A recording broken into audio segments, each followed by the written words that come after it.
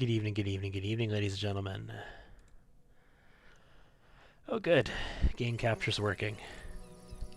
I'm Liz, and welcome back to more Pathfinder Wrath of the Righteous. Today, double checking some stuff. Yeah, we're good. Alright, so, today, we are going to continue our exploration of Winter Sun. A relatively large and complicated map in Act 3 that I don't remember all of, unfortunately. But, we made some progress here. We found our missing Crusaders, for one. Last we left off, we got a level up. We just hit level 11 on all of our characters. And as I was leaving, Darren was not able to level up because the annoying things that were setting his religion back to atheism every level came up again as a result of the most recent update to the game. So I fixed that problem. Not very difficult. I really just had to change the way a setting in our respec mod was applying in the code. Really easy. I didn't have to re-engineer anything. I just had to change one quick thing, and we are able to respec him again. However, I decided while I was doing all this playing around, he's level 11 now. The Purifier Oracle gets their heavy armor at level 11. Let's see what I could do with a Purifier Oracle. And you know what? I'm satisfied with him as a Purifier Oracle. So we now can leave him as an atheist for the rest of the playthrough. He is a Purifier Oracle. He has... This just says feat, but he has a feat there. I don't remember what it is. His level 1, he couldn't take selective channel, so it's probably knowledge religion. Skill focus religion, I imagine. Let's just double check. Yeah, that's a skill focus religion by the looks of it. That's what this feat here is. Then selective channel, extra channel, oracle version this time. We have outflank and precise strike again. I had to take them as normal feats this time. And skill focus persuasion, that means we don't have any like shield focus or heavy armor focus or anything like that right now. But I have room to put those in. I also don't have combat expertise, but again, I have room to put that in. I also don't have dodge, but I have room to put that in. And as a Purifier Oracle, we get armor training, like the fighters do, so we get to use more of our dex bonus towards our armor, as well as heavy armor proficiency once we hit level 11, which we are now. We also get our Sacred Scourge and our ability to sin eat, like to eat some debuffs off of my people, make them disappear. And we are, again, Plagued, because Plagued is like a gimme. You take a -1 penalty on saving throws against disease, but you're immune to the sickened condition. And at 15th level, you are immune to the effects of disease. So, who gives a crap? The Plagued is basically a gimme, especially since we have a ring that I think pretty much counters that debuff, don't we? Yeah, I mean, I've got a ring that more than counters that debuff, so it's not even that big of a deal to us. Otherwise, Darren is the exact same, really. And his skills now look like this. I also experimented before I settled on this with a couple of other options. I experimented with a Crusader build, like a Strength Crusader build that only had enough Wisdom to cast like level 6 spells, basically. And taking a Lore Master level and getting greater Vital Strike and using a Great Sword with him. But to do that I needed Gorham, and Darren can't use Gorham because he has a very limited selection of deities that he can use. Due to being neutral evil. So there was none. There's no deities that have the glory domain that he could use, and Gorham specifically, you need him for the two-handed sword, or like Shelyn for the glaive, I guess would work too. I guess there's the scythe. The scythe might be okay. That's a possibility, but the great sword has a 19 and 20 crit threat range, which is kind of necessary for the build.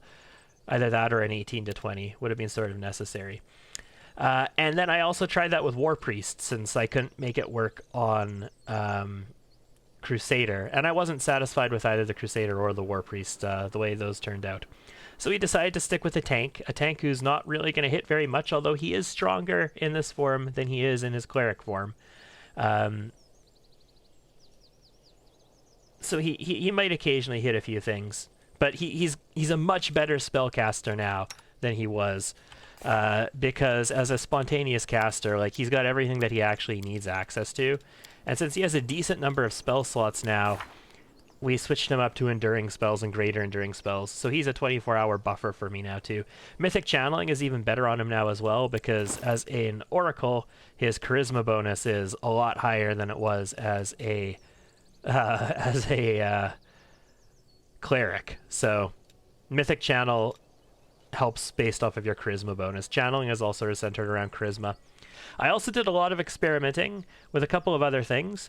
Nenio, I did a whole bunch of experimenting with Nenio to see if we could tighten her build up a little bit more, because this was sort of the first incarnation of this build, and I did a whole bunch of playing around with other things, and I came to another build that I really like. I have not respec'd her. She is still a wizard elemental specialist, but I'm having a lot of issues with wizard play. Like, guys, prepared casters are so inefficient.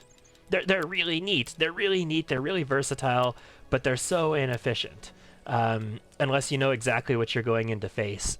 And that's sort of how Arcanists can be better, but Arcanists, let's just ignore Arcanists for a minute. They may be really versatile, they may be the kings of versatility, but they don't have any of the really hard, I'm going to get through every defenses imaginable stuff going on for them.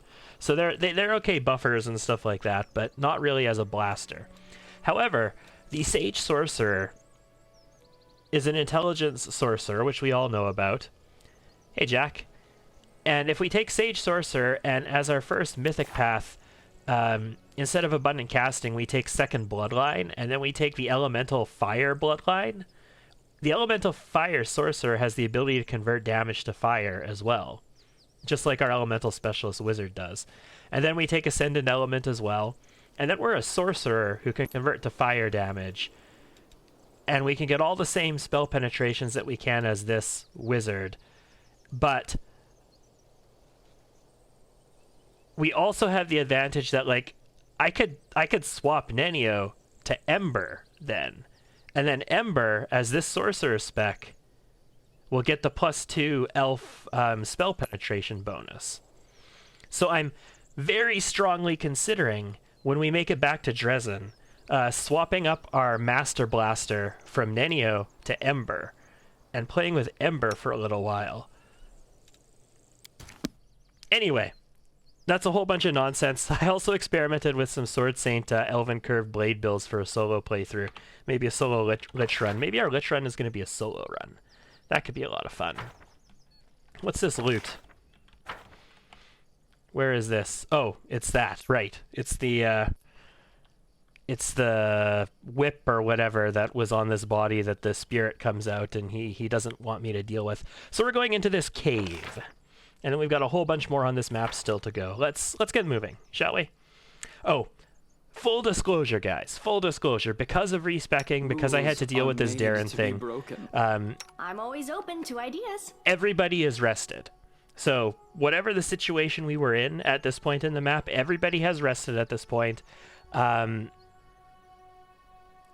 I didn't really consider it to be too big of a deal because I could have just rested here on the map and hunted, and we would have accumulated a little bit of corruption, but it's not that big of a deal. But so everybody is aware, and I am being totally transparent. That is our situation. Let's go.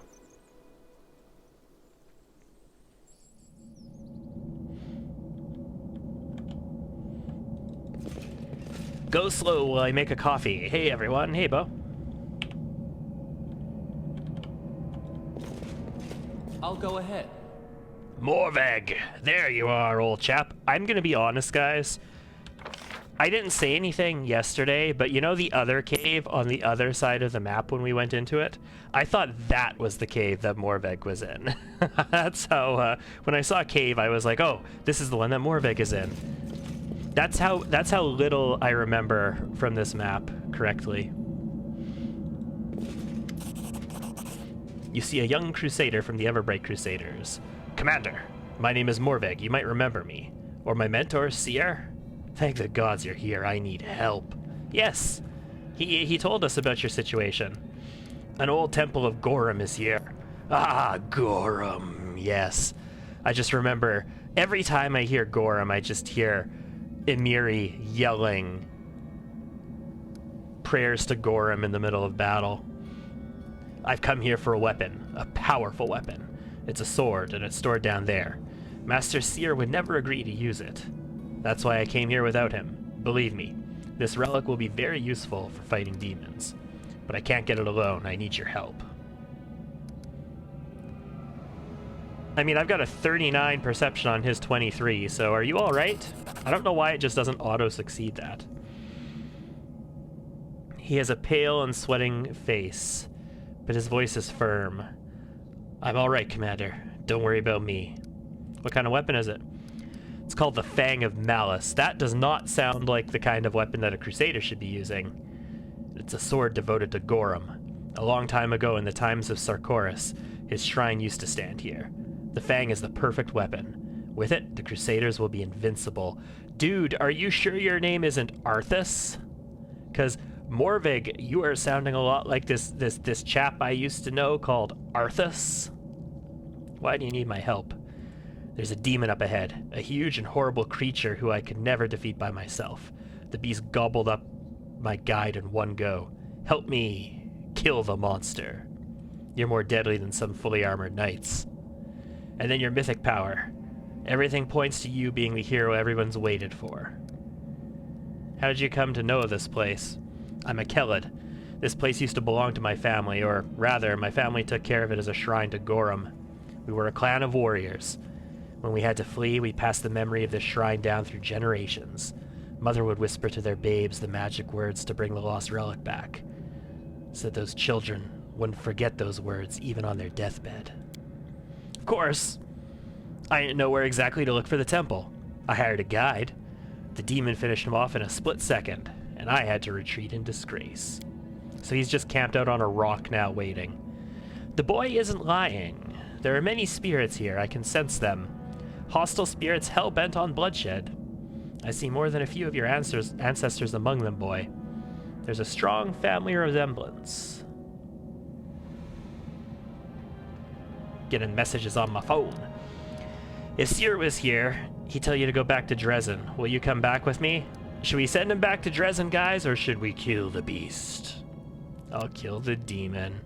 I'm sorry, but I can't help you. I'm not strong enough for this fight. May Gorum bless you with his power.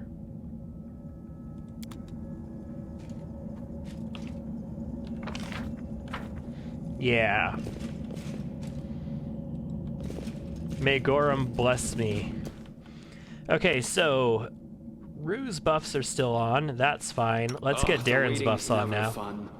How did I set this up? Over here. Yeah, okay, check this out. We'll do a delay poison as well because we can.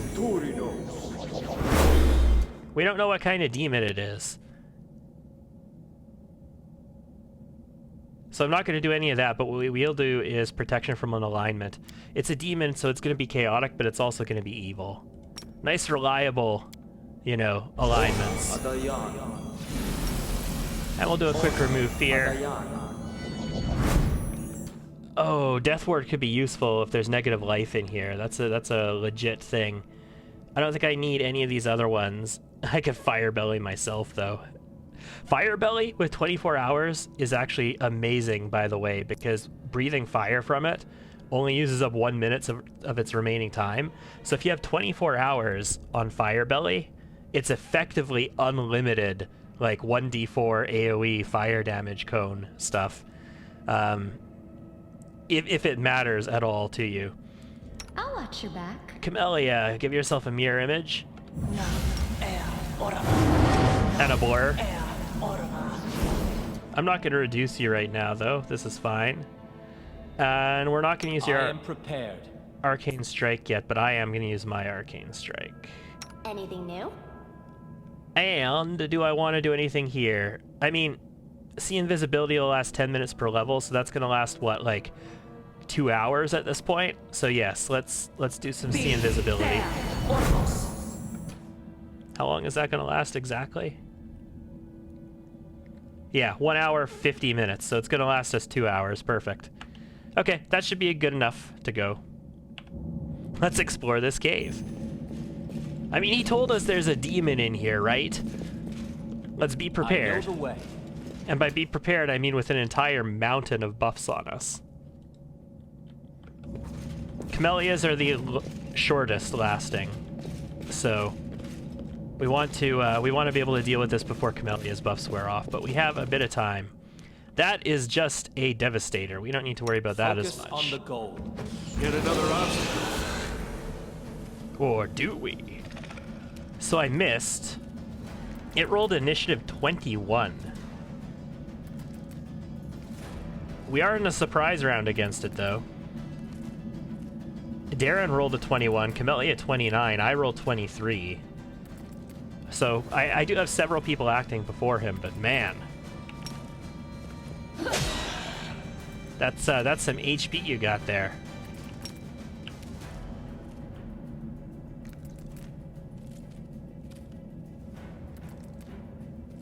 I actually like you standing back for the moment. Rue, you're all buffed up. I will resist. What was that shot against? That was AC 32. Out of curiosity. Come on. Flat-footed is 22. Sweet. So his AC is actually a lot lower. Oh, what's his touch AC? Touch AC is 12. Even lower yet. Ray of Frost this clown. Actually, Ray of Fire this clown. Okay, barely affected his HP, so he's got some good HP. Land can charge. 26 reduced, so he did 33 with his charge. His charge is not a Vital Strike, because I had to charge, it wasn't a Vital Strike. So his improved Vital Strike did not go through there. But that's still a good start. And then 9 divine damage on top of that as well. Okay. Camellia. You know what? Let's arcane weapon enhancement up your weapon, please. Let's do it. I'll cut you wide open. That's why. So the first attack was good. The second, we're gonna go into stealth. It acts as an invisibility spell. We want to shoot his flat-footed AC if at all possible. Let's try this That's way. why. Okay. Is that a stinking cloud? Oh, that's cloud kill. Okay, hold on. This spell generates a bank of fog. This is where the life bubble spell is really useful potentially. But this is cloud kill is a poison attack though. Yes. I gotta verify how it's used in this version of the rule sets.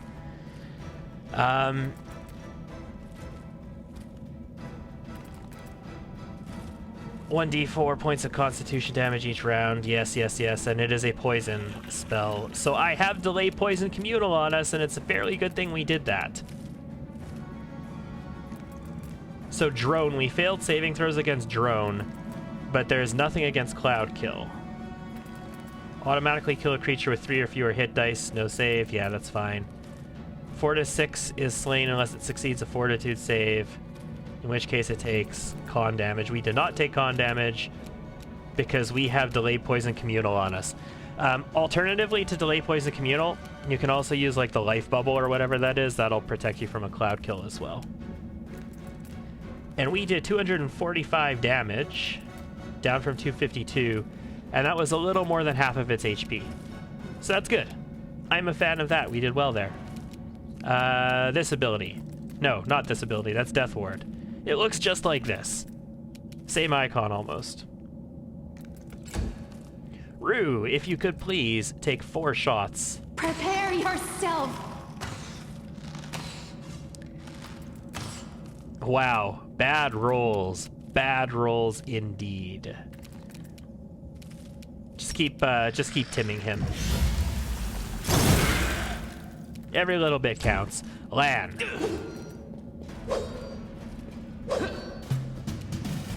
So Land just attacked Camellia because he failed his save and became confused. Other people are confused as well, right? I am not confused. Camellia was confused, wasn't she? Yeah, she's confused. but I have action on her right now. Darren was confused. Okay, so Camellia, Darren, and Lan are all confused. The spirits demand your blood! But I still got to attack with Camellia. So this is it. If we stealth and we attack, we're attacking his flat-footed AC if he doesn't spot us. Because we're invisible. This will hurt. Ooh, what a miss. We are up against his full AC. So I guess he noticed us. Ooh, critical hit. Rue. So the way Cloud Kill works, you cast it and it moves away, like it moves out away from you. So it's gonna push out this direction across my people and move away. This is fine. It's not gonna do anything to us right now. Rue, you've got so many shots, and they're not all bad odds to hit. Like, they're reasonable odds to hit, and you're just not hitting any of them, and it's very, very disheartening. Let's do a Scorching Ray this time. I was worried about that. So, his touch AC is 12, but his spell resistance is 34, so I do still need to roll a 14 to overcome spell resist. No, I have 23 modifiers now. Never mind. Wow, I only need to roll an 11, and I rolled a 10. Damn. Yeah, we got the robe. I forgot we got this robe, the Robe of Inevitability. We bought that last session for like 9,000 gold or whatever. All right, a hit here would be fantastic, Lan. Can you do it? You've crossed the wrong mongrel. You did. A crit would have been even better. What was our roll? 12. Okay, so you didn't even roll a 15 in threat and a critical. I mean, that's fine. I really like Darren to heal Camellia here, but I think we're okay still. I could True Strike. I could use spell slots to do that, but we're almost through this guy, so... You are today's sacrifice! Okay, now. Can I hit? We're firing out of stealth again. It's all a matter of if he notices us. If he doesn't succeed a perception check against me, I'm against his flat-footed AC. A calculated risk. And I critical missed.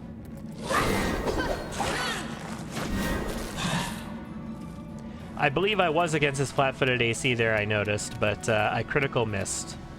Rue, one hit. One hit in this entire fight. That's all I'm asking. Make your peace.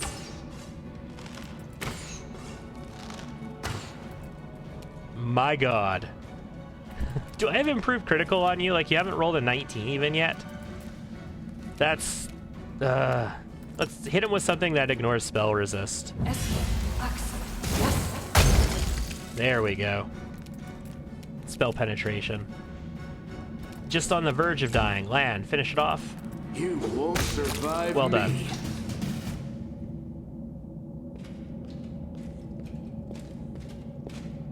He just walked right through the cloud kill.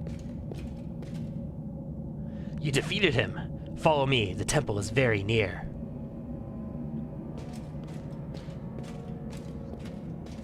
I should send you home. The correct thing to do would be to send you home. Alright, let's take a look at the demon. Hey, check that out. That's a Mighty Fists +1. Ugh, lame. Oh, skip the I pleasantries. heed the voice of the spirits. Damn right, Darren. Skip the pleasantries. Let's use some potions here. We're gonna burn these potions down, guys. Soon we won't be carrying pounds upon pounds of these little minor baby cure light wounds potions.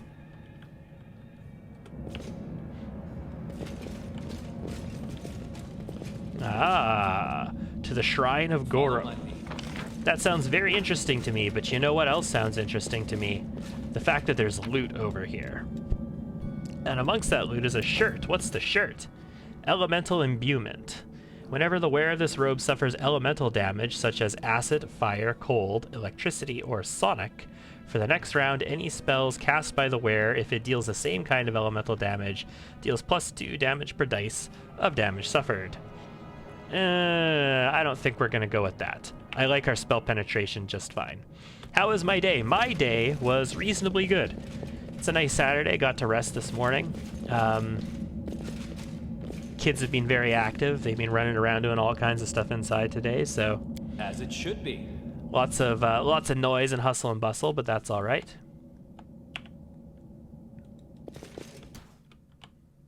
I did a lot of theory crafting and experimentation and fixing things in this game and mods in this game so that things wouldn't be broken and I could continue That to is play not the way I want far. to play. See? I'm indispensable. Two enter, one leaves. That is the law of our bloody temple. Rejoice, Gorham, when our blood runs over the stones. Aha. Sounds like I'm gonna be killing somebody in here today. How was your day? Let's do a quick save here.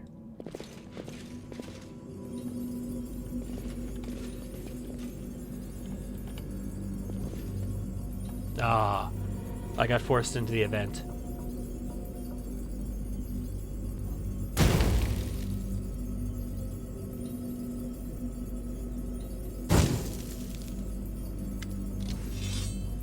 The Fang of Malice, the weapon of those who live by war, the weapon blessed by Gorham. It's a mighty nice greatsword you got there. You see a horrible wound on his stomach that the young man was obviously hiding. Now it is a gaping, bleeding hole filled with arm-thick snakes. His intestines. Morveg's voice is deep and animal-like. Oh, Morveg. Oh boy, you done fucked some things up. The Fang will make its owner a deadly, almost invincible warrior that hungers for battle. A warrior who won't retreat, betray, or desert, for battle will become their reason for living. Man becomes weapon. Seer would say such a transformation is a sin. He doesn't understand, but you will. You will understand what a powerful weapon I'm giving to you. I will show you its power. Prepare to fight. Even now, dying, weak, I am invincible. Dealing with a crappy landlord, and you think everything will be settled by Monday. Hopefully. That's always it's always a bad experience for residential or commercial property. For commercial property in particular, crappy landlords can be a real big hassle because, residential property, crappy landlords are one thing. It's personal, it's harassing, it's all this kind of stuff. In residential properties, you can have $20, $30, $40, $50,000 a week or a month, depending on the deal, added into the mix, complicating things even more. Stop, warrior. Do you think you don't fear death? You simply don't know what it is that you should be afraid of. What if you succeed and kill an innocent person? What if you win? Believe me, that is a far worse fate than death.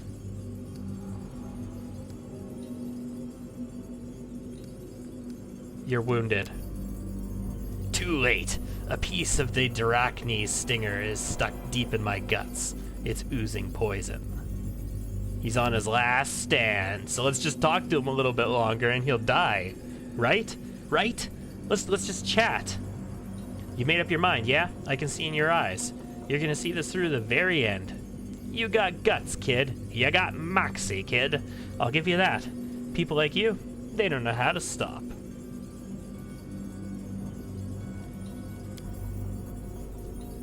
Yeah, any amount of money isn't chump change for anybody.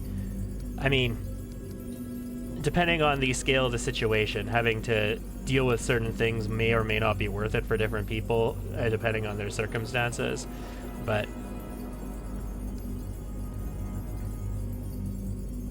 what is this sword? This is the Fang of Malice. The one who takes it into battle will be devoted to war forever. The sword increases the power of its owner and banishes other thoughts from their mind. Only anger and a desire to fight remain. Forever. Again, you sound just like Arthas. Old Arthas gotta hunt his Frostmourne. Can you imagine the good this weapon can do in the war against the world wound? No. You said something in the Kellid tongue. This is the language of Sarkoris. Two will enter, one will leave. Thunder Dome. Thunder Dome. That's what priests of Gorham used to say when they entered this shrine. Why'd you lure me here? Obviously, he wants to die. First, I wanted to bring the Fang to you in Dresden, but I almost died in my fight with the demon and resigned myself to my fate. But then you came. What a stroke of luck. I will show you what the Fang of Malice is capable of. Alright, let's do this. Gorum! Did we find trouble? No, they did. He's about to die. Can I kill him? Everybody is acting before him in initiative, thank goodness. Flat-footed 26, regular AC is 26, regular, flat-footed is 24. His touch AC is 12. He has no spell immunity, no spell resistance, so that's good. 10 damage reduction, exceptions, adamantine. Don't give a shit. Not when I do like 200 and something damage. Immune to poison, death, ability score damage, drain. Okay. Combat maneuver, grapple, paralyzed, entangled, difficult terrain, slowed, immobilized, and petrified. Okay. So nothing's stopping me from just acing his hole by going into stealth, getting +2 against his AC, and acing his hole. This should do it. 100 damage, that's about a third of his HP. Respectable, but not bonker sauce. If things don't go well on Monday, I'm just writing off this whole ordeal and learning is a learning experience. Always get things in writing. Yeah. Business is business sometimes. That is unfortunate, though. Lan. Do I want you engaged on this guy's junk? I mean, he's huge, so he's going to have a ton of reach. So I want you close enough that you can move in Vital Strike next turn. But I don't want you on this guy's junk. Camellia doesn't have her mirrors up anymore. That's not good. Darren, stand right behind Lan. Rue, this is not a surprise turn, so you get your full action. Take him down. I will resist. Okay, not bad. And you can move and attack, which is what I need you to do. So I'm actually going to have you turn on Arcane Strike. It's a swift action, having it on. And we're going to move and we're going to take our attack this turn, which is going to give us our combat expertise and our defensive fighting. Go for their hearts! 8 versus 9. Lame sauce. 45 AC should be reasonable against him, though. This guy has almost no touch AC whatsoever. So, I mean, let's scorch his butthole.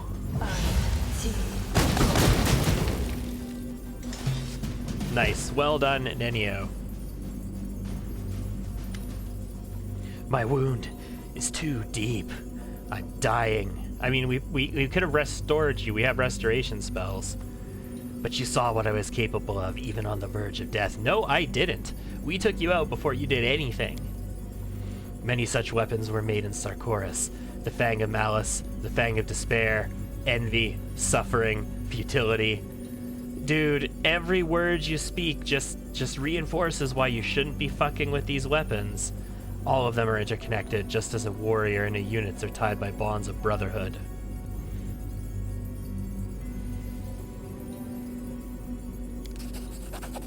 Give this to Seer and tell him I did everything I could. I hope he can forgive me.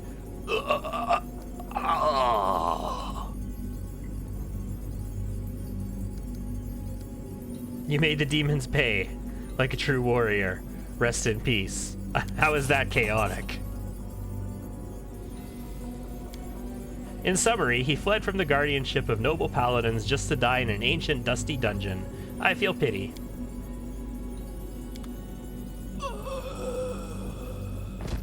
Ooh. Straight to the heartstrings, right? If we wanted to burn some corruption, we could do so here. This is a very big map, so you know how I had to like rest outside? There we go. That just burned whatever corruption we would have built up when I did that off. Okay, so he's got a Ring of Protection 2, a Natural Armor 2, a Strength 2. Just basic full plate, shitty crossbow, and his greatsword. And this greatsword is the Fang of Malice. a Furyborn enhancement +3 greatsword. Whenever the wielder of this +3 Furyborn greatsword is under a rage effect, she doesn't suffer from its usual -2 penalty to AC. Nice. That's a nice little Berserker or Blood Rager, or I guess technically anybody in a party with a Shald, because they inspire rage on people. Sword. Also, that was a full plate +2. It just doesn't look special. Because, you know, like the full plate +1, it looks special. The full plate +2 looks like a normal full plate. I mean, it's a straight upgrade for LAN, right? Yeah, it's a straight upgrade for LAN, so I guess we're wearing the +2 full plate now, guys. Boom. We have our Mithril +2 Carapace on Darren, and it's less important now on him actually because he has enough strength that he could wear not Mithril stuff now if I really had to. That's a possibility. Lore Nature 19. This is an auto pass. Success worthy of praise. That wasn't even Darren, that was Nenio. Judging by the scraps of moldering cloth, these two dead men were Sarkorian priests of Gorum. Their positions indicate that they died fighting each other. Yes, because that's what Gorum worshippers do. They fight each other all day a day. Arveng's note. Grulhild, I know that you have decided to go to Odin. It is your decision, but think about Ranhild. Pelura will not protect you any better than Gorum will. You keep saying that your family must be together, but will you make it to the temple before the demons catch up to you? If you change your mind, I left enough supplies for you to get out of Mendev. Your loving brother. Ah, every time I use a couple potions, we pick up more of them. And a monster casserole, don't care, recipe. I don't intend to make any recipes at all in this playthrough. What's this perception check? A trivial matter. It's a shield. Ooh. That's a Constitution +4. I don't really need that on anybody right now. I don't have anybody with plain Constitutions. Everybody has their actual core stats. Darren has Constitution on his, but it's a +2 physical perfection. Yeah. Everybody has their actual core stats, so do not care. I gotta remember to switch weapons. To move out. I gotta remember to switch weapon sets on Nenio when I'm casting spells, but I always forget to do it. I just leave her in crossbow mode. Ooh. Ooh. Oh boy. I agree. That was Nenio, that's why. Oh, I'm like, what? Yeah, 100%. That makes more sense. Yes, please. It is finished. Hey, that's a tower shield. Guys, that's the Warden of Darkness. An enhancement +4 Mithril tower shield. It still says 45 pounds, even though it's Mithril. A tower shield is 45 pounds normally. This +4 Mithril tower shield gives the wielder DR5 exception good, and a -2 penalty to attack rolls against evil characters. It can be worn only by evil-aligned creatures. Well, Darren is an evil-aligned creature, and it's Mithril.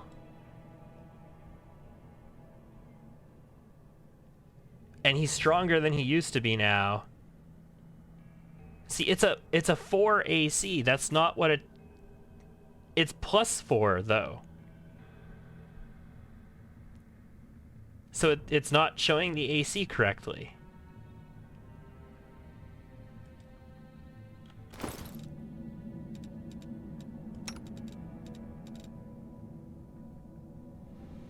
This is a 2 base armor class with 4 armor class because it's a +2.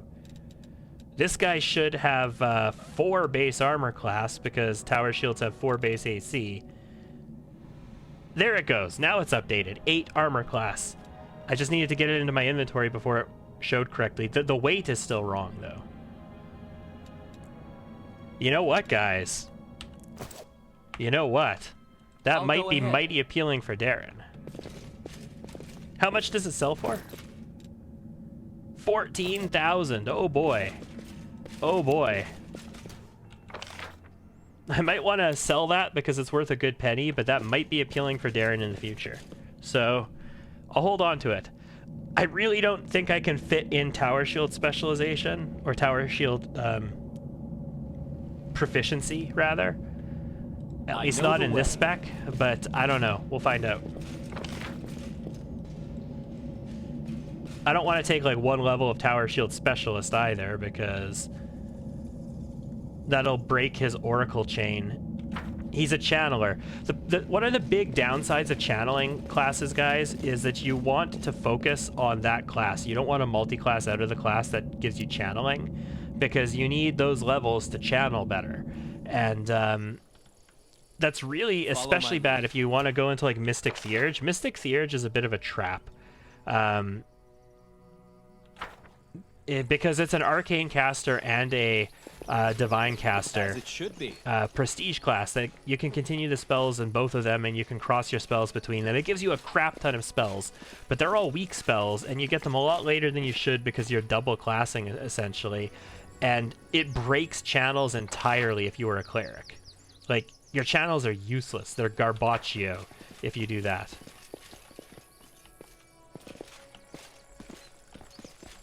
So Mystic Theurge is a bit of a trap, and that goes hand in hand with pretty much any channeling class. You absolutely do not want to...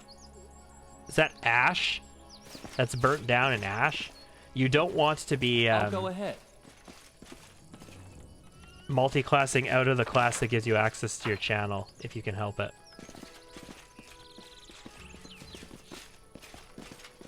We got an area exit there. Oh, hey! It's one of the tentacle porn dudes. Hey, Mr. Tentacle Porn. Time's not waiting. How many of there are you? Let's try this way. Let's have some fun.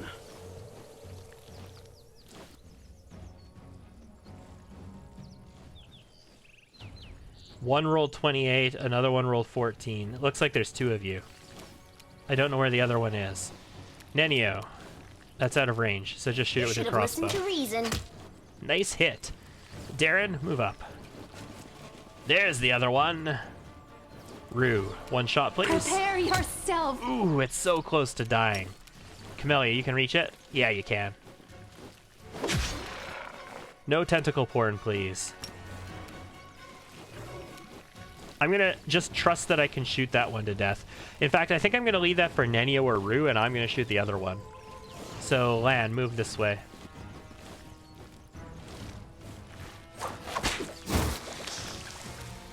A little bit of acid, but he missed, so no big deal. And yeah, we're shooting this one. This will hurt. Nice, 105 reduced. Nenio, clean this up. I'll remove this obstacle. Ooh, a miss. Darren, you can do it. Out of my sight. No, you can't. Rue, you've got shots on both of them, so you might be able to kill them both here, actually. Yeah, you can kill them both. Desna, guide my hand. 1, 2, done.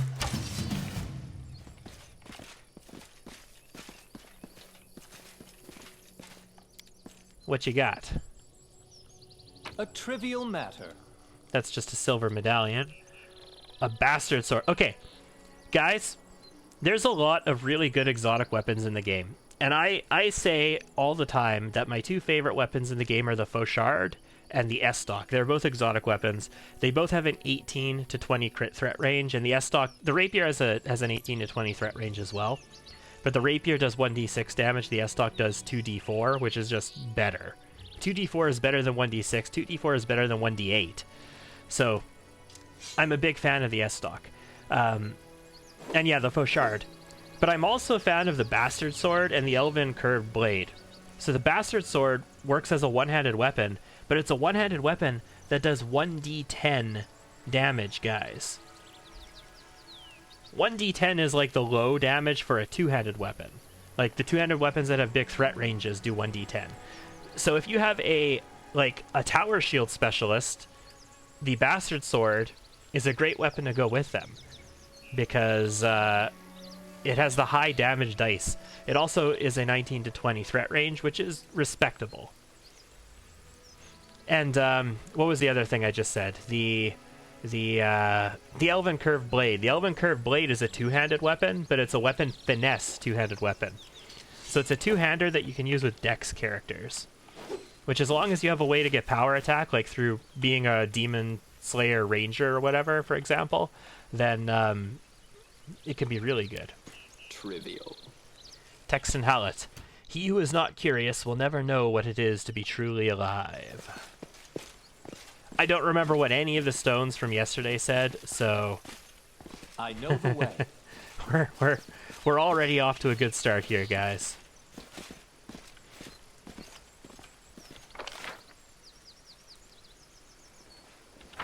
All right, let's creep our way up here.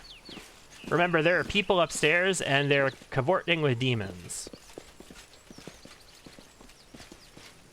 Hi there. Stop, you monster. You've some nerve just showing up outside the walls of Winter Sun like this. Why are you glaring at me? Do you think you can avoid the wrath of the Lady of the Sun? Why did you... No. What did you call me, commoner? I'd like you to say it one more time. My lady, allow me to be your knight and fight for your honor. I won't allow anyone to dishonor you with the slur, mangy monster. Unless my ears deceive me, Count, he did not mention the word mangy at all. Phineas. Is that how guests are welcomed in Winter Sun? I remember you used to be famed for the most hospitable clan. Who are you and what is this settlement? You're awfully inquisitive for demons, aren't you?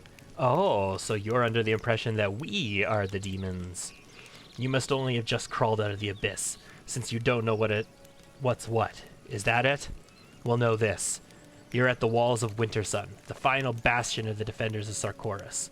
The mighty Marhivok rules here, the greatest of all warriors ever to be born in this land. And we are protected by the Lady of the Sun, a sorceress whose powers are so great she can incinerate an army of your kind on the spot. Thank you very much for the hint that I should have protection from fire and resistance to fire on right now. Thank you so much. Why are you talking to me like that? How else should I talk to a filthy spawn of the abyss? But I suppose you're right. Time to let out our blades do the talking. Stop, children of Winter Sun. The voice, soft and stirring, is coming from a statue adorning the gates. Boom.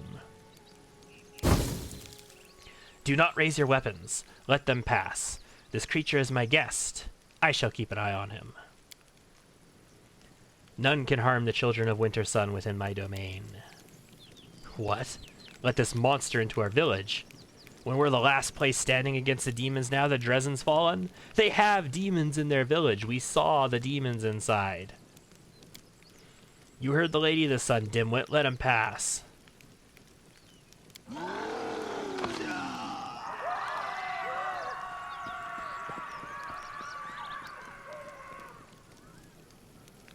Well, shit.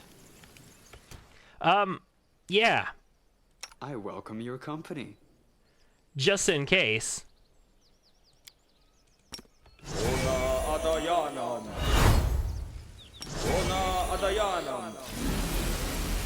So these are 10 minutes, so at 10 minutes they should last all day again, except the protection from fire is not going to last all day.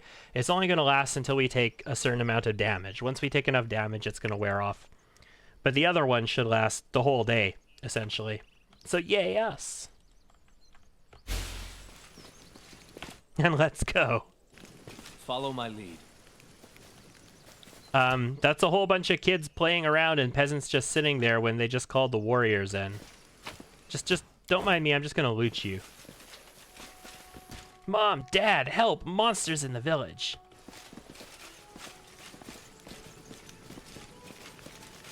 Don't mind me. I'm just running through. Hey, it's you! No crowding here, good neighbors, no crowding. Poor Dar is not himself. He lost his family in Dresden, and he's been drowning his grief in wine for a few days. He always picks fights when he's drunk, and you know what a stonemason's fists are like. He's killed the boy! Make way, neighbor! Okay. Yeah. The second act against this guy. I'm so tired of you, neighbor Dar. Hitting the poor flower girl, that's a demon. The Lady of the Sun, oh man. These guys.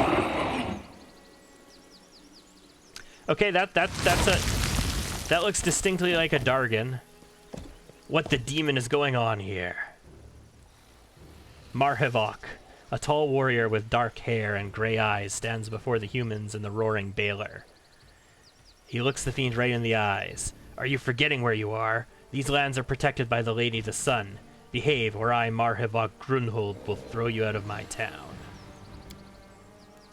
You really think your beloved beauty can do anything to me? If I wanted to, I could break her neck. So there's just an incredibly confusing, all over the place kind of weird demon-human bonkers interaction going on here. It's like their own little world in this place. Ah, a guest of my lady. I am the chief of the Wintersum clan.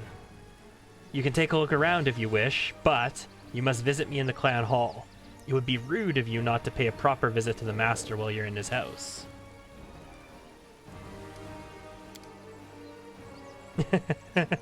His mouth twists and he's biting back a retort. In that case, shouldn't thanks be in order, demon? If not for the kindness of the lady, you'd have been killed on the spot. So he is referring to us as a demon as well, when he literally has demons behind him.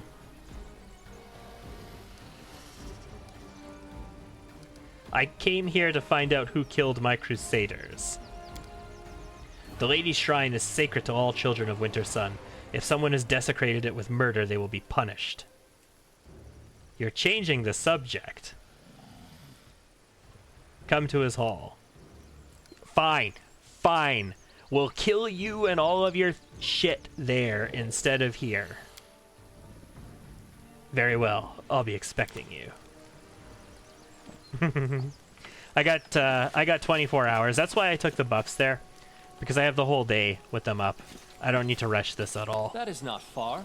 It is very nice not needing to rush. Well, I've got buffs up, by the way. You require my unbiased opinion? Have you heard of the new ballad about the Lady of the Sun? No, I haven't. I just got here today. Your weird fricky dicky whatever's going on with you and demons crap has not hit me. You're all peasants. You're named peasant. You're just gonna have random chit chat, right?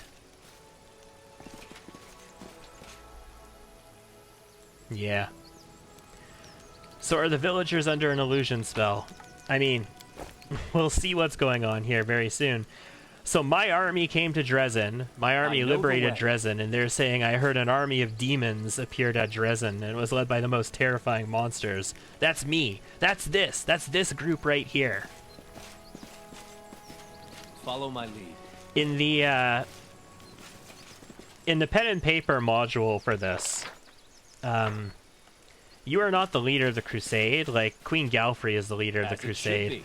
And you're the leader, well, the player characters are a team, like an elite team of, like, they're a strike force that's supposed to work out of Dresden and do all these, like, that is not far. Absolutely critical missions for the crusade, while the queen leads the crusade in the south and distracts the demon armies away from you. And,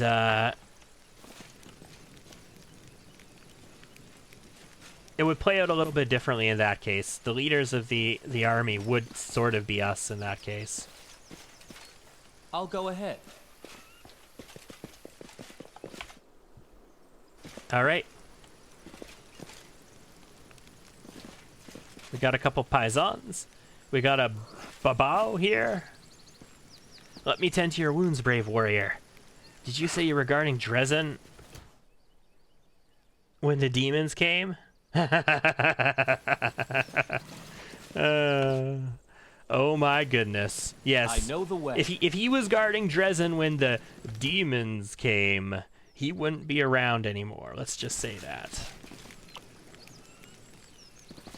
No, he probably was. We probably missed him. A woman with a wealth of long dark hair stands by the statue, carefully touching the wood. Uh-huh. Her long fingers slide along the smooth surface, searching for cracks and scratches. As you approach, the woman starts to toss her head back, and you see her eye sockets are empty and scabbed over like old scars. Who's there? A stranger? I don't recognize your footsteps. I am a guest of the Lady of the Sun. She invited me to visit Winter Sun. A guest of the Lady of the Sun is a most desirable guest in Winter Sun. What did you want from me? What happened to your eyes? My name is Gesmara. I was a senior wood shaper in Winter Sun. A wood carver or sculptor, as you would call it. My level of skill is not bestowed on everyone. We wood shapers do not consider wood to be just material. We do not make something out of it. We give the wood a new birth. We reveal its beauty in a new form. Also, hey Ramek. Missed that quite a while ago. Don't believe I said so. I come from an ancient line of craftsmen and women, and I swear that I have done everything to avoid bringing shame to my ancestors' memory. I strove to preserve beauty even in the midst of chaos, which is what the demons had turned Sarkoris into, aided by the traitor Arilu. But one day, my gift failed me. At the request of Morveg, our clan chief, I was tasked with carving a statue of the Lady of the Sun. But no matter how hard I tried, instead of a beautiful elf, my chisel again and again revealed a hideous monster in the wood.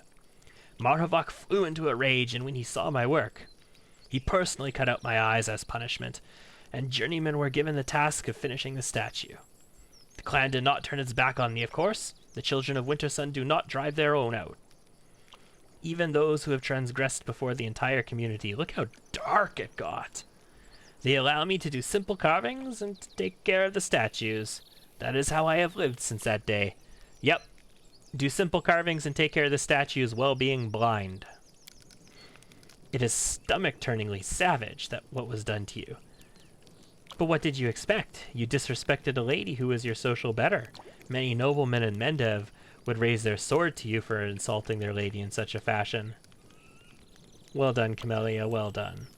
I like that she's got more to say in the story once you get to this map. Like, she's actually had a lot happen here, because this map is very much about the spirits. It's very, like, we had a shaman on this map that we interacted with yesterday. Like, she's coming out of her shell just an ever so little bit, and we get to interact with her more. Now, once I see her inside of a house in Dresden, with with a crusader that she's feeding to a spirit, that'll be quite interesting. Tell me about this settlement. The place was once the capital of the Winter Sun clan.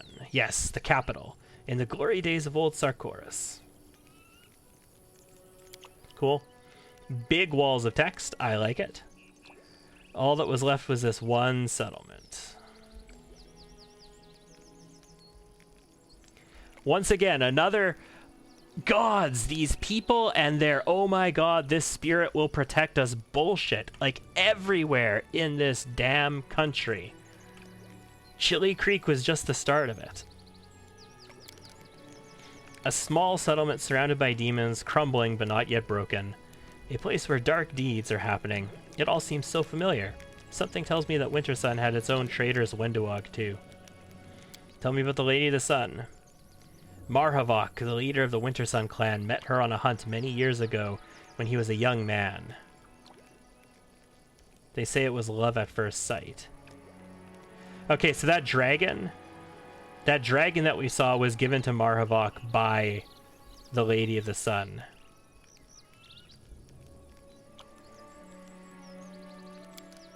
Magic users were feared in Sarkoris in the old days, and for good reason. If you remember that cursed witch who brought all of these calamities down on us, she's talking about Arilu. But we trusted the Lady of the Sun and accepted her as our protector.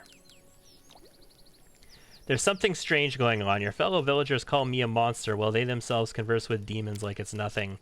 Demons within these walls? That's not possible. The Lady of the Sun promised to protect us. Besides, the settlement has old rune stones that start to flicker when demons approach. Even if the monsters had tricked us somehow by disguising themselves, the stones would have warned us about the danger, and my people wouldn't be caught dead chatting with our sworn enemies. Uh-huh. Bodies at the shrine. That is very strange. The children of Winter Sun are no enemies of the Crusaders. And no one would dare sully the Lady of the Sun's shrine with the blood of allies. Marhavok always keeps the shrine adorned with flowers for the lady, along with his trophies, slain demons. Slain demons, you say? Help me get to the bottom of what's going on in Winter Sun. The future of your clan might depend on my actions. With a plus 32 Diplo. I'm taking a huge risk talking to you, stranger. Marhavok's anger is terrifying to behold. I mean, he's already gouged your eyes out. What else is he gonna do? But I simply need to know what's happening to my clan. I have to risk it. Listen, stranger. There is something odd happening in Winter Sun, it's true. The Lady of the Sun promised us protection, and demons truly have never attacked the settlement. But there are visitors that come here from the outside. They often come, and they look like crusaders, merchants from Mendev, scholars from Absalom, or kin to Our Lady from her castle in the clouds. Any of them a skeletal trader, perhaps? Because I haven't seen my skeletal trader best bud in a long time, and I want to buy his Dex Belt plus 4, except he never came to me with hunter gear. He came to me with personal protective equipment, despite the fact that I asked for hunter gear. And sometimes there are rougher types who do something wild. I've tried broaching the topic with people I trust, but they either don't believe me or they're afraid to speak openly. Marhavok does not permit any doubts about him or the Lady of the Sun or her guests. And there's something else. Every few years, someone in the village goes mad. It's usually one of our guests or hunters who go out on the foyers to kill demons. Foyers. They either start weeping, begging for forgiveness, or attack their neighbors. The clan doesn't turn its back on its children. That's why these mad people are only put outside the settlement's walls. But everyone now believes they're beyond helping. They are mad and angry at the entire world. A secret horror gnaws at the soul of Winter Sun. But I can't see it or find what it is. And I don't know how to help you solve it, friend. All I can do is give you this piece of advice. Check our runestones. They should warn us about demons in the vicinity, and if they are not doing that, then there is some evil at work here. If you want answers quickly, go straight to Marhavok. He is the only person who has been to the castle in the clouds. And he even had a key to it hidden somewhere. He knows better than anyone else, but watch yourself. Marhavok is a mighty warrior, quick to anger and ruthless, and the limits of the Lady of the Sun's powers are entirely unknown. Well, I have protection from fire. Also, I've been in plenty of mighty warriors. But he does have a dragon. But I've killed a full-grown dragon.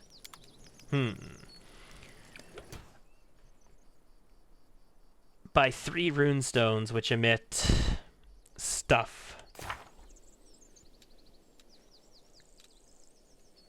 Which emit a warning light when demons are near. Why do the villagers not know the demons walk among them? This unexpected blindness is far beyond the natural human reluctance to face one's personal demons, so to speak. There is a secret here that must be uncovered. There must be other clues or hints at what is really going on in Winter Sun. And examine the runestones.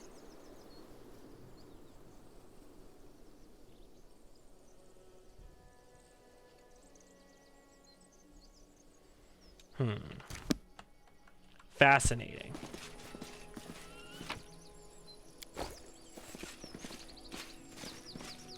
Yes, I'll get you in a second. I'm pressing tab. I want to see the names. We got paisans.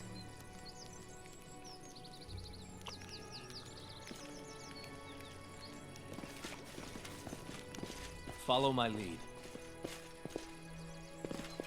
Let's continue exploring, shall we?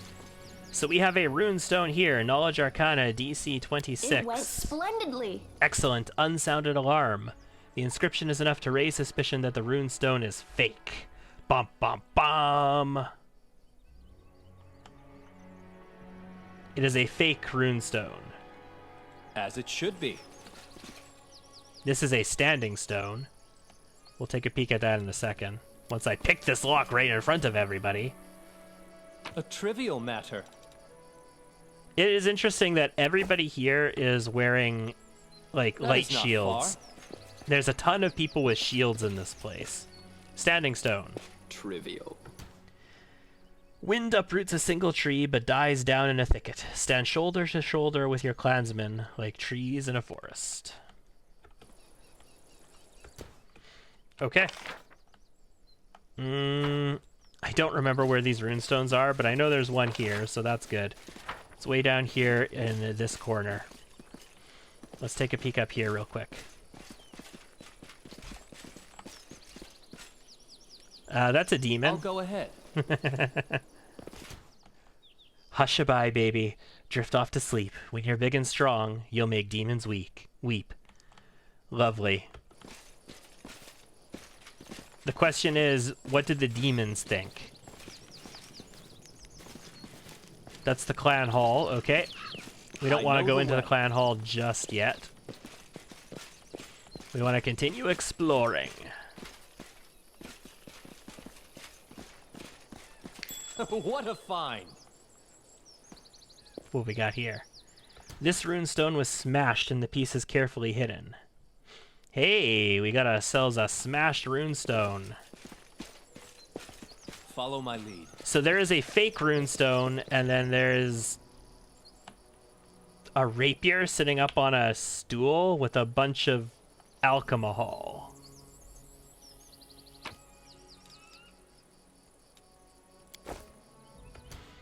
Reeking Heart of Arcane. It is a rapier +3. When this +3 rapier is affected by any magical effect that gives it an enhancement bonus, this bonus is increased by +1. So, Camellia, who uses rapiers by default, is a shaman who has the ability to give enhancement bonuses to her weapon. So if she gave her enhancement bonus +1, it would be increased by +1, so it would be +2, and it would be at enhancement +5. Enhancement +5 is the most you can get, so the most you could give this is +2, so a very low-level Camellia would benefit greatly from that rapier. But I guess the other option is you could give it an As it enhancement should be. bonus, and then you can spend your extra points from your arcane enhancement to give it like fiery effects and stuff like that. That would work too. Because you can go over the limit, you just have to dump those That is into not a far. spell effect. You're not going to gain any enhancement bonus benefit from them.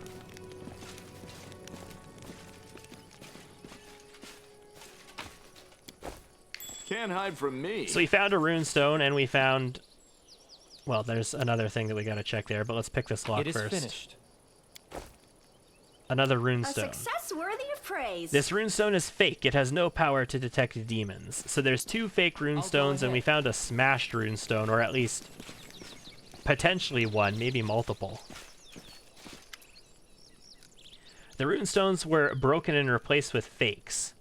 So, demons truly can roam here, and no one even suspected because we had faith in the stone's warnings and in the Lady of the Sun's protection. The only thing we can do is go to Marhevok and demand answers. I want to believe that he has been deceived and will act on behalf of his clan when you show him your proof of betrayal. And the destruction on the runestones is a true betrayal of our clan. Thank you for talking to me. All right. It's time to go talk to him, I suppose. How long do I have left on my buffs, by the way? Lots of time. They were 24-hour buffs. Never mind. I've got a ton of time on my buffs. Yeah. Well, see invisibility I've got an hour and a half on still, but everything else I've got nice long times on. We've got to remember that there's a bunch here on his bar as well. And Ruse are the shortest, and they're still at like 23 hours, so not so worried at all. Alright, let's go to the clan hall. Follow my lead. How do you guys think this is going to go? How do you think this conversation is going to go in the clan hall? Will buffs be required? Hey, everybody. That is fantastic. This is a wood structure, you know. And you've just got, like, burning coals open with a metal grate over them in the middle of this wooden structure. Also, take a look at these hooks hanging above it. These are clearly not to hang chandeliers. Don't mind me, I'm just going to walk right across it all.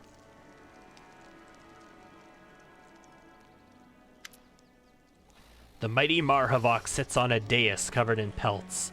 In one enormous hand, he is holding a single flower, and his face wears a grim expression.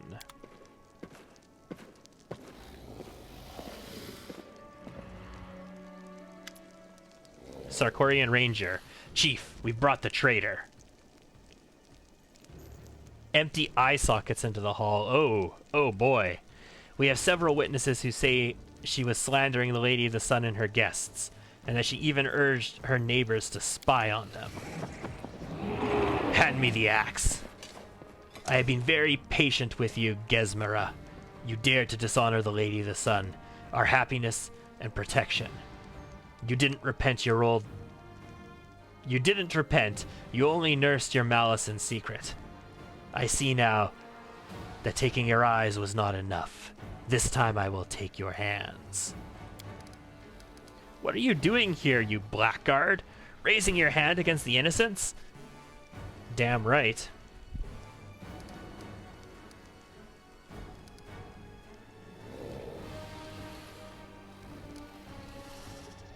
With the demon mythic pact, we've got some interesting things. Evil, just watch in silence. It's like, I have things to contribute, but I will watch in silence. Don't harm that woman. Ah, there you are, stranger. It is good you came. Saves me from chasing you around all of Wintersun. Here in this hall is a place of power for me and my lady. I will kill you here and then go with my people to Dresden and hand it over to its rightful masters. Warriors of Wintersun, attack!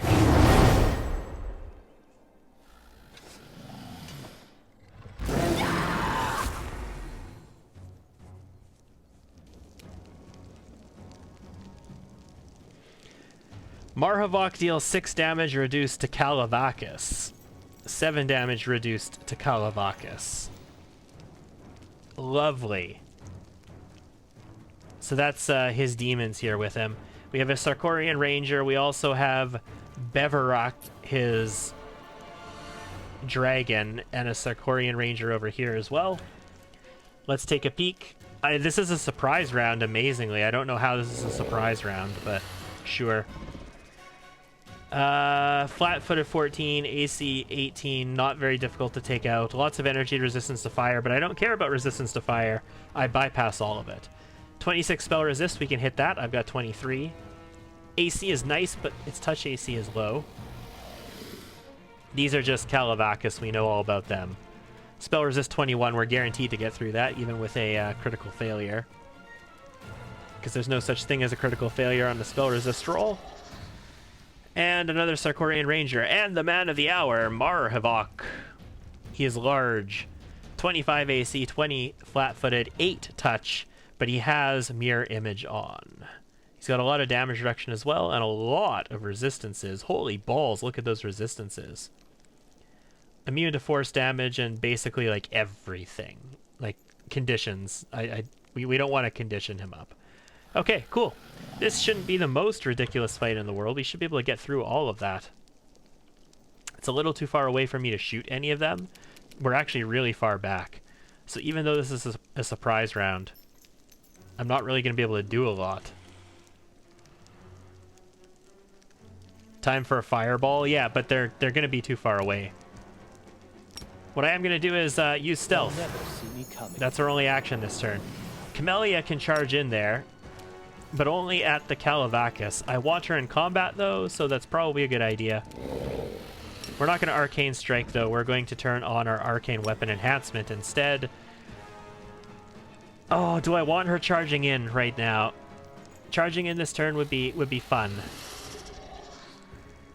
The safe play would be to stay where she is in Mirror Image, but I want her in combat, so we're going to charge in. Nice start. Lan, you don't have a charge here. You're going to just start moving in. Let's not stand on the fire as much as possible. Okay. So this is as far as I can hit a fireball. This actually is as far as I can hit a fireball, because she can take 5. Okay, she can actually hit everything, basically. Sweet. Okay. Well, if she can hit everything, then I'm going to use a controlled fireball since Camellia's in there. And we'll place it right as far forward as she can go.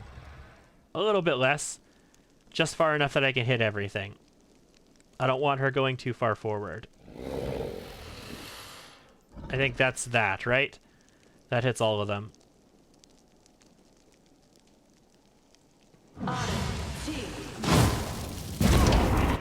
The reason she can move when nobody else could is because you can take 5, and take 5, you can do that and still act on this first turn. That almost killed the Rangers. It did a serious amount of damage to the Dragon, the Calavacus, and Marhavok did not really take much damage from that. Did we do damage to him?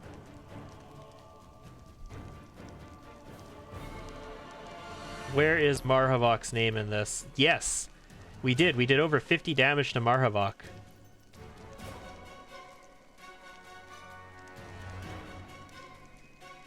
So he's got enough HP that 50 damage basically doesn't even register on his HP gauge. I like it. Darren, move forward. Stay off of the fire. I want you in range where you can help Camellia next turn if possible. Rue, you're not going to do anything this turn. So I want you to move in close. Get as close as you can so you can take full round attacks next turn, I guess. And I need to move and shoot. Ooh, he's got mirror image, man. Should I shoot his dragon instead? Let's shoot his dragon instead. A calculated risk. Oh, we rolled a 1. Ball sack.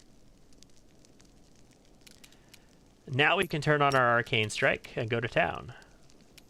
But do it from right here, please. I'll cut you wide open! Lame. Nice. Exactly what I wanted to see happen there. No vital strikes. No charges? Really? Really? What is in the way? Like, this lump in the terrain is considered in the way from you charging this? Ugh. So lame. Go stand behind Camellia and hope you don't get knocked down. Okay, Rangers. Nice. Falcon up. I like that. This is another controlled fireball, right? We'll shoot it where we can hit everybody again. Right here is fine. Oh, we didn't hit this guy. He saved. Okay, never mind. We did get this Ranger, though. I'm glad to kill it. This Calavacus is almost done. That one is done. We're making progress, guys. We're making progress. All right, act.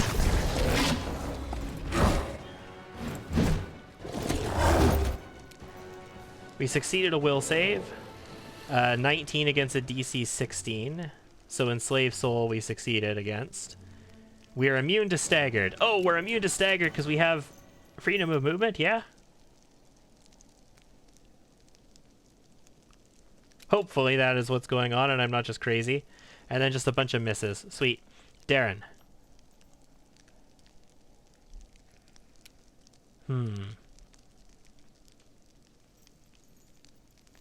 Charge the Ranger. Engage the Ranger. Wow. Darren killed something, guys. 8 attacks. 8 throwing axe attacks. 12 damage reduced on one of them. He used throwing axes, which means I should get attack of opportunity, but I guess he has snapshot. Is that the right thing? No, it's improved point blank shot. Point blank master. Whatever it is, he must have it. Because I didn't get an attack of opportunity against him. Rue, you've got attacks now. I'm actually going to have you clean up. Yeah, we're going to have you clean up. Kill this Calavacus. do some damage to this dragon, and then hit some mirror images, one or the other. Make your peace. Nice. Okay, the dragon.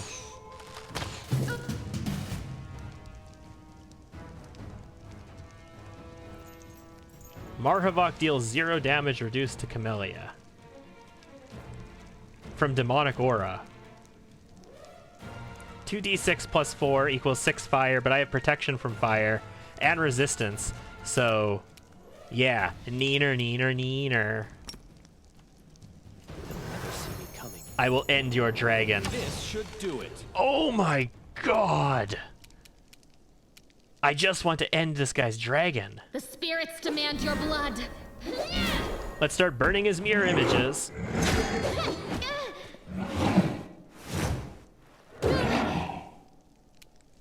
Okay, we took a little bit of damage there, but it wasn't too bad. I have a cleaving finish available. I have to move to get that thing, so let's actually move a little bit. Like right here. And from here, I can hit both of them. So if we happen to kill this... Endure this! Yeah, we took a shot on him as well. We hit his mirror image. So we got the dragon. Nenio. He had like no touch AC, right? Yeah, he's got a touch AC of 8, but he's got a bunch of mirror images. The cool thing is, though, that I take multiple shots with a Scorching Ray, so I could kill multiple mirror images. Also, we have Hellfire right now, guys. Oh, yes. 1 ray plus 1 additional ray for every 4 caster levels beyond the 11th. So I only have the 1 ray right now. Oh, you're too far away to Scorching Ray. I can't get close enough. Okay, just move in a little bit closer, please. Right to there. And are you in range of any cantrips? Scorching Ray. Force Missile. I don't want to shoot a Force Missile at him, so you're just going to shoot your crossbow. Maybe take out a mirror image. You're irrelevant. Ooh, it was a hit! Amazeballs. So I don't have Boundless Healing, so I can't actually heal from range. So I'm actually going to have to get close to Toucher to heal. Or Channel, which is what I should be doing. His channels are so powerful, man. As an Oracle, because channels are based off of Charisma, and Mythic Channeling helps that even more.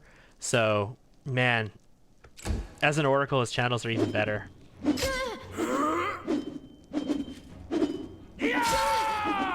Okay, couple hits there. He's rolling really well. Like, he was getting 19s and 20s left and right.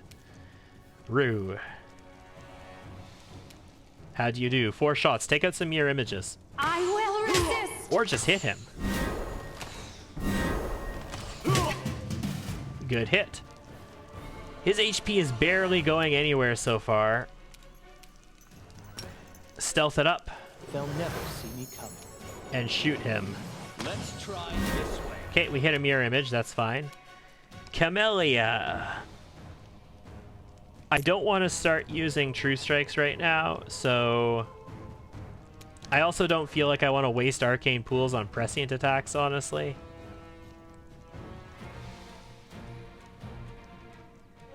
So let's just take 2 shots. We're gonna try and destroy mirror images. You are today's sacrifice. Nice. Nice. And is he like blurred or anything? What effects are on him? So he's got Cat's Grace, it looks like, and Make every strike count. okay, he does have Blur, Rapid Shot, Power Attack, Cat's Grace, Heroism, lovely, See Invisibility, Blur, he's Blood Raging, Indomitable Will, Demonic Aura, Greater Blood. Okay, so I could dispel him. Weapon Enchant. What about Weapon Enchant? Camellia's weapon is enchanted. I enchanted it at the start of the fight. It lasts for 1 minute. So it hasn't been 1 minute yet. She has Arcane Strike on as well, I believe, doesn't she? Lan. He's got 25 AC. He has Blur on, but that's only 20%. 20%. So just Murder, death, kill. You've crossed the wrong mongrel. Yes! 208 damage, murder, death, kill. My lady, don't leave me. Don't leave me.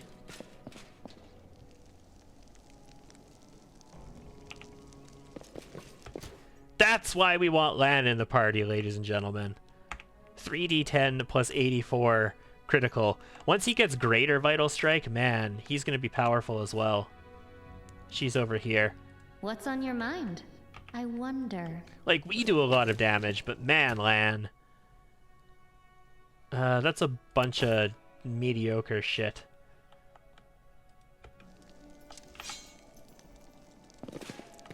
Why my party not do anything? Oh, I had inspect on? Is that why? There we go. Pick the locks. You know, no rush. No rush to go back there and take care of this situation. A trivial matter. Let me just loot the place. Maybe I'll go talk to that woman for a As second. it should be. The blind woman. See how she's doing. See why she was brought here. Nope. Doesn't want to say anything. Alright, let's go then. Let's do a quick save. I got all my buffs because they're 24-hour buffs for the most part. Open your heart to me. Camellia's weapon enchantment, enhancement rather, has worn off though at this point. Well, So we'll turn Arcane Strike I'll watch off. your back. It only lasts for a minute unless I get the Magus Arcana that lets it last for a minute per level. Oh, dude. I wonder... So, I wonder if that lasts the same way spells do. If I could enhance my weapon and spend a second point to give it the extended enhancement and have it last long enough You can trust and then me. have enduring spells take over and make it last even longer, I would do that. I would heed the voice of the spirits. 100% give Camellia enduring spells then. She already has one enduring spell. I'm already setting her up to get the second level of it. I would 100% do that if it works on her weapon enhancement. I don't know. I've never tested it. I should experiment with that. See if it does. Secret passage. Lovely. Before I go into your secret passage, let me That just is not investigate. far. So you got like an ice pool here. Watch everybody fall into it.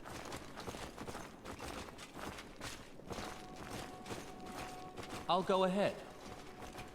That's not ominous at all. Okay. And what's on the other side? Just a bedroom, like Stag Lord style without the traps. What's in the chest? A trivial matter. Ooh, bracers.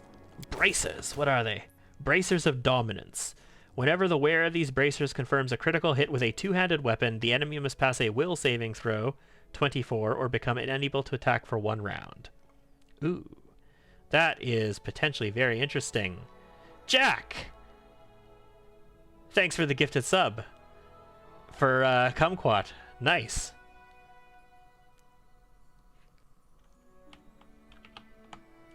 I know the way.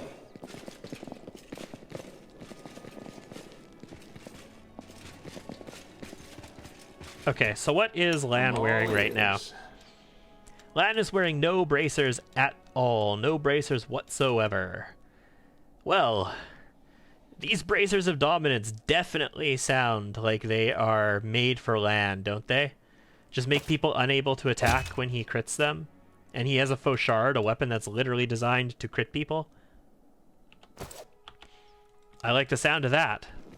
Follow my lead. I don't know how much fire damage I took back there, but we still have our protection up. It hasn't dissipated, so we still have more available then.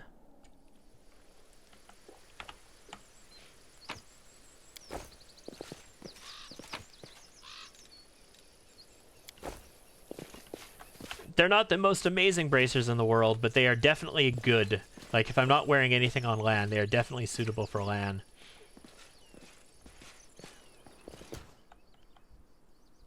Hi there, Marhivok. I'll note that you're green, so I can't attack you, so this is a scripted encounter. The wounded Marhivok is shivering as if from a fever. Key. Item received bone key.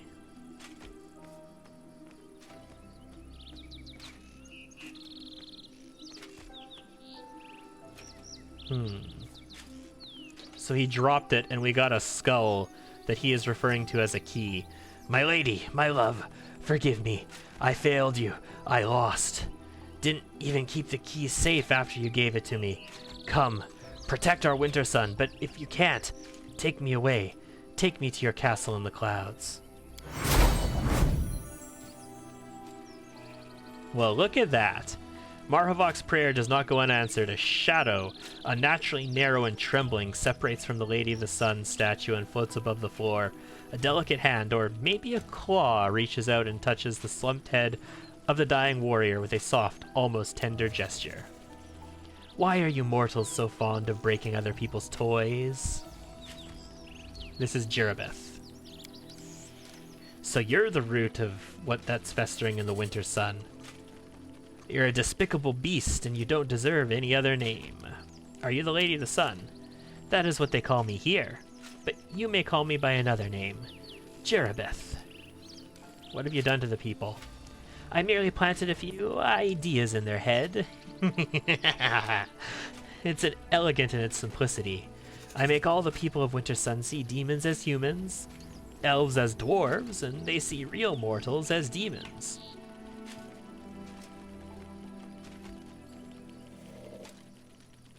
Fascinating.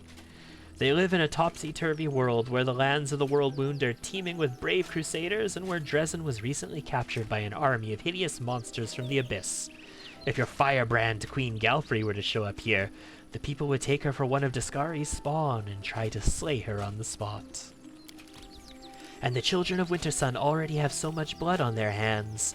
Every weary traveler who happened to discover this mortal oasis in the midst of the scarred lands of the World Wound, who rushed with brimming hope towards its walls, died at the hands of the clan, and they all fervently believed that what they were fighting were demons. Why did other demons visit here? There is no other place in all the Whirlwound like my little winter sun. I don't allow other demons to kill the people in my domain. Instead, they come here to play. They shrug off their demon guise and pretend to be mortals. Even Lady Nocticula in the Midnight Isles does not offer such exotic amusements. You should find all this very familiar, for you too are playing at being human. Isn't that so, succubus? Yeah. You have little when it comes to intellect, as befit an insect. So, Rue is not taking any of her shit. I've heard enough. Oh, really? Then listen to the most important thing I want to say to you. Don't destroy my toy village. This place and its amusing people have become quite dear to me. Marhavok, too. He loves me so passionately, so blindly. There are some times you cannot discover in the abyss, no matter how hard you look. Things. Sorta right. Kind of, in a way. You probably want to open the poor barbarian's eyes to the truth, but you can't do that without my help. Even if you do, by some miracle, find a way to do it, the children of Winter Sun will have to live with the knowledge of what they've done all these years. They will recall every murdered crusader and traveler that they plunged their spears into or burned on a ritual pyre. Many of them will not survive the truth you will inflict on them. The rest will be cut down by demons, for I am the only one protecting them from such a fate even now. I suppose this is true at the moment. Hey, do you happen to know this demon bitch named Minago? But I have a better solution. I will change the clans so that from this day forth they will see true mortals and demons alike as human. I will make them believe that the Crusaders have won a final resounding victory, that peace now reigns in the World Wound, and that all the demons have been driven back to the abyss, every last one. Winter Sun will remain a peaceful oasis in the midst of chaos, neutral territory, where neither Crusaders nor demons will cross swords in battle. I will get to keep my wondrous domain, and your Crusaders will never perish here again. What do you say to that, Commander? the Eon Mythic Path is all about justice and right, and this is very much not right. Like, I don't mean this is wrong. I don't mean this is like morally bad or evil necessarily. I mean that it's not the way that the universe is.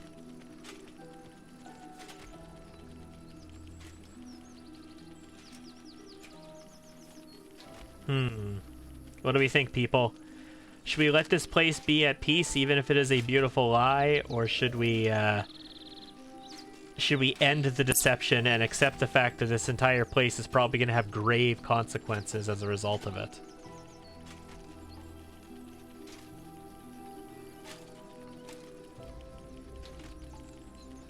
Why not? It won't hurt the clueless barbarians. I think we're going to end this deception. I think this character is chaotic enough that we don't actually care about stability and neutrality here. This character is about messing with the norm a little bit. It'd be cool, like, if she was like, hey, we'll keep the deception here, but we're going to build a casino. Then I'd be like, yes, this isn't just a neutral zone. This is like a retreat for everybody. Then yeah, I'd be down for that. But no, I think we end this deception. All right, I'll do as you say. 1, 2, a dozen voices cry out in astonishment, and then horror.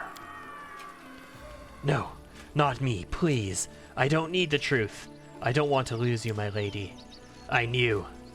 I guessed a long time ago that you weren't who you seemed to be, but you brought peace to my people and me, and I kept your secret as best I could. I stamped out any suspicions in the people who voiced them, sometimes. I want to live in your light. I don't want to be without you.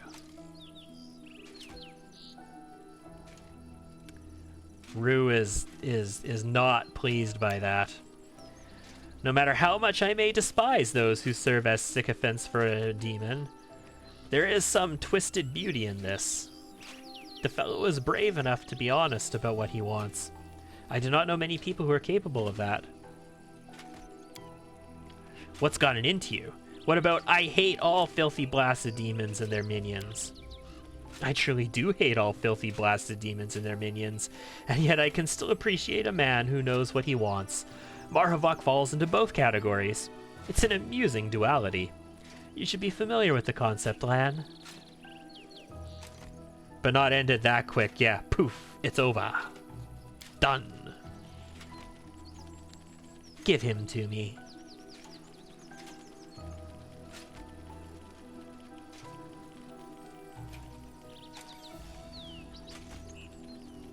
Yeah, you know what? We're not doing this because we're goody two-shoes. We're doing this for the lulz, right? And we did one thing. I'm not here to kill all demons. Take him if you want. Thank you, Commander. You are a curious creature, and it is just possible that we may see each other again. I'm returning to the Ivory Sanctum. Hey, guess what? I'm going to be going there.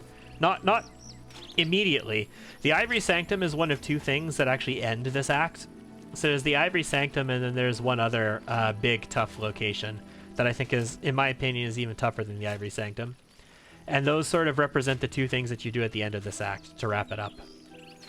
And then we get to go straight to hell. Well, not hell, but deep into the abyss. The castle in the clouds, as they call it here. You have a key to my home, but will you find out how to use it? I will be expecting your visit.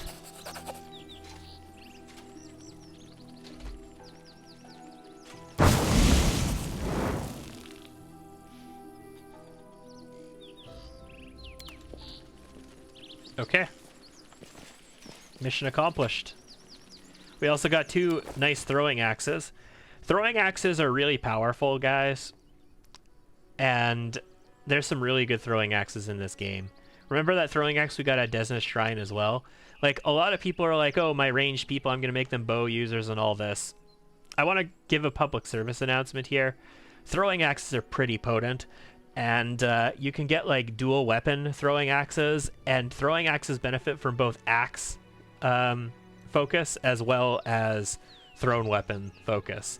So you can get a very, very powerful build that just lugs out tons of attacks per second using throwing axes. Strength enhancement +3, icy burst, frost. Oh yeah, the sell price is just bonkers on this though. 17,250 and 15,875 on this one. Keen. I love me a keen weapon. Doubles the threat range. 1 additional force damage. Yeah. Those are both very nice. As it should be. We're not going to be using throwing axes, guys. I'm just saying that don't discount them. They're very powerful, they're very potent, and you should not discount a throwing axe build. It could be very, very good. Okay, so, I mean, there be demons in the city. They probably killed everybody by now. That is not far. Nothing happening with this room yet. I guess on our way back through, we're gonna see what the situation is with everybody. All we heard was the yelling and the screaming.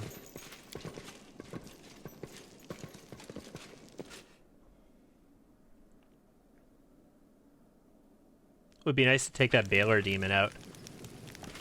I'd be happy to do that. I'll go ahead. So there was a caset over here, sitting on this with a woman next to it, singing it lullabies and shit like that.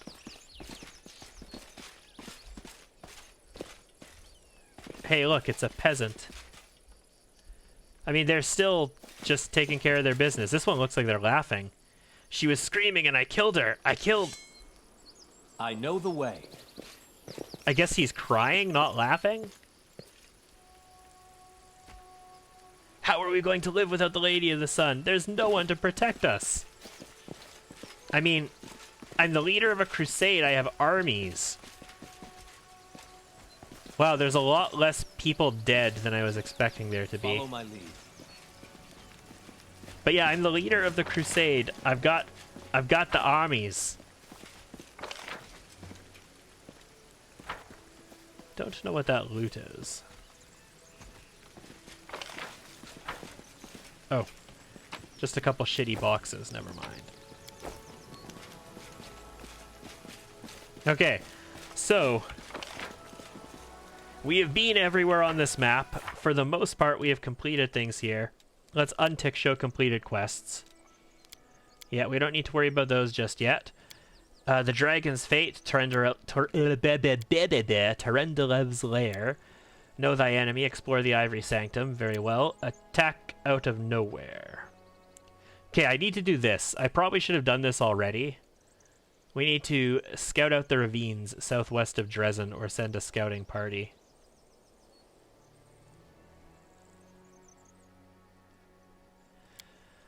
The final sunset of winter. Tell Erebeth what happened about the patrol. Okay, that's done.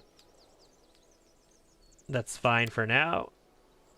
Morveg's talisman needs to go back to Sierre. Sure.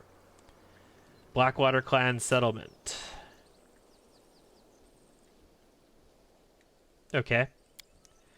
The price of knowledge. Learn the identity of the mad half-elf woman. Where am I on this?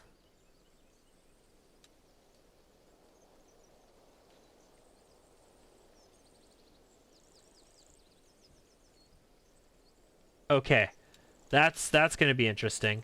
The Fool King, find proof of the royal origins near Pelura's Fall. This is our mythic quest. I think we need to get the griffin to carry us up there. Remember the council had a griffin in it? Or a hippogriff. How can the waterfall be reached? It's impossible without the help of a flying creature. I'm pretty sure we have to use the hippogriff on the council to do this. I don't know where I need to speak to him. If I just go into the council chambers and speak to him there or what, but I'm fairly certain, if I recall correctly, I need to use the hippogriff for this. Like I say, I don't know a ton about what's going further than this in detail because I've had so many games just die around these points.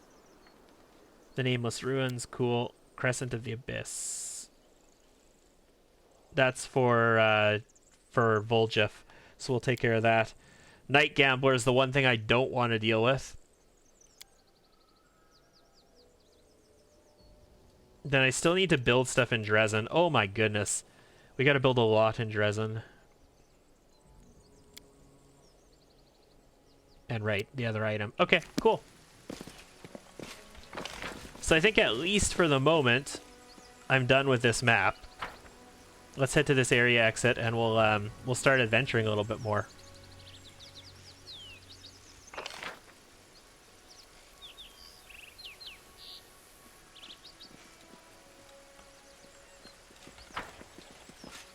As it should be. I don't know the total time. Oh, I could grab the brazen whip and just run away now. The spirit won't even know it. Screw it, I'll leave it. It's not that big of a deal to me.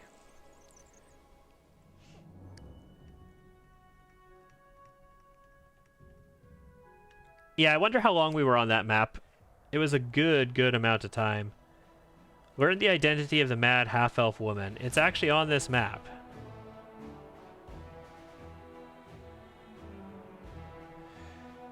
Oh boy, am I gonna have to do something else on this map to learn the identity of the mad half-elf woman?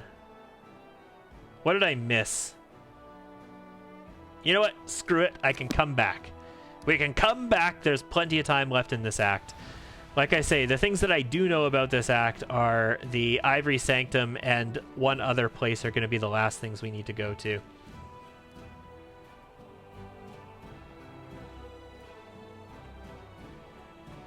Ivory Sanctum, Tyrandalov's Lair, we can take that on. That's next to the Heart of the Mystery.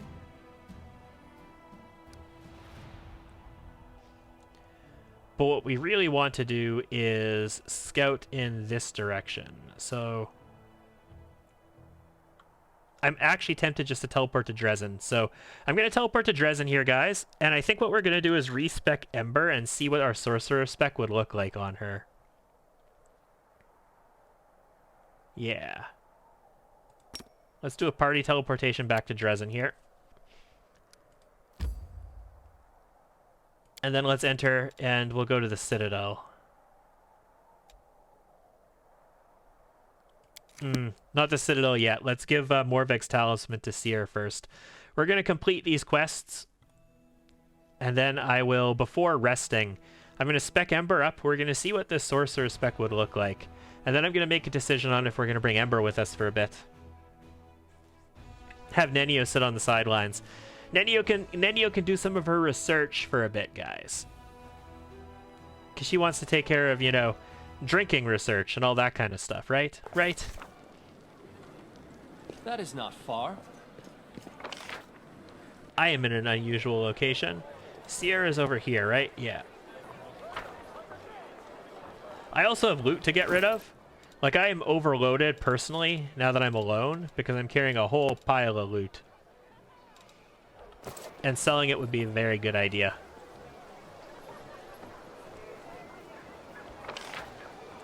In fact, selling it before I do things that could have dire consequences would probably be a very good idea. But, you know, whatever. That's what quick saves are for, right?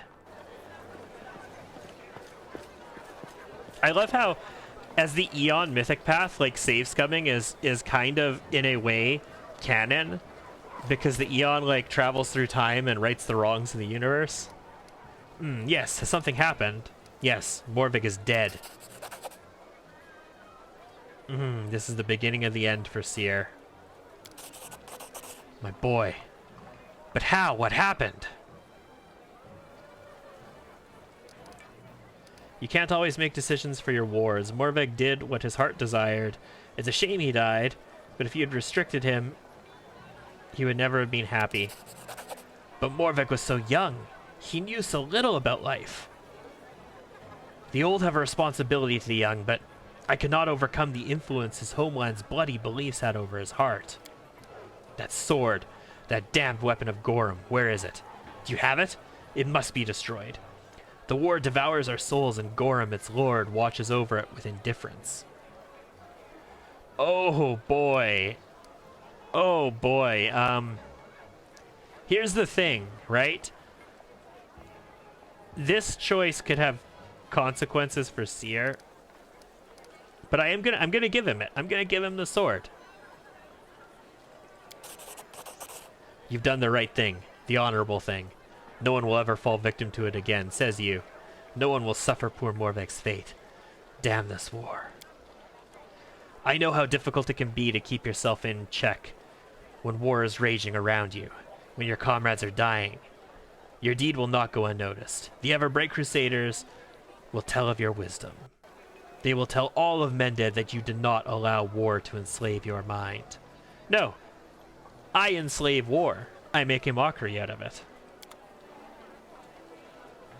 Okay, quest complete.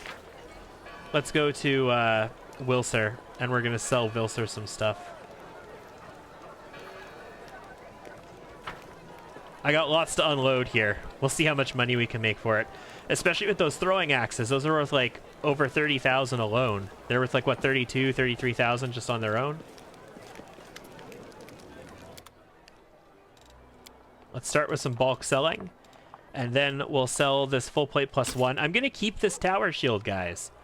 I might possibly consider using this on Darren. Hide armor +1s go bye-bye. So do these.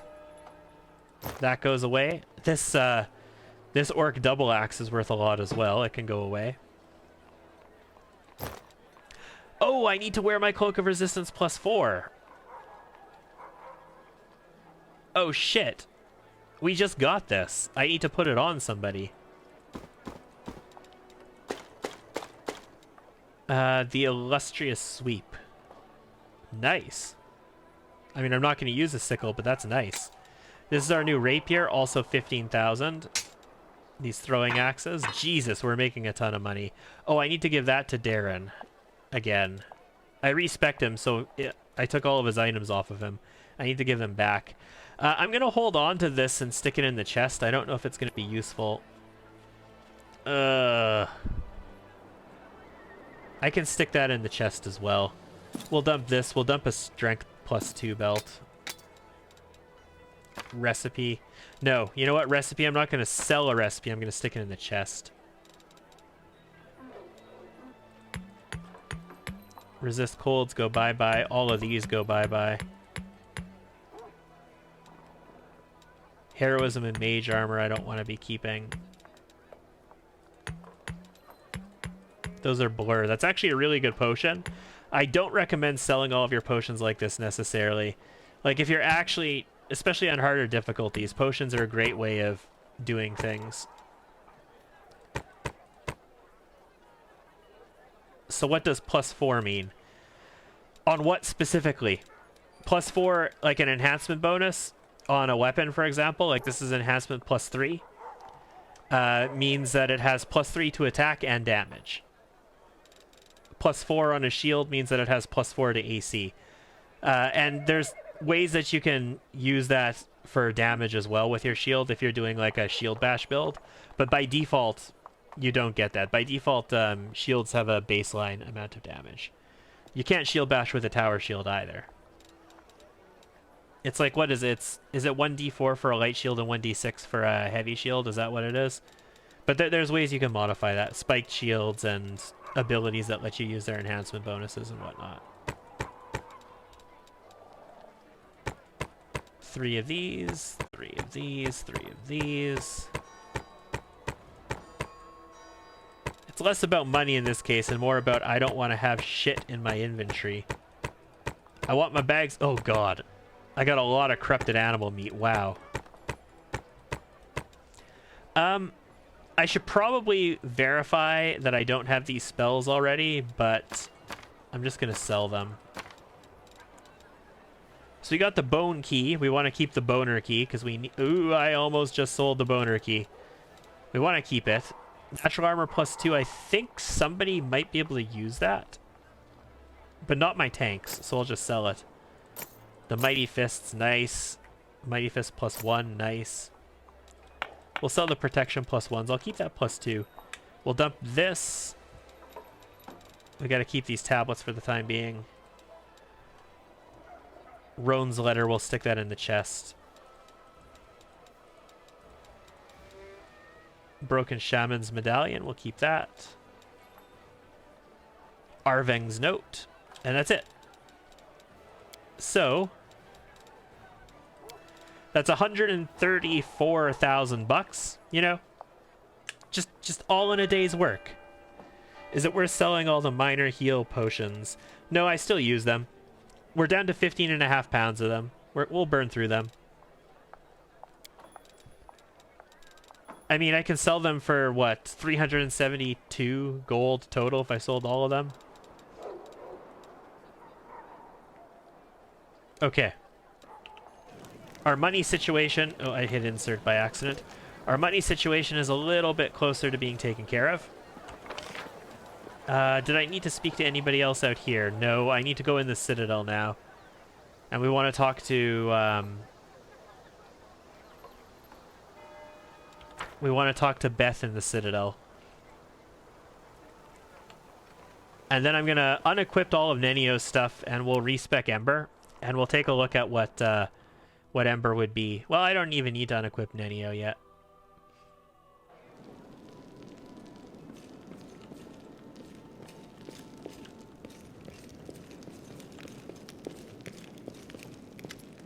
Hey Beth, we learned the fate of the missing patrol. Our people were killed by clan members from Old Sarkoris. They'd been bewitched by the demon Jerabeth. Survivors from Sarkoris? In the middle of the world wound? They must be made of tough stuff. I'm sorry they've been set against us. And sorrier still for our soldiers. We're losing our people to demon trickery again. But at least the mystery is solved and it won't happen again. Alright. Sorted. So now that that's sorted, let's go to our room. Actually, not even our room. Let's just hang out in this hall. Alright, guys. It is going to be theory crafting time. Let's look at Ember. Ember has nothing on her at all now. So let's just go ahead and do a quick old respec using background and deity choice of Ember. Make sure I have Ember selected so I'm not effing this up. And before we do this, you know what?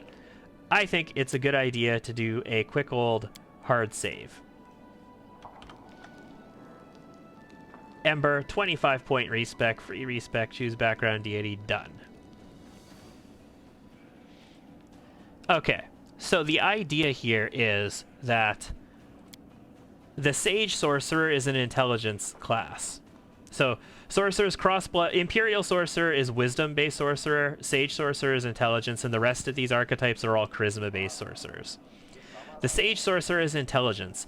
Ember is an Elf. Elves have Elf Magic, which is going to give us additional spell penetration, which is just good in general. So we can build an Intelligence-based Sorcerer, and then I could take a second bloodline, in addition to our Arcane bloodline from the Sage Sorcerer, to pick up the Elemental bloodline. And then I can use the Elemental bloodline to convert all my damage to fire damage. So I'm still going to have access to that. So if we do this, we have to take the basic heritage, because we lose Elven Magic if we take either of these other ones. So we take the basic heritage. Our background should be... I mean, it could be potentially anything, but if I'm going to have intelligence, then having the healer background isn't bad, because we use intelligence instead of wisdom for lore nature and lore religion checks. So let's do that. And then we will do like 19 intelligence, 18 dexterity, and we'll just shore up our constitution.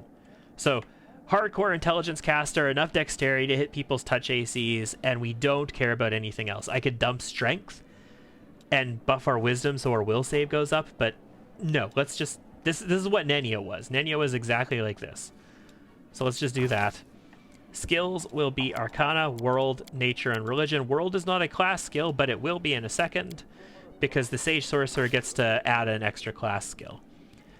We want Point Blank Shot, because we want Point Blank and Precise Shot. Our Sorcerer bonus feat will be Spell Penetration. Then we'll take Knowledge World as our extra class skill, so Knowledge World is now a class skill.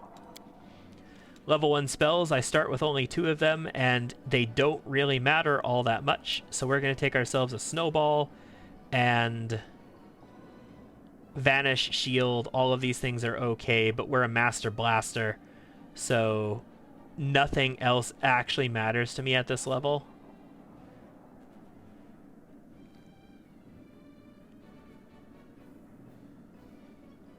I could take True Strike. We're going to get a couple more of these spells, guys, so we don't even need to worry too much. Let's take Grease for now. We are going to pick Atheism. Why not? We could pick a deity, but hey, we don't need one. So we'll go Atheist for this build. Done. Let's just refresh our screen here so everything works out nicely. Then Ember. Am I going to need to give you your mythic stuff now? I don't believe I need to give you mythic stuff just yet. No, let's do it. Let's give Ember her mythic stuff now. Close this interface.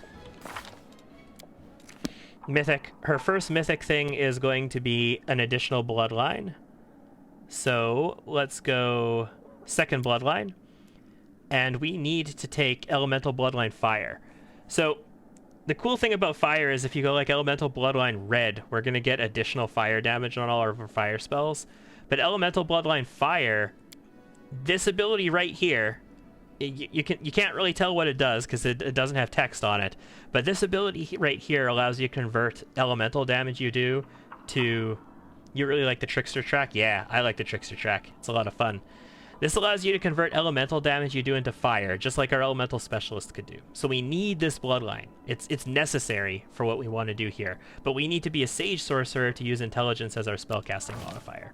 So we're going to use a second bloodline from our mythic path. And then her other mythic stuff, this is mythic spell penetration, remember? So her first feat is mythic spell penetration. And then her last mythic thing here is going to be Ascendant Element Fire. So she's not going to have any extra spells yet. She's not going to have long-lasting buffs yet. None of that stuff. But she's going to hit very, very hard. And she's going to have sorcerer spells. Spontaneous casting spells, guys. So we'll do that. And we're just going to keep going. We got to be careful about what spells we take, because it's really hard to tell because I can't see it on her chart anywhere. But she's going to gain spells from her two bloodlines. She's going to get Scorching Ray from her fire bloodline, and she's going to get like magic missiles and dispel magic and like protection from energy, I think, or something like that from her arcane and Dimension Door from her arcane bloodline. So we got ourselves a feat at this level. This is going to be Precise Shot. And our spell here can be Expeditious Retreat. It really doesn't matter. I mean, I could even take True Strike if I wanted to.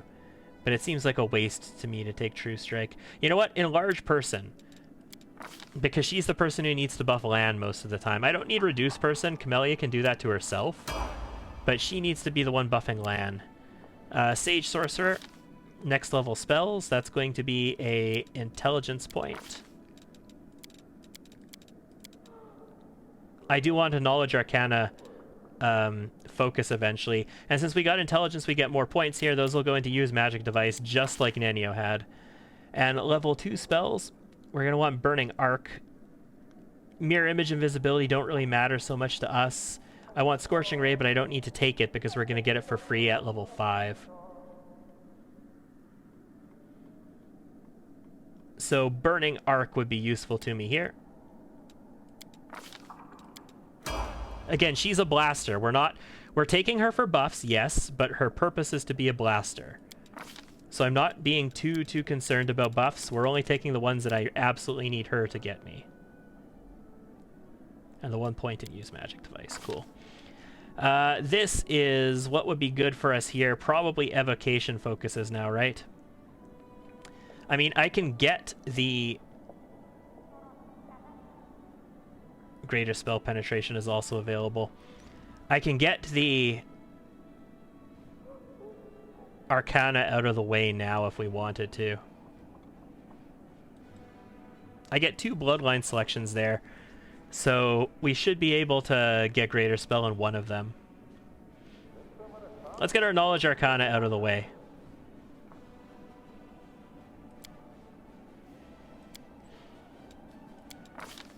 Done. Level 1 spell.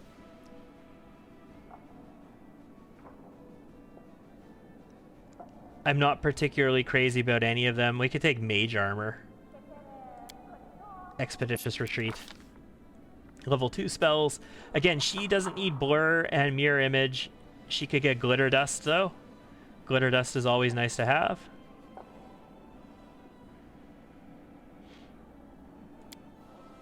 Protection from Alignment Communal could be good on her too, but Darren has access to that. And we're still going to get more spells anyway, so it's not that big of a deal. She gets Scorching Ray for free. Level 6. 4 points. Level 3 spells. Okay, so level 3 spells. We want Haste, we want Fireball, we want See Invisibility Communal.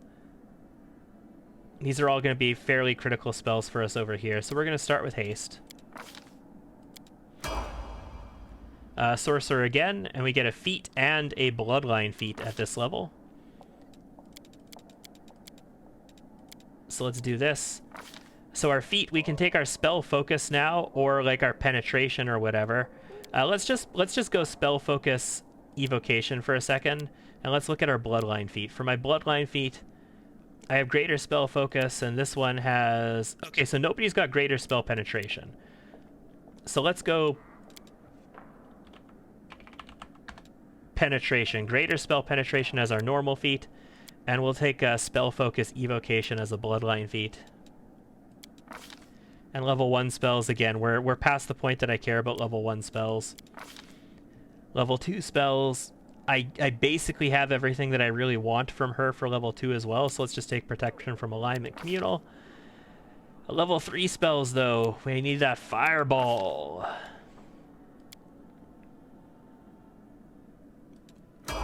Good. Level 8. Now, if we take a meta magic, which we definitely will, we'll have access to Lore Master at some point as well. So we could potentially do some really good Lore Master stuff with impossible feats that we shouldn't normally have access to as well. Level 4 spells. So Controlled Fireball I really like, but the thing about Controlled Fireball is it's just a fireball. It's not better than Controlled Fireball. It just helps you control yourself. And you can use Meta Magic's Selective Spell to essentially do the same thing that we're going to accomplish with Controlled Fireball. Meanwhile, there's so many decent things here. Shadow Conjuration is good. Volcanic Storm is okay. I don't care about Protection from Energy on this character. We're going to use Darren for that. Mass Enlarged Person I don't want. We get Dimension Door for free. Honestly, I think we take a Dargon's Breath. No, we'll take Dargon's Breath as our Arcana, I think. We'll take Controlled Fireball here. Looks good to me. Sorcerer.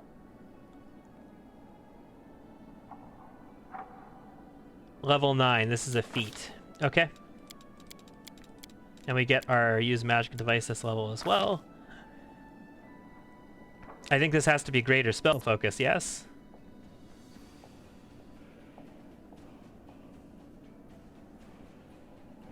This 100% has to be greater spell focus.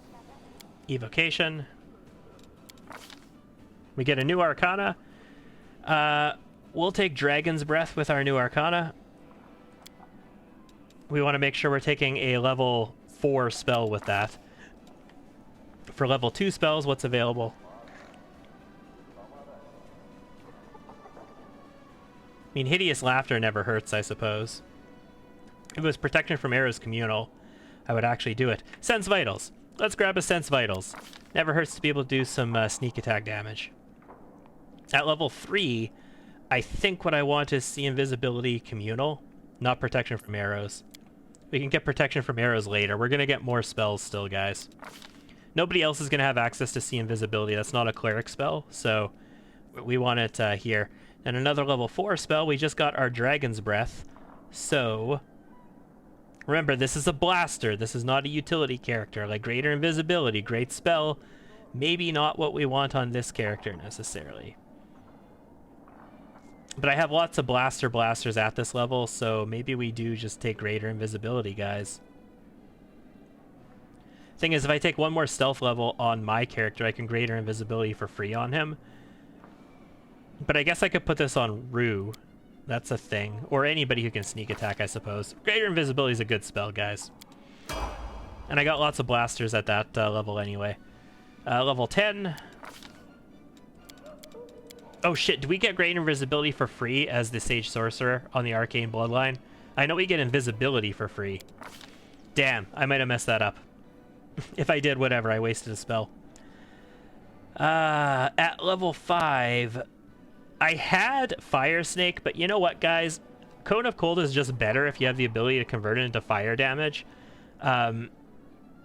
You're going to be able to reliably hit way more stuff with it. Fire Snake does have the advantage that it avoids your allies, though. So that is cool. Stone Skin Communal, we also had that. I don't feel like it's desperate that we have it at this point in the game, though. Maybe a little bit later it'd be a better deal for us. I'm going to take our Cone of Cold. Cloud Kill is also a really good spell, guys. Really good. And we get one more level. This is level 11. It's also another feat.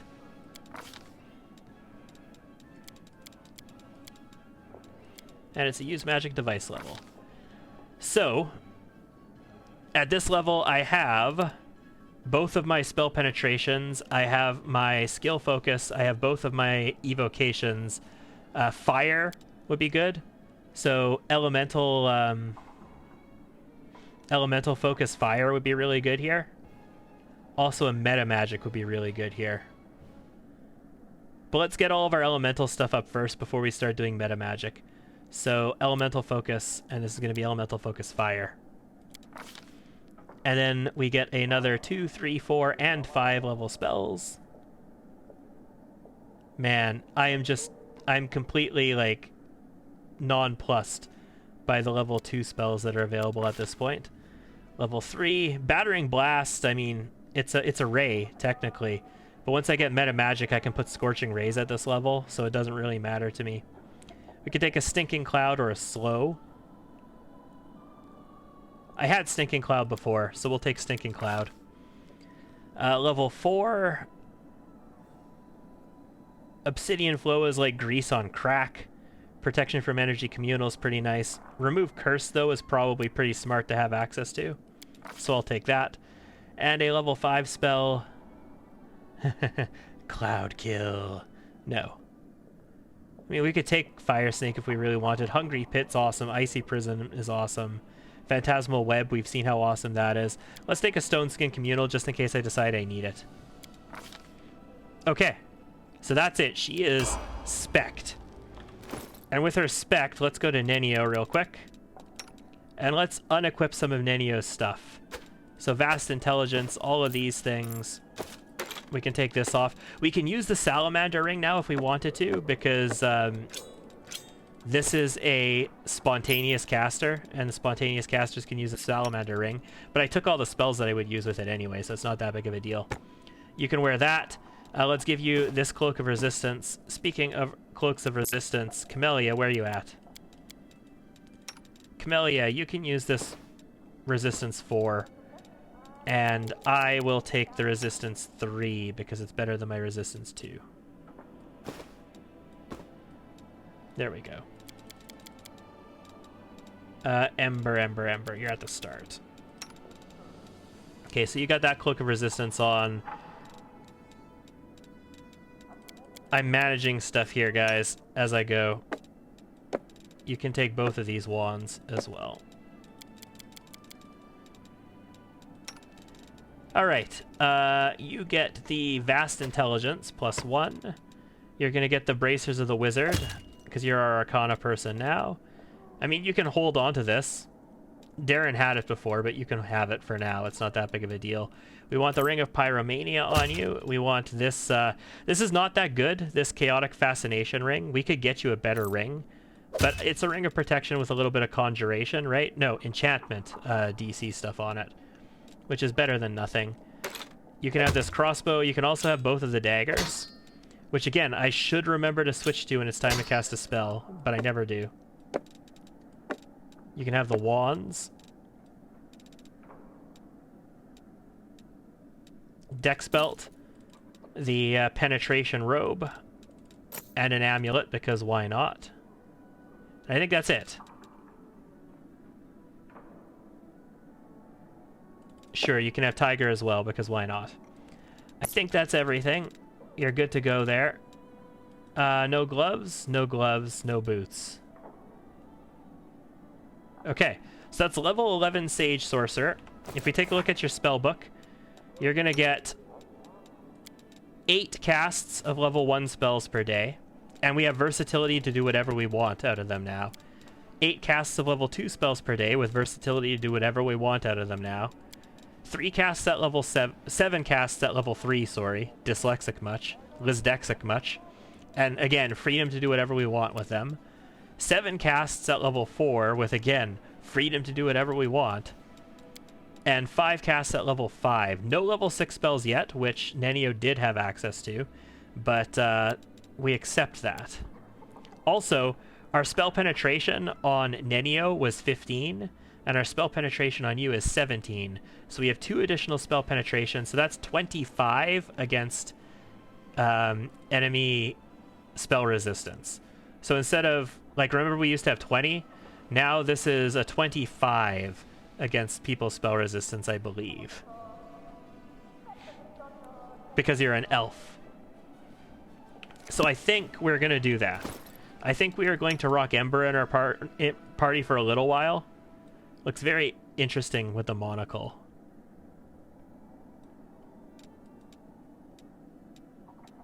I am satisfied with that for at least the moment. Wow, we got a lot of experience for that map, guys. Like, we leveled up to level 11 when we were on that map, and we are now almost level 12.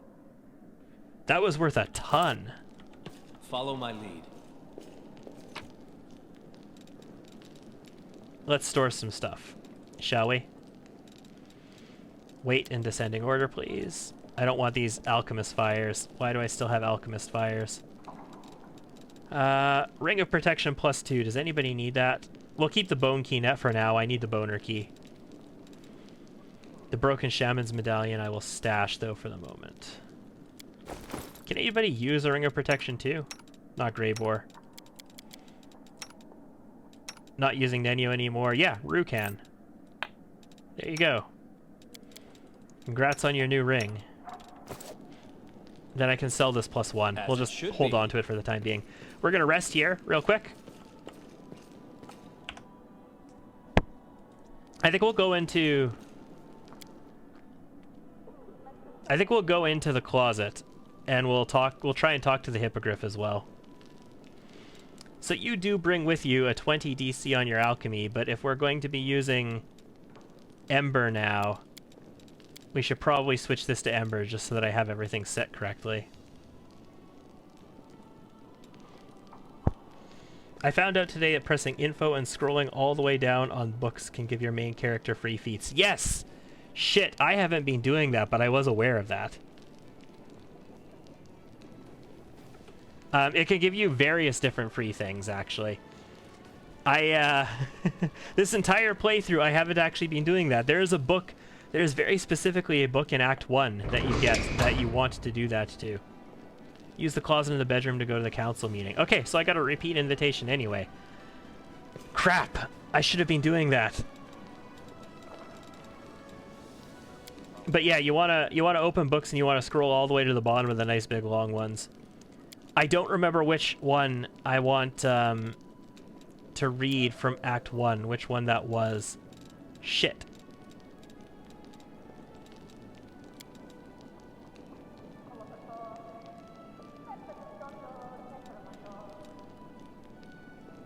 It shows in the chat window. There we go. We learned something new from this book. Yeah. So I gotta take care of that. I was aware of that. I just completely forgot to do any of that in this playthrough. This entire playthrough. Haven't been reading books for this stuff from them at all. But yes. Like, every time Ramik says it as well, that we need to appreciate our books. I'm like, yeah, books, and then I don't do it. But yeah, you can get various rewards for it.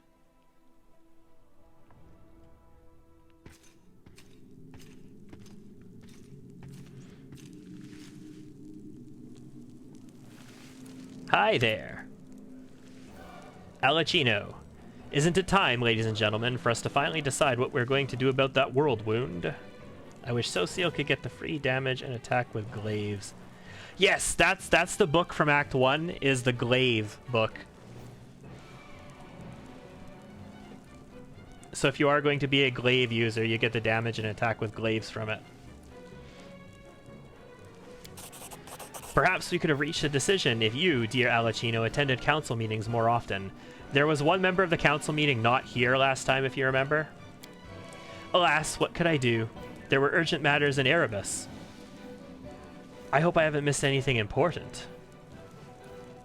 So, Alicino is the demon. Not the demon, the devil. So there's Azata on the council, there's a devil on the council, there's a demon, like the chair of the council, the person that we've been, like, who's sort of like our contact on the council and who invited us is a demon. There's a hippogriff. There's all kinds of different peoples here on this council. Oh, nothing special, my friend. Just a new member joining our council. And on that note, here he is. Allow me to make the introductions. This is Alicino, a respectable mellow branch from hell. Alicino, this is Commander Lort, leader of the Crusade. Well, well, well, how curious. Pleased to meet you. Very pleased. I suppose you're right. I don't seem to have missed anything important. Is there anything about you that I might find interesting? A power unknown to mortals. Oh, really? Yes, peculiar. But nothing useful for our cause. Don't be so tough on our new friend. He's our lucky charm. He'll bring us good fortune. If we don't reach a decision, luck is the only thing we'll have left. Listen, I have a specific course of action to propose. Certain persons in Erebus are interested in the wardstones. If we manage to haul out at least one of these obelisks, they'll give us... I don't see what mercantilism has to do with our objective. Do you have any ideas about closing the world wound? I have been thinking. Do we really need to close it? Taking it under our control, jointly of course, and with complete equity between us, we could collect taxes from each domain. Taxes, demon, not domain.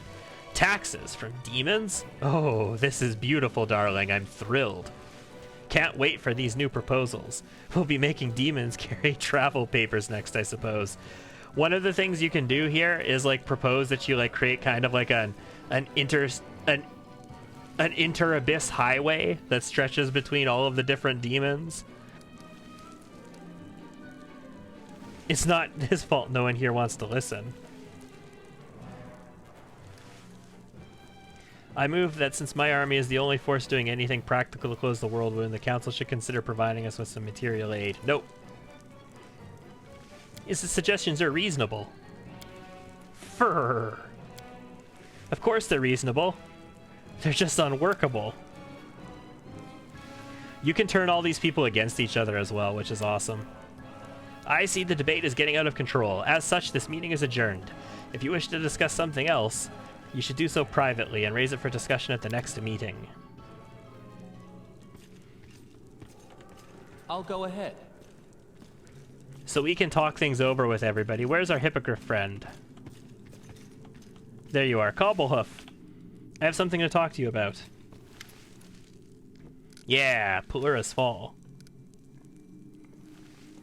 Do you trust Sokothbanoth? After all, he is a demon lord. Roof. Chidali isn't just flippant, she's crazy. She infiltrated the council to infect everyone else with her insanity, especially you. Tell me about yourself.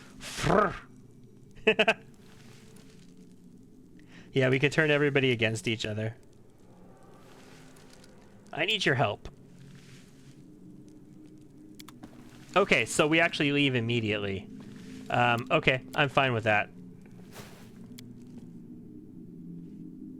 So if you remember last time, we had this drunk guy come up to us and he was like, I'm actually the king of this place and, you know, you need to put me on my throne and all that kind of stuff. And we were like, we need evidence. He told us to come here for evidence. So Cobblehoof flew us up here. I know the way. And since I have 24-hour buffs, guys...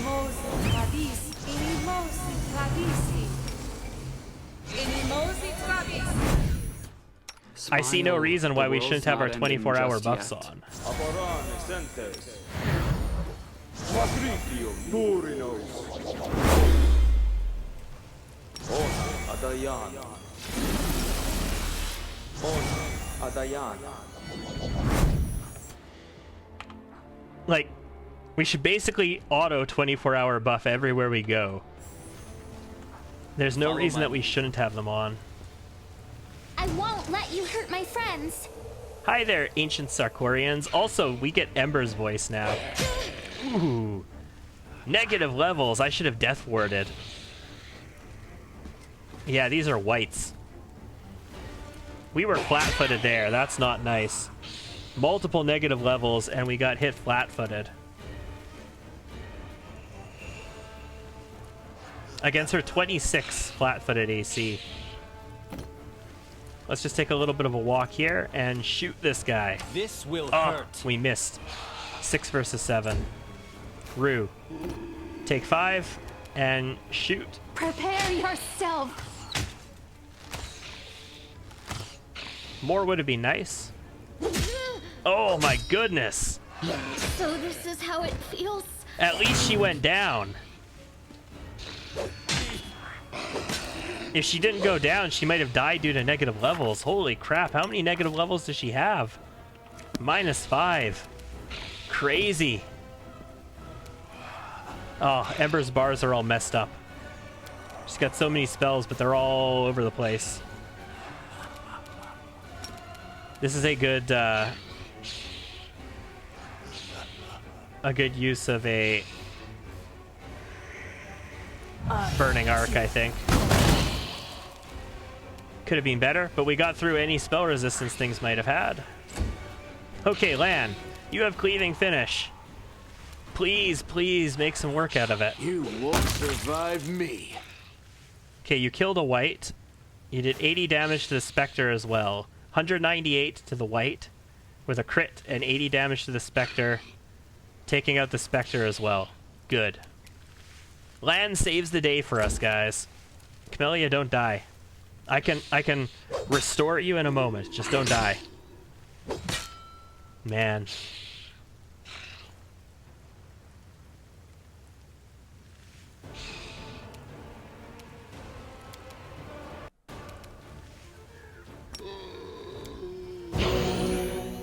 Respectable. I mean, that's pretty much the best damage he's going to be able to do to these things.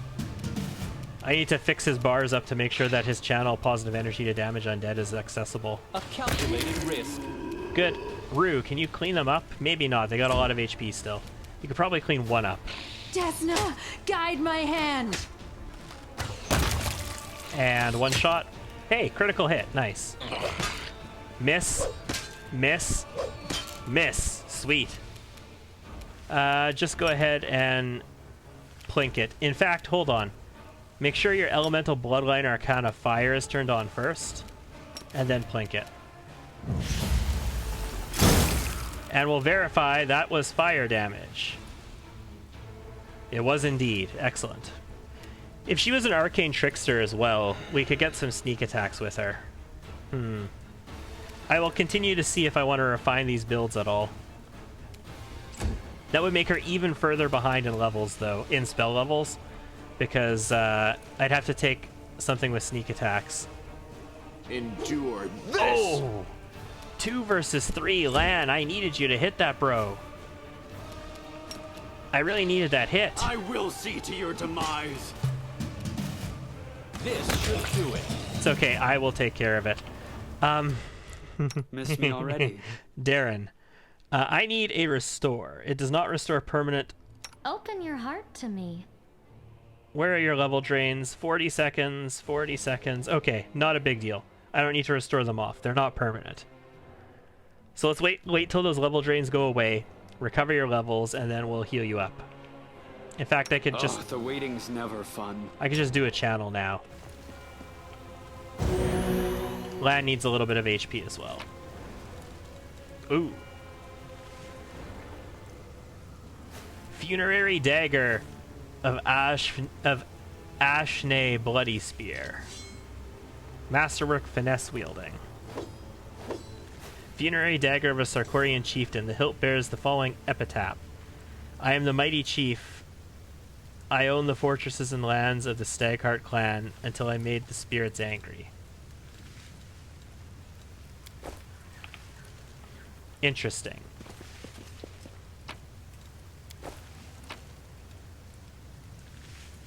Funerary dagger of Hid the twin. They're all different. Surina, daughter of the spirits. Hid the twin. Head the twin. Gwyrn the she-wolf. And the bloody spear again. If you get 1 level in sneak attack, an accomplished sneak attacker, you can start getting Arcane Trickster's levels, only 1 level behind the full spellcaster class. Yes.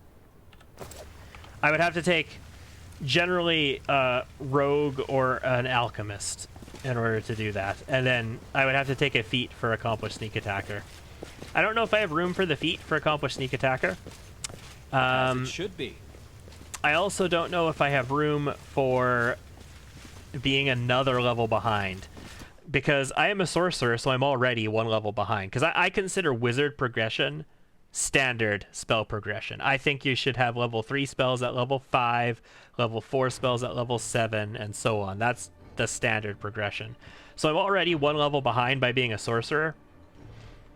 Is it worth setting the daggers as primary on Ember? So You're a good person. the thing about I that like is, if I set the daggers as primary on Ember, the AI is going to constantly try to move up to people all the time.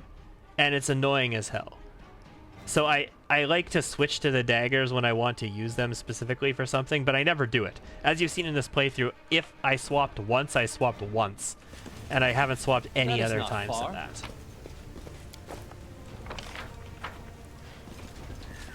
I just don't like what the AI does when it has daggers in their hands. Like, even if you turn auto-casting of a things cantrip right. on, they do weird things. I'll go ahead. Yeah, I could do that. I could just change her AI off entirely. I will fight. Then playing in real time with pause would be a bit of a bitch, but I mean, you know, whatever, right?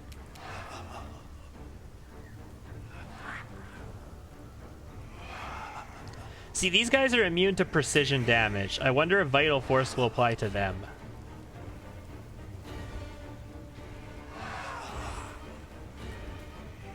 Also, I'm tempted to just fireball them. I'm not gonna lie. I am tempted to just fireball them. Let's make sure Arcane Strike is on here. Go for their heart. Okay, here's the test. Does... Let's try this way. I'm gonna say precision damage. Not only did precision damage apply, the sneak attack damage applied. So 42 piercing multiplied down by 3/4. So we still did 107 damage against this with huge resistances to it. They took half damage from my sneak attack. They did not take any additional reduction on my vital force damage. Despite being immune to precision damage. So that's all a load of what the hell, guys. It's a giant load of what the hell. You're not going to get hit with an attack of opportunity? I swear, if you get hit with an attack of opportunity doing this... Okay, good.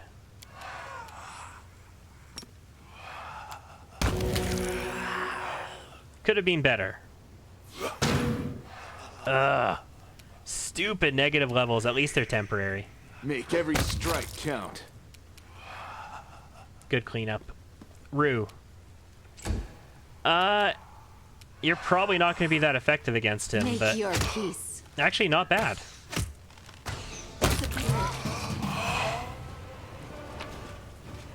So if you hate negative levels like I do, first of all, Dampier might be the right race for you. But in addition to Dampier, Rules are made to be broken. Death Ward is great. So it's a +4 morale bonus on saves against death spells, so things that have the death flag on them. And magic death effects, and you're immune to energy drain and any negative effects, including channeled negative energy. The spell does not remove negative levels that you've already gained, and does not protect against other sorts of attacks, even if the attacks might be lethal. But energy drain, negative levels, all those kinds of things. It's great for that. The way. We got a knowledge world check over here.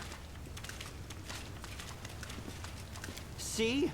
Remnants of a ship that once bore the Sarkorian chieftain on their final journey. Cool. Is there anything else up here? No. There is loot, though. Now what is that? Oh, and there's another dagger on top of this as well. We step on their toes as Who did I activate? This guy. Who is this guy? Greater Skeletal Champion Berserker. You don't say. I'll cut you wide open. Okay, he's got a bit of HP. Miss, miss, miss. And a bite attack. He's got a great sword though, and he just took 3 attacks with the great sword, which is a good indicator that, you know, he's got some base attack bonus going I on. will resist. Okay, that was a good start. I can charge? Holy crap. No, I can't. Charge bug. Charge bug. Precision and grace. Darren hit. Can I hit? What is his flat-footed AC? 14 versus 15 default AC, but I mean, we'll still do this because I can, right? This will hurt. There we go.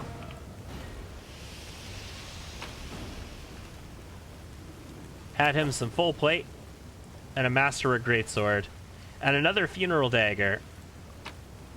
What's over here? Just some loot, and another Funeral Dagger. Funerary Dagger, sorry. Yeah, Spellcaster AI off would work, I suppose. It would cause some issues with when I go into real time with pause. But, I mean, I can always just deal with that when we get there. That should theoretically take care of things. We got a level. I know what to do. It feels so weird getting another level so quick. Like, we got a level near the end of last session, and then we finished up all the quests on that last map, and we just got another level. Just feels wrong, you know what I mean? What's your touch AC? None. You have none touch AC. Oh. Oh, my poor, poor, sweet, sweet. Oh, you're too far away.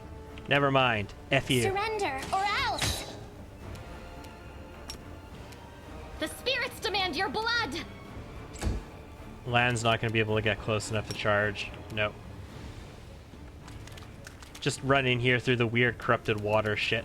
Prepare yourself. And Darren, finish him I'll off. make short work of Yeah, this. right. Wow. Holy crap, Darren almost finished him off. He got hit, though. Ooh, nasty. Hold on. I gotta check and make sure he's fighting defensively. He's not.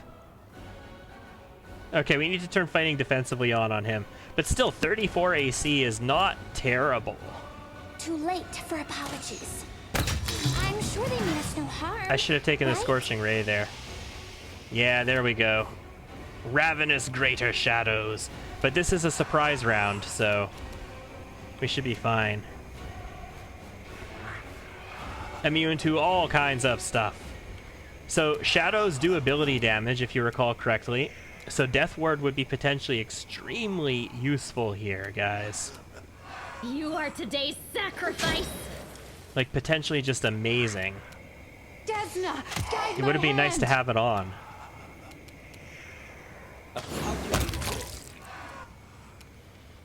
He had dodge from fighting defensively, though, did he? Oh, he does. Does he not have 3 mobility? Did I not give him 3 mobility? I was looking for +3. No, I don't have any mobility. Oh, okay. I should probably have given him 3 points of mobility to get him the full bonus from fighting defensively. That's my bad.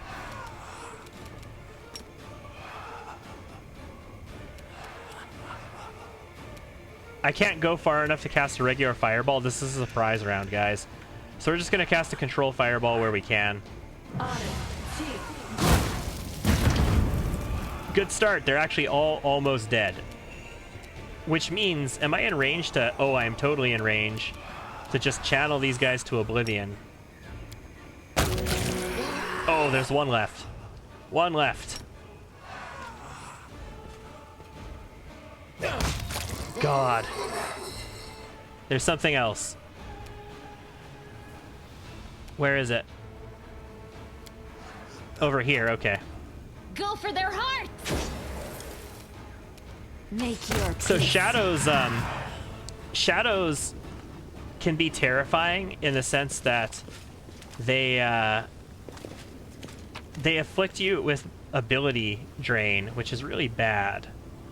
Sarkorian Stone Tablet. The names of long-deceased Sarkorian tribal chieftains are listed on the stone tablet. It does not mention King Thaberdine, of course, nor does it mention the names of any of the kings.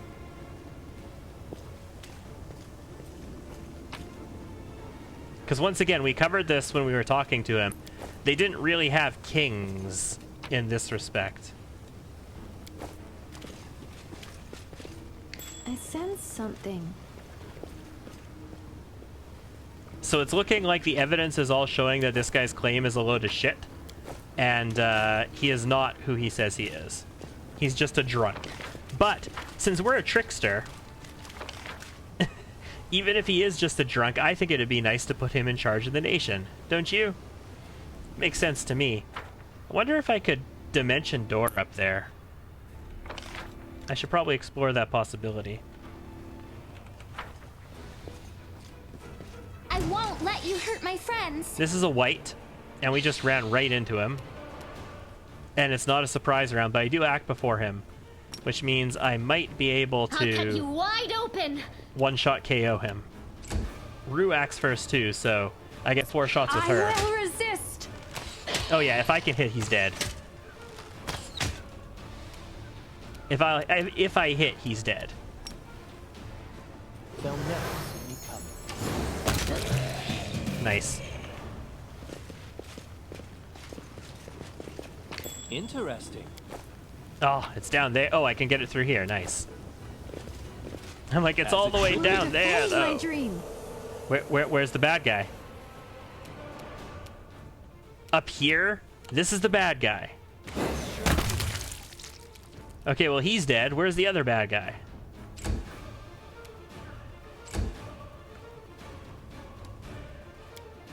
Over there. All right. At least I know where it is. I see you. I'm gonna get my people over there. Just hold on.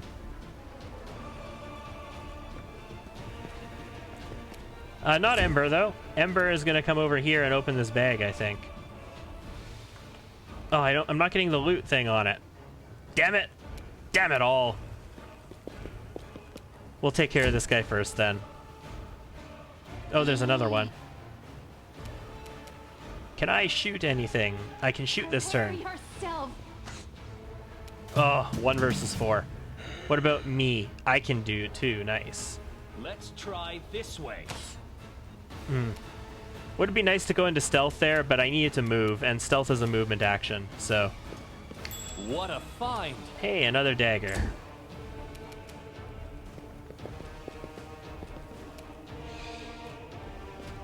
This is the kind of thing where real-time with pause would have been useful as well. Oh, I wasn't expecting him to get an attack in there. Oh well. Out of my sight! I mean, we've established it's only temporary negative levels, so we should be okay. As long as we're not in a battle with like 10 of these guys and we don't take like 15 hits in the battle, we should be all right. The spirits demand your blood.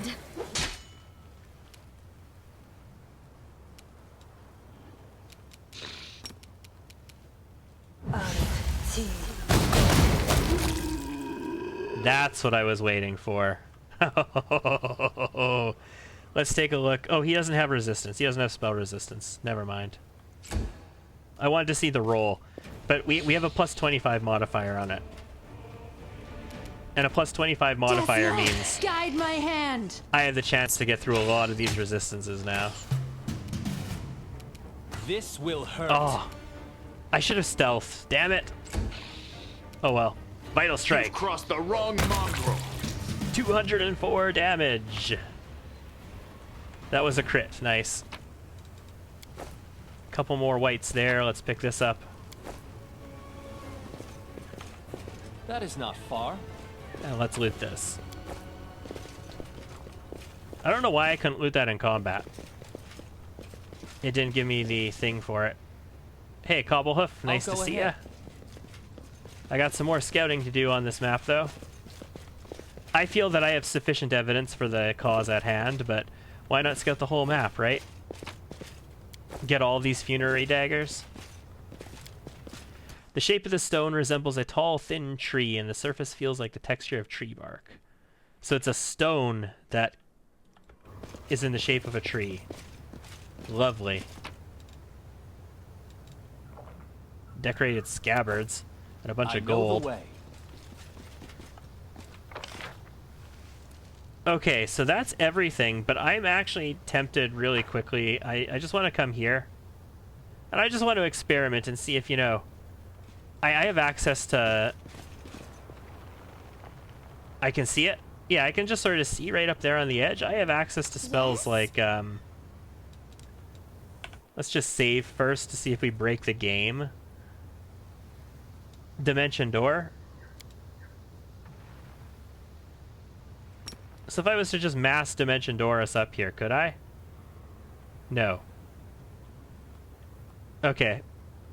So there's no going up there. Rip your Barbarian minus 111.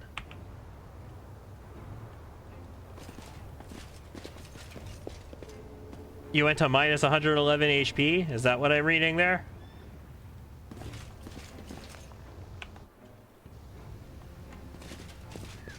That is certainly death.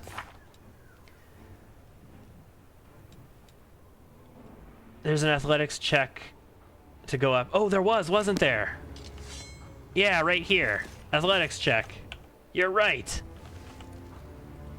It is finished. Thraz the Ash Giant or whatever at the Ashen Grotto. Oh, nice. I haven't gone there yet in this playthrough. We'll get there eventually, but we got a couple corpulent specters here. Normally, I like to shoot people first and shoot people second and shoot Soot people some is more, and maybe restless. when everybody's dead, I wonder try and why. ask a question or two. But in this case, I almost just want to fireball them or even just Dragon's Breath them first. I think I'd have to make her invisible to get in range to Dragon's Breath them, though. I think really I'd have to fireball these guys. So let's do so. Let's hit them with a fireball. I am level 12. I'm actually level 11, but these level ups right here are going to hit me level 12. Once I actually do them. I will fight. We can go to Ashen Grotto. It's just to the northwest of Dresden. I just haven't gone there. It's, I've had other priorities first. Just at level 10. Nice.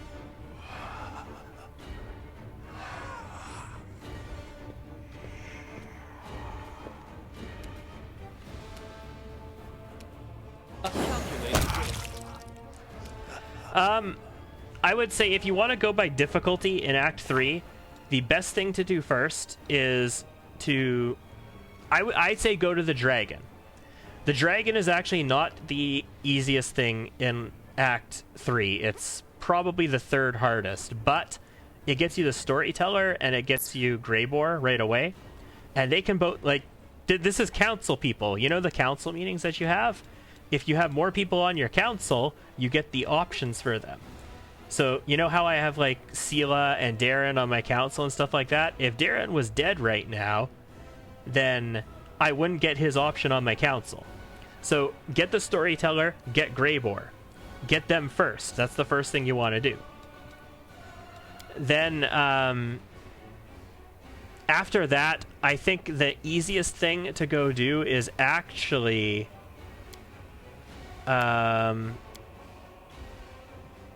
this. Do reconnaissance in the ravine southwest of Dresden. That's the easiest thing to do first.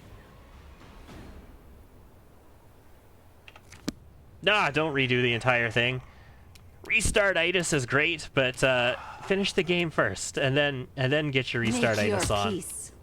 I've had forced restart-itis in this playthrough just by the sheer fact that the game breaks, and I would really like to finish it without it breaking.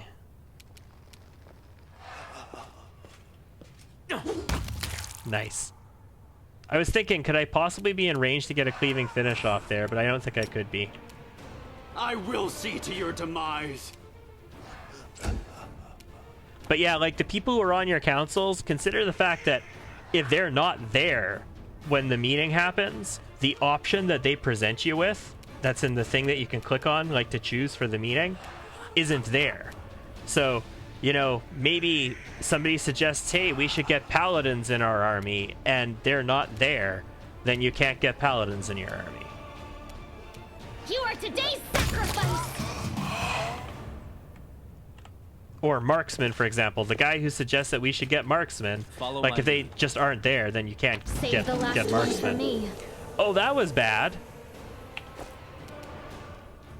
Okay. Elder Earth Elementals. I come in peace? Let me just murder death kill you here real quick. You cleared half this dungeon and I'm now leaving. Okay, cool. I will resist.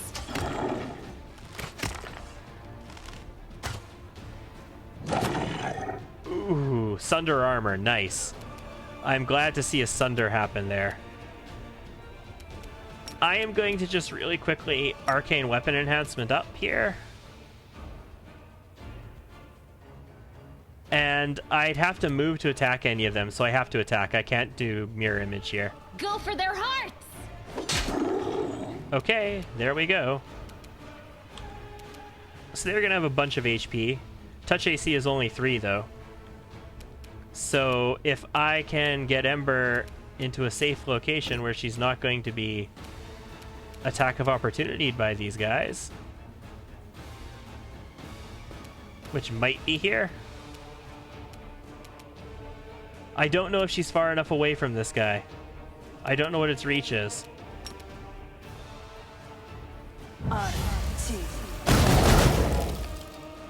It got an attack on us. Did it not? Yeah, it hit. Ember took a good bit of damage, but she also did a healthy bit of damage.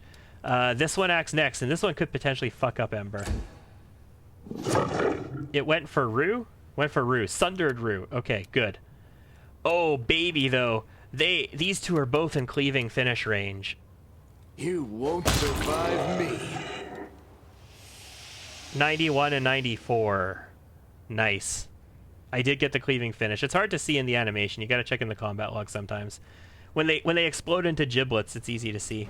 Ooh, lots to look at. Already done a bunch of crusade stuff.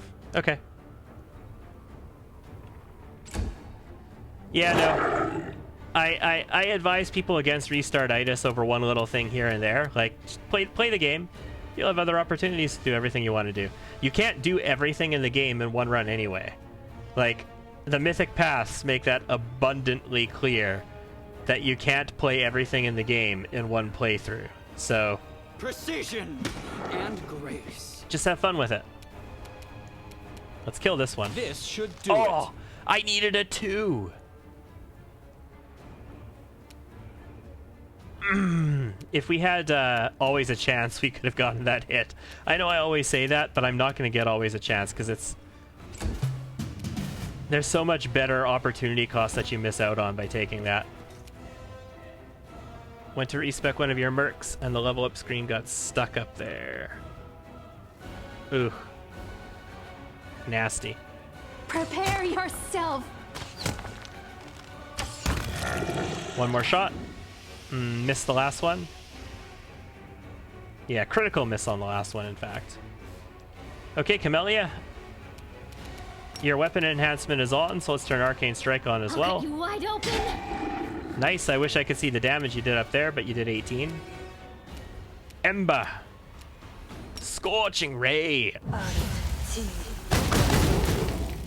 Nice.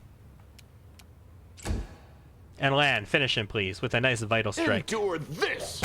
In the bump. 94 damage reduced Vital Strike.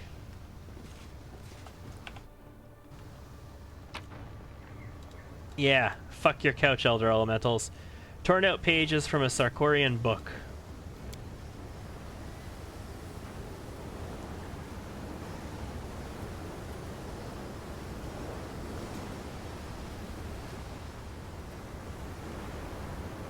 Okay. Oh, we needed this dagger as well. As it should be.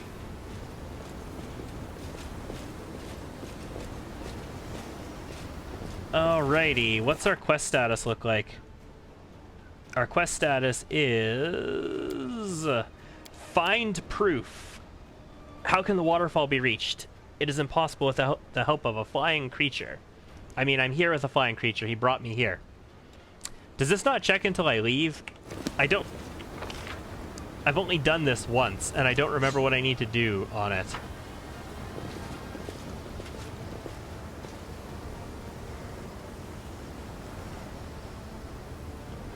I feel like I have sufficient evidence at this point. Out of curiosity, can I dimension This door over war there, though? must end. I can. Holy shit.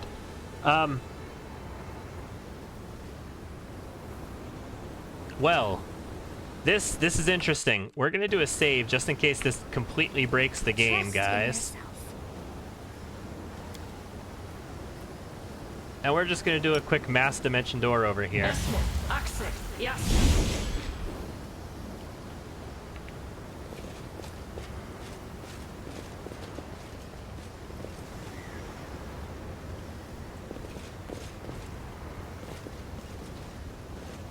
Nothing That is up not there. far. Watch me just be able to walk right over there and totally not need the dimension door at all. No, I needed it. Yes. You're a good person. Unfortunately, there was I nothing like here. you. Can I get back? Indeed.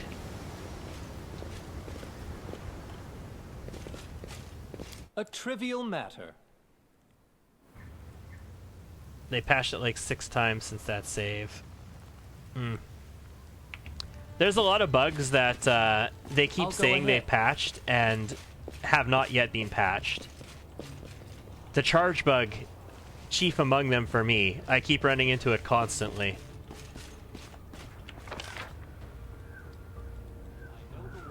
Okay, well, I think we have taken care of everything here, at least that I can remember. Our quest hasn't advanced yet, though. The door has nothing on it. Follow my lead.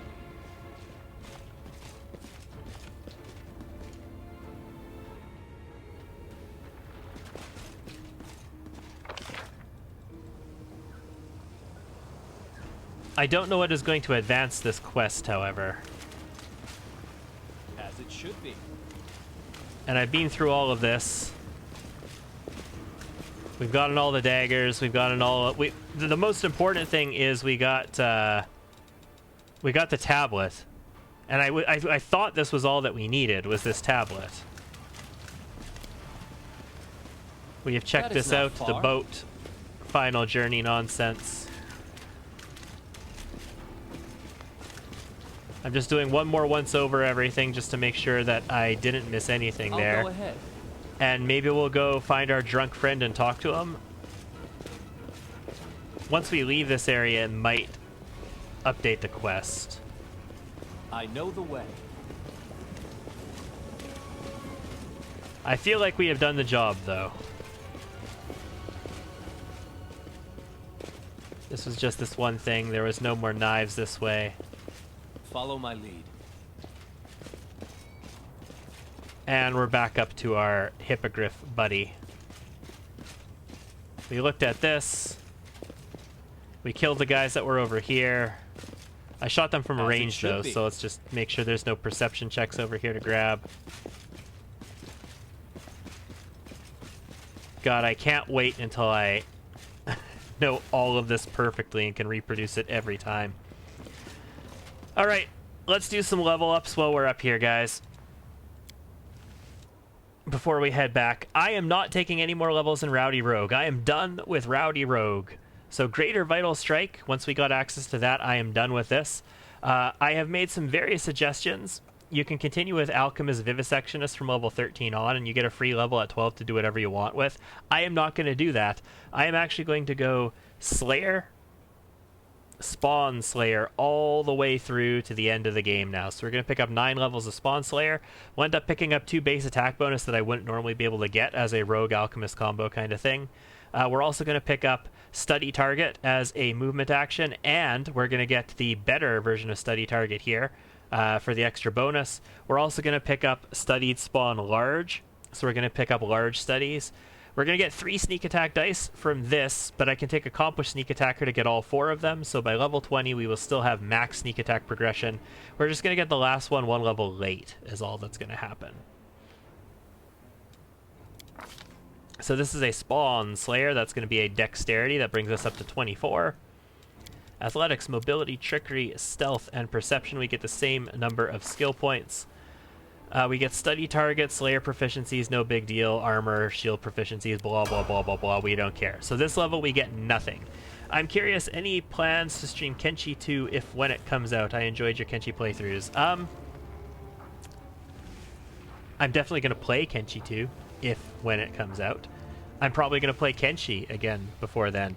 I get back to Kenshi about once every year, and the problem with Kenshi is it's a lot like what Crusader Kings 2 was for me. I end up playing, and all of a sudden it's 5 in the morning, and I have to get up in like 40 minutes to go to work. So I have to make myself not play Kenshi because of that. Camellia is going to take a Sword Saint level. This is fighter training. Nice. We're going to start getting access to fighter feats and also lightning draw. So Camellia's initiative should be pretty damn good from this point on. It's another dex as well. That will be mobility, stealth, and knowledge world, I suppose, since that is our top tier stuff. A level 3 spell. Oh, guys. Oh, mirror image blur. Blur is okay, but once you get displacement is nutter butter. 50% mischance due to concealment, unless they have true seeing.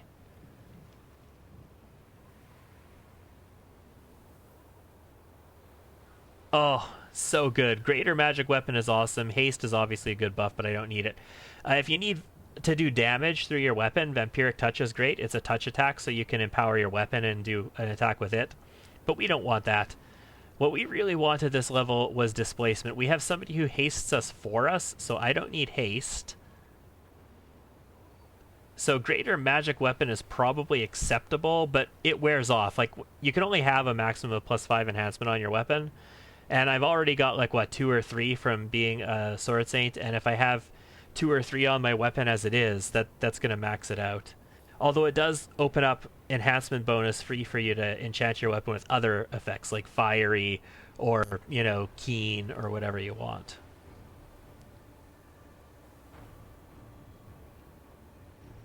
Oh man, just having access to displacement though is so nice.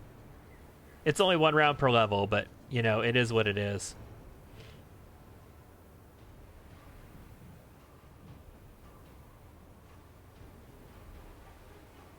We've already learned Fireball. Yeah, I had Scrolls, right? Like, all these level 3 spells I learned from Scrolls. Dispel Magic, Fireball, and Stinking Cloud already. You know what? It never hurts to have a greater magic weapon around just in case. All of my spell slots at this level are going to be displacement anyway. So I don't really care. Nice. Lan is going to get a bonus feat at this level. Improved Vital Strike. Okay, I gotta make some decisions about Lan now.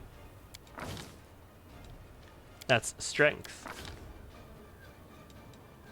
Perception and persuasion. I've been taking persuasion just in case I want to get like Dreadful Carnage and Cornigan Smash and all that stuff on him.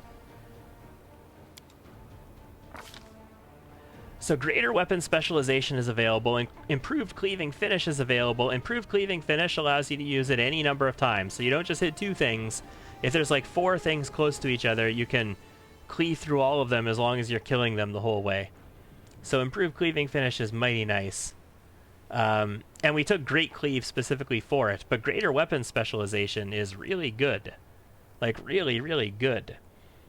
Also, I have Outflank, but I don't have Precise Strike, and Darren has Precise Strike, so we kind of want that. Extra precision damage with successful melee attacks. That's an extra 1d6 damage just on all of our attacks when we're both flanking somebody. Blind Fight is super duper good. Cornigan Smash. Critical Focus. Oh my god. That's going to allow things like Stagger and Critical. Dazzling Display gets into Dreadful Carnage.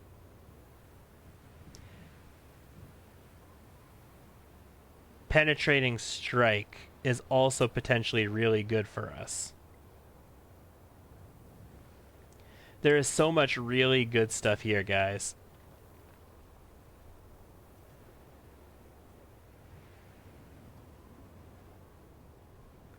I feel like as much as I want to get precise strikes right now, greater weapon specialization is just so good that we gotta take it. The extra damage is just guaranteed damage,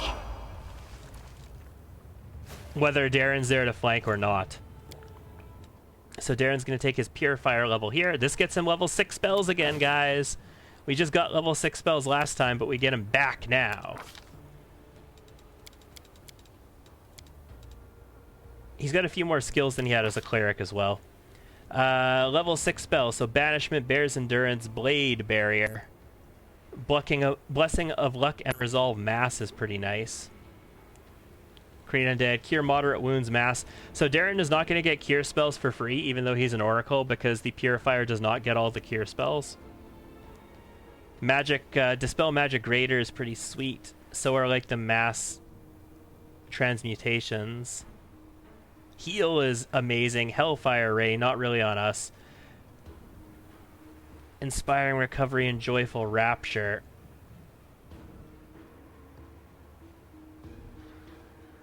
Yeah, I mean, that's cool and all. True Seeing Communal. So the thing about True Seeing Communal is it costs 10 Diamond Dust. And True Seeing is amazing. But for Diamond Dust, holy crap. Do we have any other really awesome sauce stuff that I want to have just cast on everybody? I'm looking for minutes per levels, guy. Minutes per level, that's what I can give to everybody. Like, we could Blade Barrier all creatures. But that would be dangerous. Blessing of Luck and Resolve. I can give everybody Blessing of Luck and Resolve. Except that it affects multiple creatures. +2 morale on saving throws against fear effects. If the target fails, they reroll a save with a +4 morale bonus and take the new result, even if worse. After that, the spell's effect ends. Yeah, I mean, buy your Diamond Dust. We also got a bunch of Diamond Dust from Darren's house. Like, it was Darren's house, right? The Rende Mansion. It had a crap ton of Diamond Dust in it, and we picked that up. I sold most of it because I don't want to carry too much Diamond Dust around on me. But yeah, it's abundant in shops. You can buy it. It's no big deal. It's just, I don't want to make a consumable using spell a mainstay of my arsenal at this point.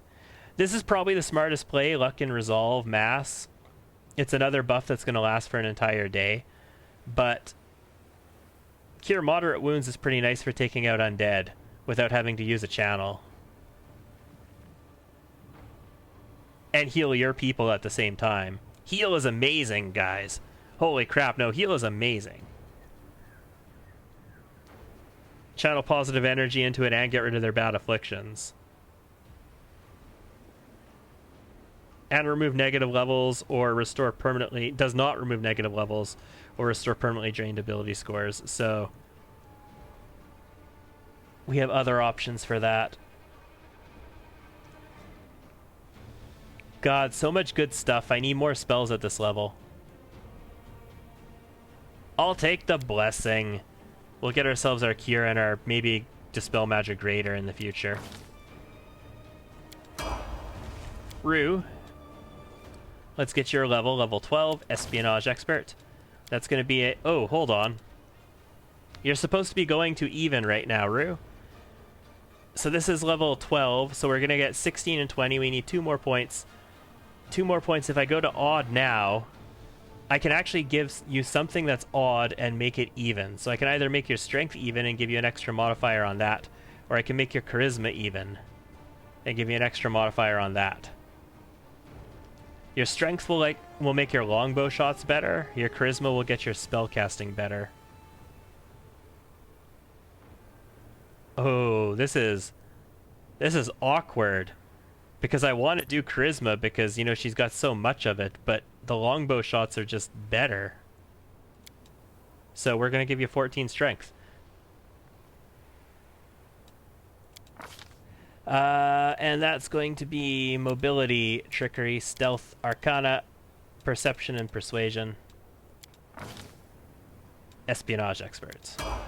Not much special for you there, but a level is a level. And Ember is going to get access to level 6 spells as well. That's 24 int. Oh, I've got... Oh! New int level. We're going to max out use magic device now. I love int classes, guys. I love int classes so much. Alright, so now... Yeah, Ramek says strength as well.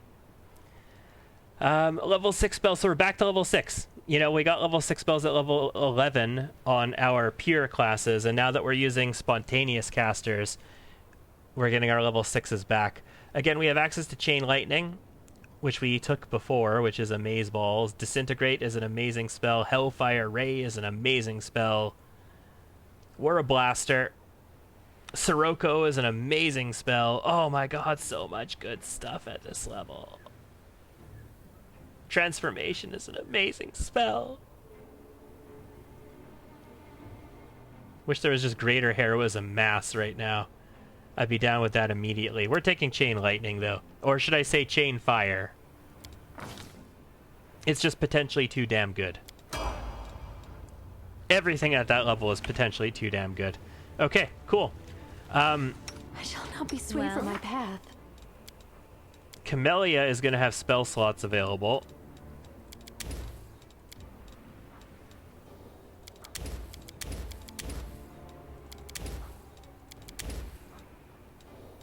And Rue will have spell slots available.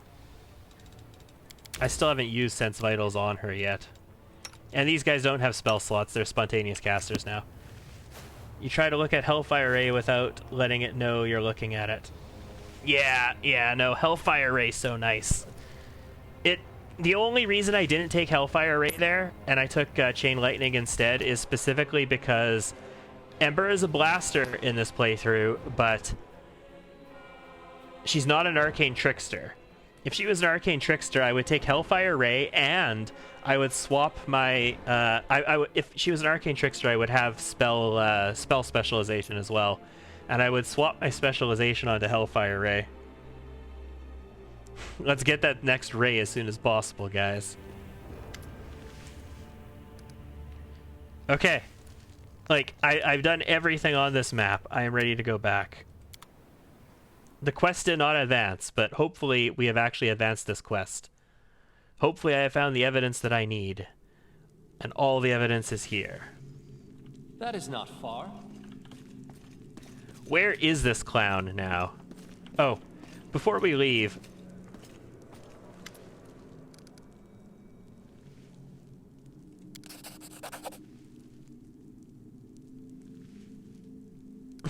Either way, someone has to be done. Nice. We're just gonna turn the council against themselves.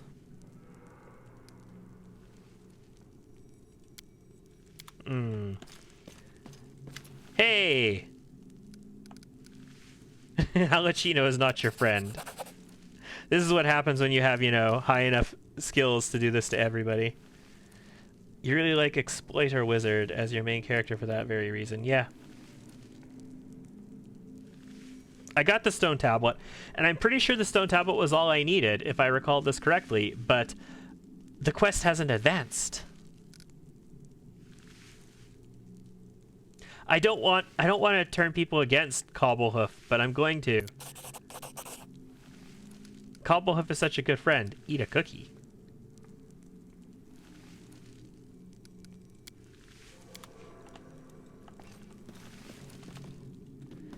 Cobblehoof has been a bro so far.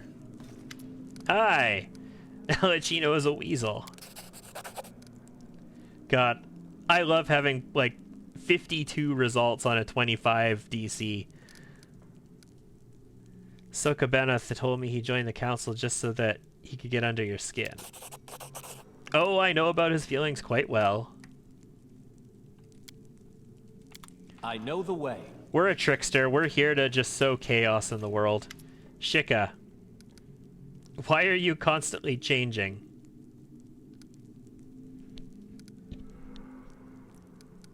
Okay. Follow my lead. And, Sokabenoth. I don't think Cobblehoof likes you. I know.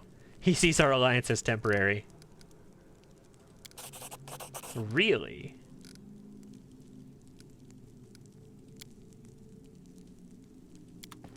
As it should be. Okay, there we go. You know, just a little bit of politicking. Where's the door?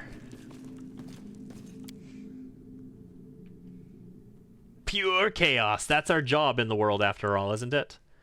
To sow pure chaos. Can't wait till we get our next Trickster level sneak attack as well. God, the Mythic Path adds so much to this game. It enables so many builds, and I've said this before, it just enables so many builds that would normally be suboptimal. Like, that you could play, and you can roleplay them just fine, but if you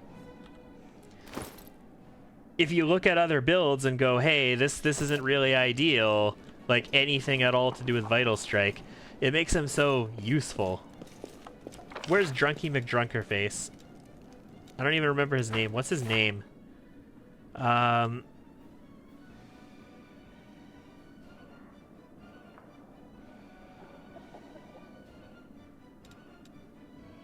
Okay, show the stone tablet to Thabardine. So that's what I gotta do.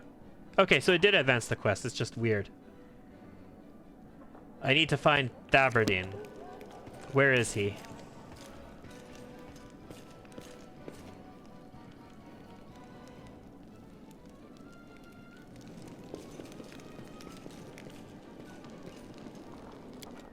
What about Social?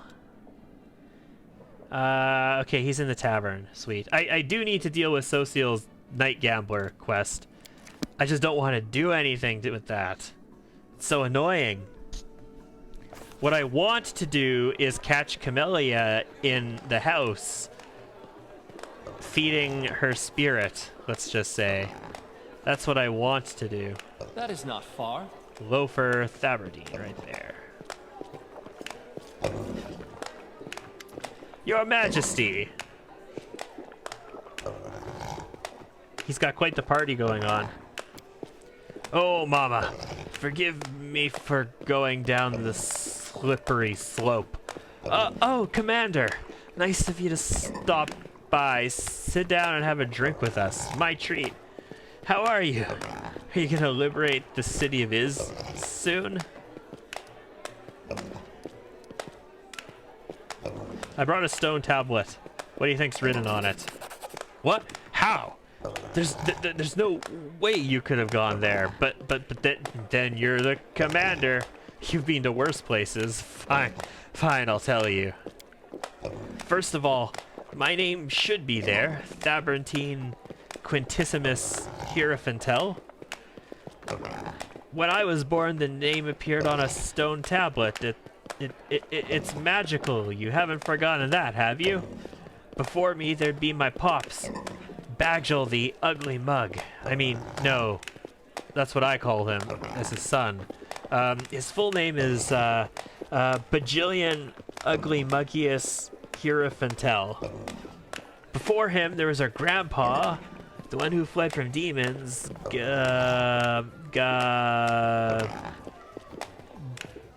Geshtinol Gizurius Hierophantell? I know them all by heart. Yeah. So now his plot unravels, and he is just a drunk charlatan, essentially. But, drunk charlatan or not, we are a track star. It's all true, down to the last word. You really are the rightful king of Sarkoris. Shame on anyone who doubted you. Yeah, I said so.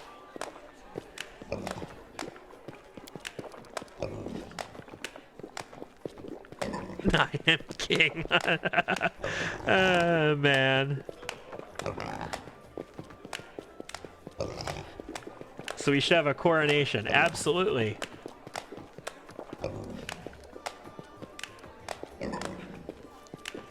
Pintabira. Yes. New event, ridiculous coronation. Couldn't be better. An ancient Sarkorian ballad.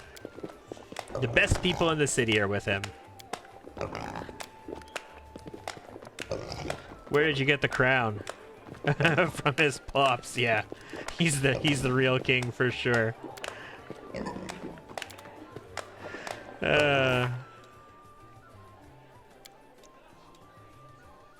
Prepare for the coronation. What has happened? In the commander's hands, reality itself seems to play along with this whimsical joke. This stone tablet is not a forgery. Its surface changed as if this ridiculous fake king's family tree has been there all along. So we've actually changed the tablet. We forged a pedigree for this ridiculous fake king. The crown? It couldn't have existed, yet here it is, shimmering with gold and jewels. Why not put it on the king's head? I'll go ahead. Okay, what else do we have going on here? Drunker and Sponger, that's fine. Marchioness von Candy Snuffout? Like, oh my god. Dimwit Freeloader Toady. Nincompoop Dolt Moocher Loafer. Yeah, just a bunch of ignorant people. Cool. And Fi the Tavern Keeper's just like, yep, I'm just gonna sit here on my counter. Is this a book? It's a book! Don't mind if I steal your book. We've got to make sure we read our books now. Now that we've been reminded of this. Cooking Almanac of the Inner Sea by Jubilost Narthropple. It's Jubilost, guys! I know the way. Another one of his cooking almanacs. Okay, so should we head to the Citadel is my question. And I thought there was a quick way of getting into the Go Anywhere screen, and you didn't have to walk around everywhere you went. Follow my lead. Was there a quick way of going into it? That's the compass. That's not what I'm looking at.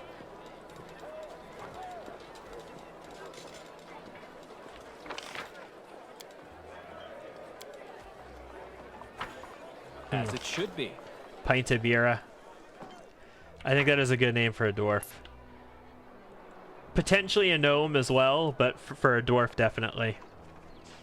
I thought there was a quick way of getting into the Go Anywhere in the city map. But maybe there isn't. Maybe I'm just crazy.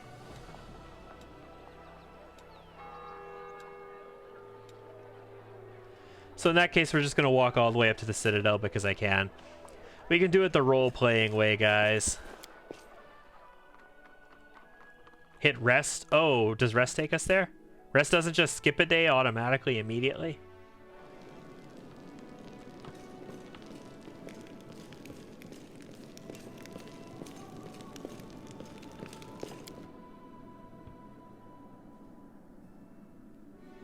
I love how you can manage the crusade when you're out in the field with a button, but you have to come to your, like, war room, essentially, to manage it from here.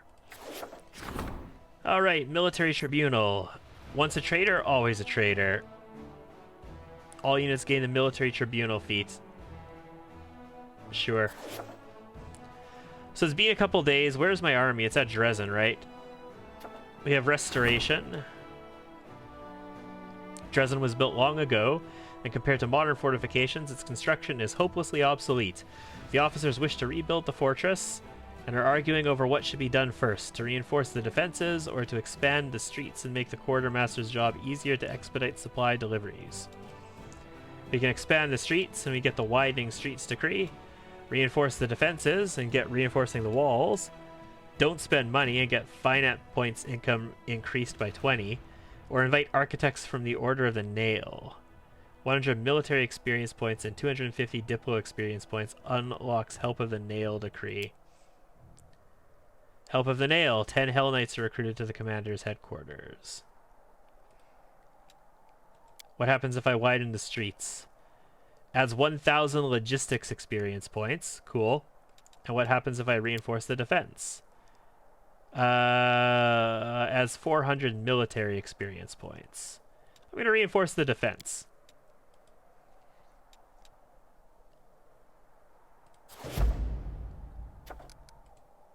Alright, so what we have for decrees. I'm raising heroes currently. Ridiculous coronation. I need leadership available in order to do that. For roleplay reasons, you have nothing to do with the Hell Knights. Yeah.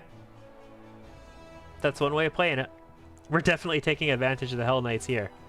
We may be a track star, but I can definitely use them.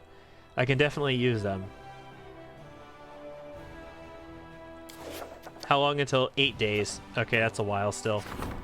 Bell of Mercy. All units gain the Voice of the Bell of Mercy feat, +1 bonus to AC against demon units attacks. That's pretty nice, and it's essentially free. It just takes time and a logistics person, which is pretty awesome. Helping those in need. I don't need that right now.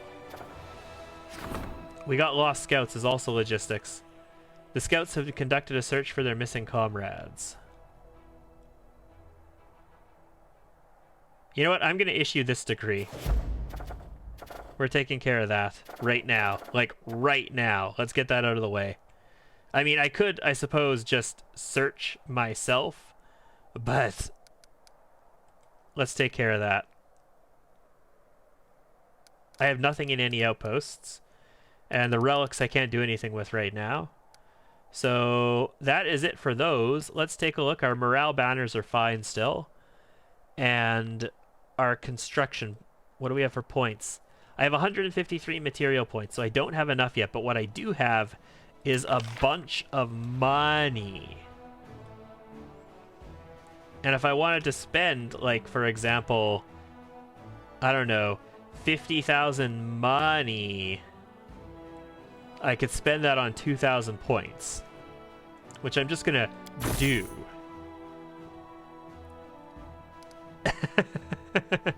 And then I might need some finance points too, guys.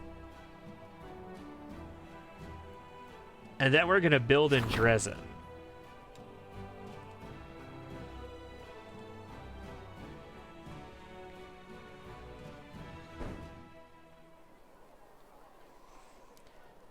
All right.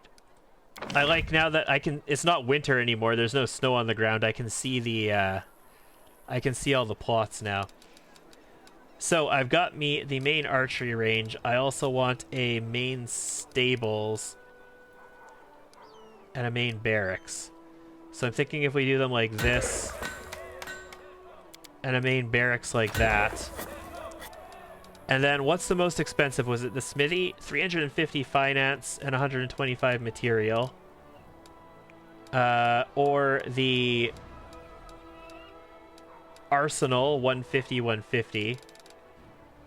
So it costs more material points but less finance points.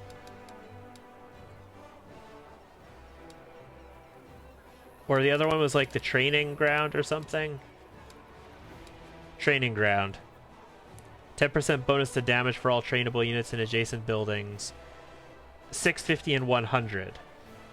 So the one that costs the most material is actually the arsenal. +1 bonus to AC for trainable units in adjacent buildings. So we'll build an arsenal there. It's going to hit all of those. And then we'll build 2 smithies. Right? I build a smithy here, and it hits both of these. And then I need another smithy for up here. But I can build it there. And then we do the opposite with the other building, right? So this smithy is going to hit both of these.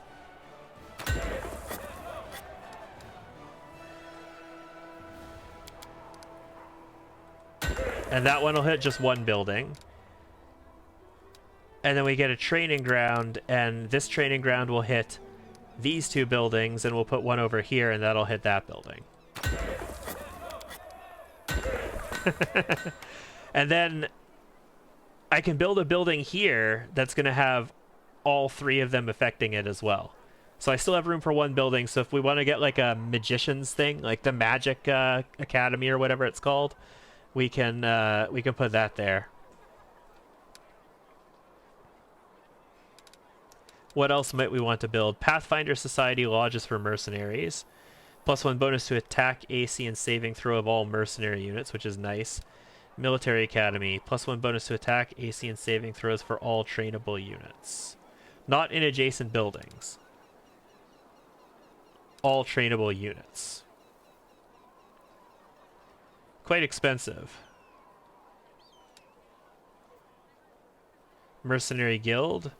Increases the number of available mercenary units by 1.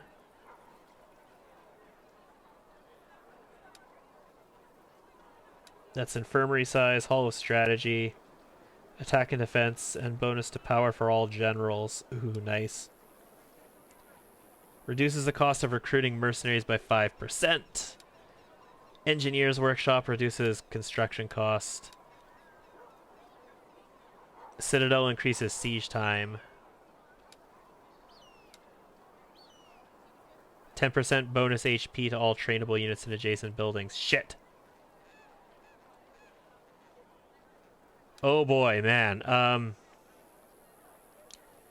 I can't really affect anything with that except for maybe the stables. Oh well. The 10% bonus HP I guess we're missing out on. Maybe I could have planned a different layout for that then. 10 bonus to energy for all generals. So there's lots of other good stuff that I want here. All the mercenary stuff would be very effective. And to get all that mercenary stuff, 4, 5, 6, 7, 8, 9. I need 900 construction. I need 35 energy, which I think I have. That's a military academy, never mind. It's just nice anyway. And the Pathfinder Society Lodge. Then I need 11,000, 13,000 of finance points. Okay. So if I wanted to get 13,000 finance points, I just bought 13,000 finance points. That'd cost me 60 grand. You know what? F it. Let's do it. And then if I wanted material points, how many do I need to make that happen? I need 500 plus another 900 total. I've got 700. So let's just buy another 200 of these. Why not? Why 200? Why not 400? Okay.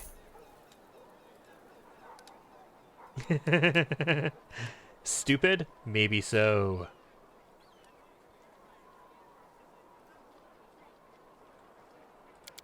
Make our mercenaries a little bit better. It's a biggin. It's going to take up a whole bunch of space.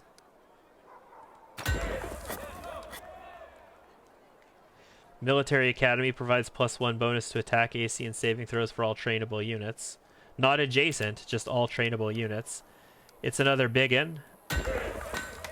And then the Mercenary Guild. This one only takes up 1 tile. Available mercenaries by 1.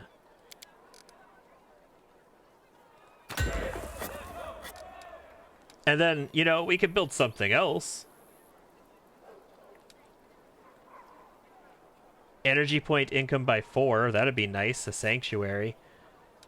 We also had, what was it that increased? Hall of Glory. Nice. What else was it that increased our... oh, we have it already. The supply center. That increased material income. We could get ourselves a...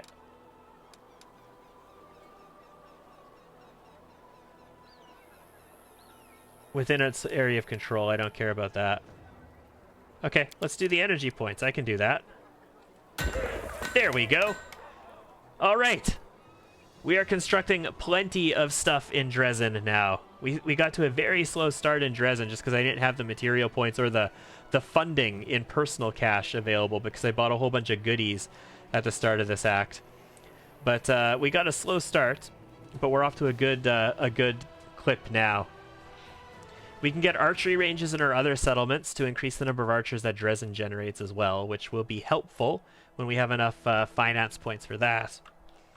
But for now, that'll help us significantly, just getting our constructions up and going there.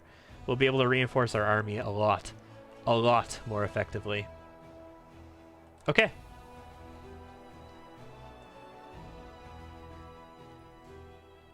What's our quest situation? I turned in the quests that I need to turn in here.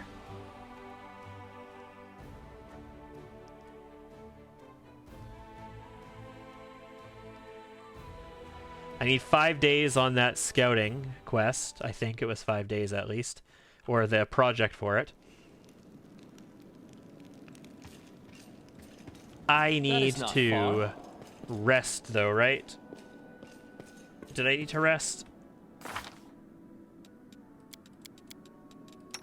Or did I already? Yeah, I needed to rest. We leveled up. We've used a lot of spells. It's rest time. Right, we went into our wardrobe.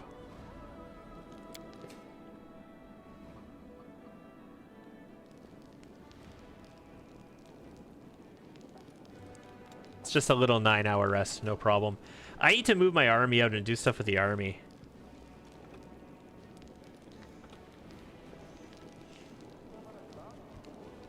It has not been acting for the last couple of days. I'll go ahead.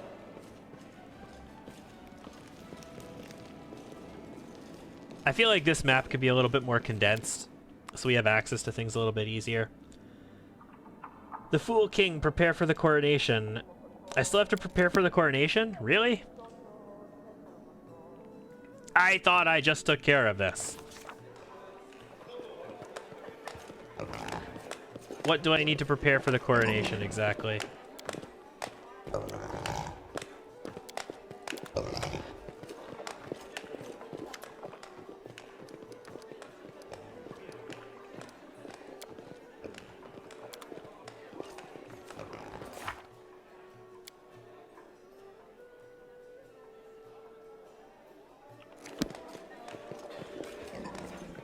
I don't recall what I have to do to further this preparation for the coronation.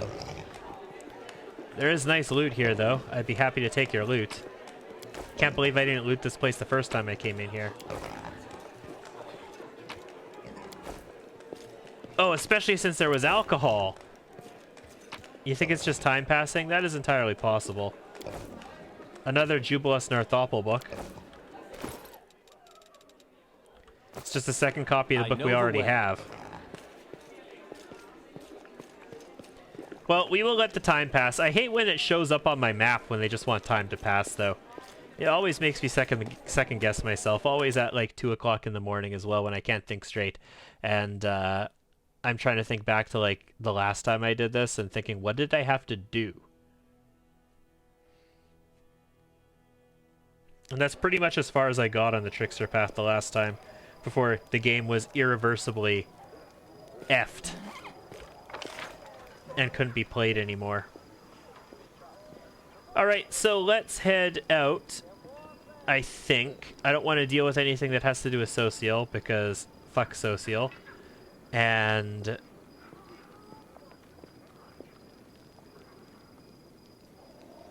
we'll go from there. I swear, if this is a book. It's not a book, it's just a crate. Never mind. We did find a book on the streets here in Dresden once, though. So I want to make sure we look at all of our loot and see if we can come across any more. Okay, so what quest should we tackle this time? We don't have to focus down everything perfectly every time either. We can go all over the place. It's a thing. It works. There's Vol'jif's quest, but I have to bring Vol'jif with me for Vol'jif's quest. It's just up to the northwest. That's Ashen Grotto, yeah? No. That's not... No, it's the scrubland at the bend of the river is where I need to go for that. Alright. Artisan's Tower. It says we haven't been there. It says I need to bring Greybore. We've already been there. Winter Sun. Learn the identity of the mad half-elf woman. Damn it! Annoying quests. That's just loot. Reagents. Army! Yeah! You're what I want to act with right now. What is this other army next to you? Oh, you were going to merge with them. I remember. Actually, I wanted you to attack this army over here, didn't I? What did they have? Material points daily income. Hell yeah, I wanted to attack them.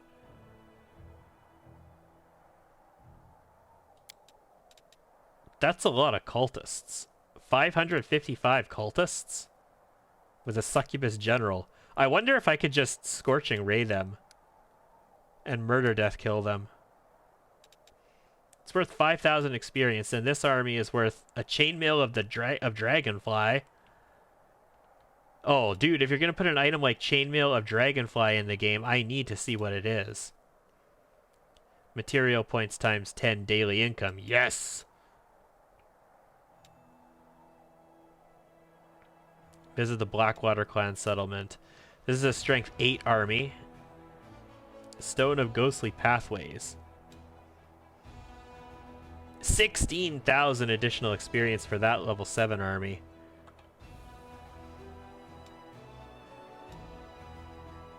Finance points daily income. So there's so many armies I want to take out here. Let's take some of these armies out.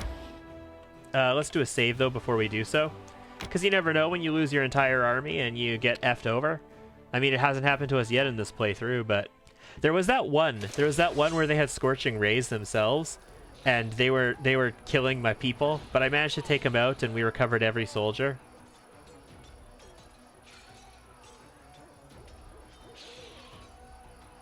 Okay, marksman would be lovely, guys. Let me just say that. Marksman would be absolutely lovely. If I wanted to fireball these guys, right now I could only get 2 of them. They might actually move closer and stack up. So let's just shoot.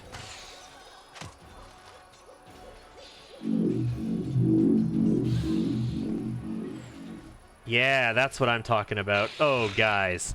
Oh, guys. Like, I have to, right? This is required, isn't it?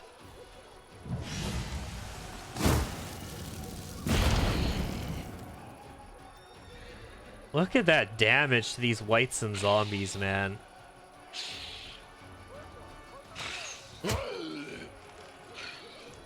It's gonna be one more turn before they're really doing a ton of damage as well. They might be able to hit the Hell Knights. Oh, they hit my shield bearers. They did get in range, though. Okay, so they're still spread out a good bit here. I could still fireball 3 of them, though. And I think that's probably worth it.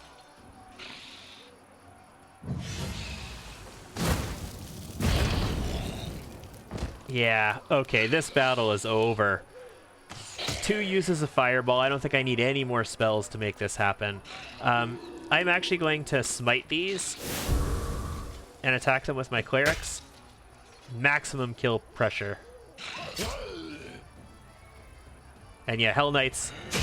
Hell Knights are very effective soldiers on the battlefield. They do good damage. They're reasonably tanky. Like, most tanky units do shit damage. Hell Knights do reasonable damage. And they move fast. Man, I am tempted to cast another spell. It's just, that's so much mana, like so much energy used on one battle if I use another spell. I don't think I need it. I think we could burn these guys without another spell. I'll keep it on the standby though, just in case.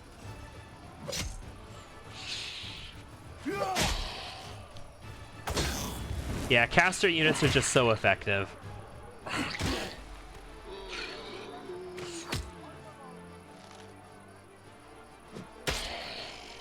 Caster generals, that is, are just so effective. And those whites were the big threat. Everything else is kind of okay. They're there. I have enervation attack on my guys now, whatever. But the whites were the big threat. One stack of zombies isn't really that big of a deal to us.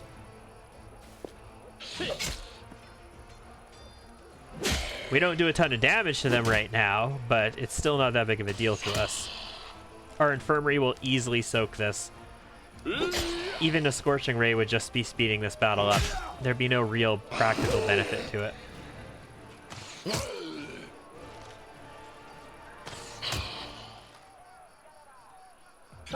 And this is why I sort of dislike this this Crusade battle system. Because you get battles like this where the outcome is determined. They're not even going to kill any of my people permanently. And I have to sit here for like 5 minutes just clicking to take them down. Greybore is cool. I mean, I think Greybore is cool. He just doesn't fit into this playthrough. I really do like Volume of Fire or Volume of Assault people, like especially dual wielders or dual wielders who have like a shield for shield bash as well. I like them a lot, especially on certain difficulties and against certain types of enemies where you just want to get shots out whether they work or not, especially if you have weapons that crit on 15 plus. Makes it even better.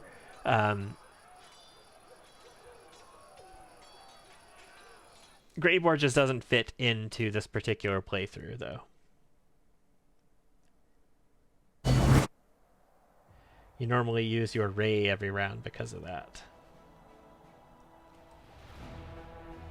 The mind was once filled with undead, but is now being cleaned.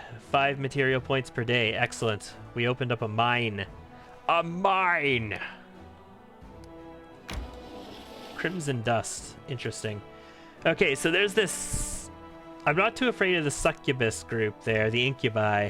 I'm more afraid of those 555 cultists, but I'm kind of wondering how much Scorching Ray can do to that. You think Scorching Ray can do something significant to that? Let's find out. I'm always wondering how big of a stack I can take out with one Scorching Ray. Hey there. I can't hit them all. I can only do 211. I mean, I could take out all the incubi, though.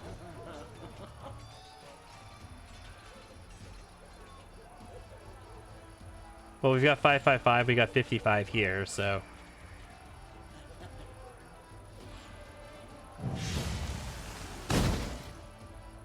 I could have fireballed them. See, this is the thing. The fireball costs 12 energy, a Scorching Ray costs 4. So I'm going to shoot 3 Scorching Rays. Like, if there's 3 stacks there, the fireball is economical to take care of them all in one turn, but... Don't fuck me, Incubi. Yeah, that's what I was afraid of happening. That's the only thing I was afraid of happening then, there, like here. Him hitting my archers with a nasty attack. Lay on hands, please.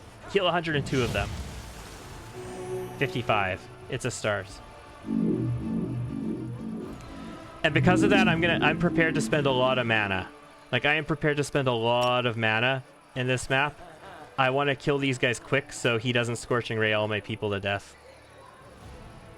I might be able to fireball if I wait. Hold on. Initiative happens here. So before the Hell Knights act. I have to do it before the Hell Knights act. So I'm actually going to have my archers wait till the end of turn. Brutal. Okay, lay on hands.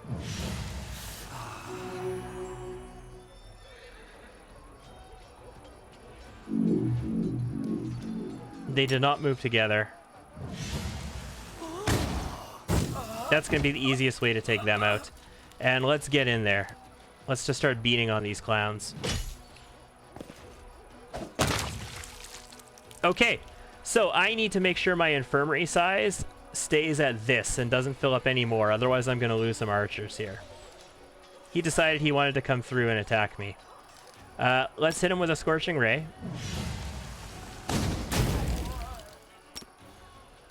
Let's smite and attack. Shield bearers. Crusade to the lowest difficulty. I don't blame you. I do not find the crusade mechanics engaging. If you set it to auto crusade, I would be entirely, like, I think you'd be entirely in the right there. If you downloaded the mod that let you auto win every encounter in the crusade, so that you didn't have to use auto crusade, because when you use auto crusade, if you're playing like a lich, the crusade projects you need to do for the lich will never get built, right? So if you use the mod that just auto succeeded everything in the crusade, I wouldn't blame you for that. I find the crusade mechanics tedious and annoying.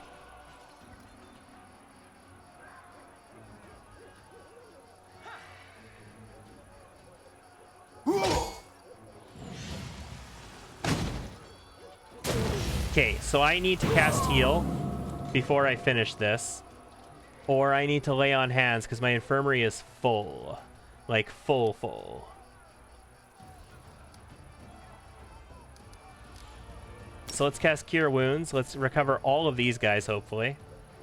Not yet. Let's lay on hands on themselves. Oh, shit. The infirmary is still... I might lose a couple guys here, guys. It's possible I might lose a couple guys here. Depends on how my heals all turn out. We're gonna heal again. 25, please. Okay, that was good. I can't tell if we're at the max on infirmary. I think we are.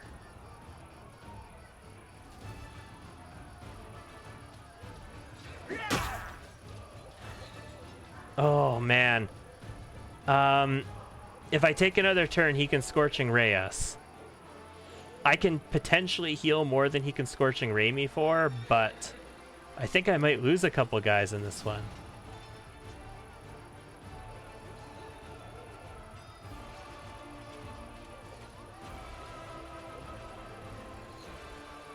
The only option I have, I guess, is I can attempt to defend. We'll hit this guy with our shield bearers, because I won't kill them all.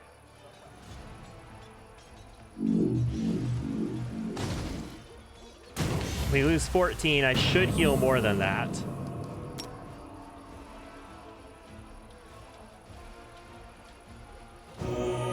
I healed 15. Are we actually at full strength on these guys? Who else has died? All right, well, let's give it a check. What are we gonna lose, guys? We haven't lost a single person till this point. We lost some archers. It's these shield bearers. 5 shield bearers used up a bunch of infirmary space. The Hell Knights use a bit too. We ended up losing a small handful of archers, but we did lose some archers. Basically, that entire reinforcing force we just sent out here, we lost. Those are our first losses of this entire campaign. We still won the battle, but those are the first losses of this entire campaign. And it's probably because I took shield bearers, because the shield bearers used up so much infirmary space.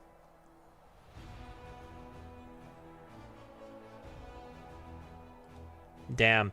Well, we did manage to take another fortification for ourselves at least, so that's something.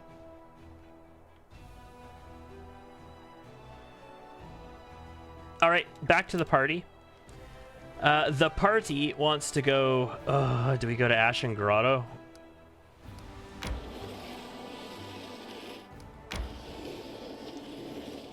Or the party explores the ravines southwest of Dresden.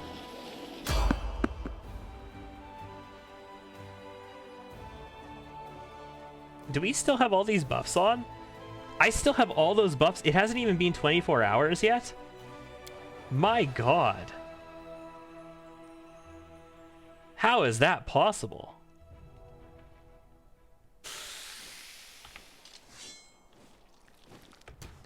Okay, so we have a Gilbreth here.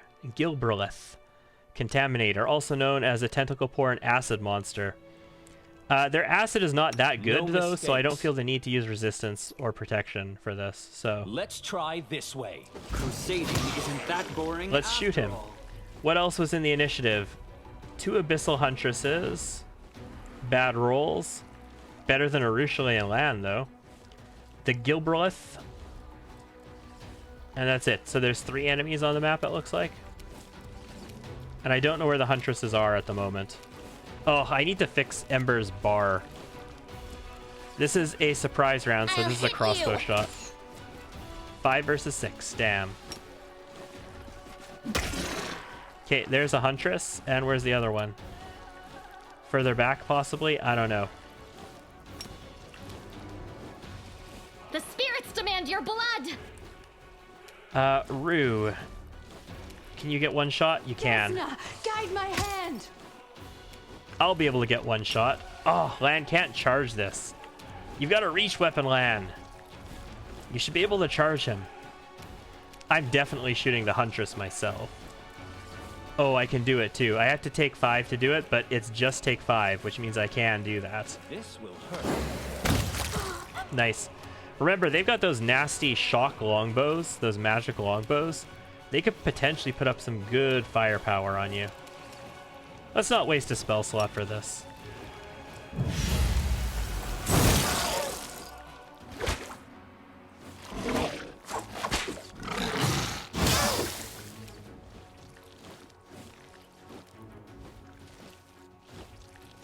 Cold damage. So her fire conversion turned off. That's annoying. The fact that it's not on automatically. The elemental specialist, they had their fire conversion thing on all the time. Attacking the tentacle monster without protection. Yes, exactly. I'll make short work of this. This is a CRPG, not a JRPG. It'll be fine. You are today's sacrifice!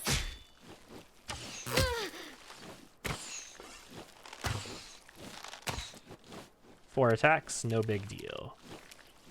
Rue. Here's the thing. I have a full round attack against this guy. The downside is these guys can't do dick to her, so I'm going to take the single shot on the Huntress. Make your peace. Good hit. Lan, finish it off. Make every strike count. 115 damage, yes please. I will hopefully kill her with one shot. Can I kill her with one shot? So here's the thing. Stealth uses a move action, and I need to move to attack her, so I can't afford to stealth here. So I need to just kill her with one shot. A calculated risk. Oh no, 105 damage. Didn't work out. But Ember. You won't stop us. Yeah, Ember did it. Okay. Oh, come Follow on. my lead. I can't loot them. Okay, go up there. Go all the way around the map to get up there so you can loot them, please.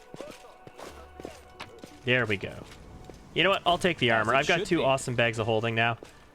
I can afford to carry some armor with me. Also, Lan is his strength is going up there. My strength is reasonable for the longbow.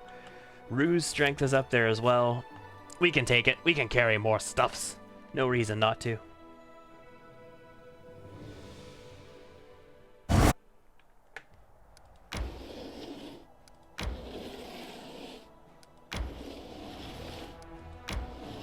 Pathfinding, ladies and gentlemen. I should probably go to the Temple of the Good Hunt. So this is really relevant for the Lich.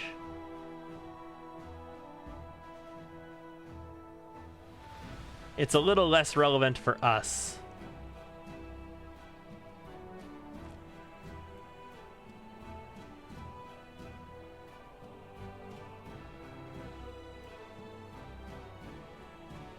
But I should probably go there now. There's some interesting stuff that can happen here, even if we're not a lich. And we kind of need to do this, so let's get it done. I'm happy with that rest.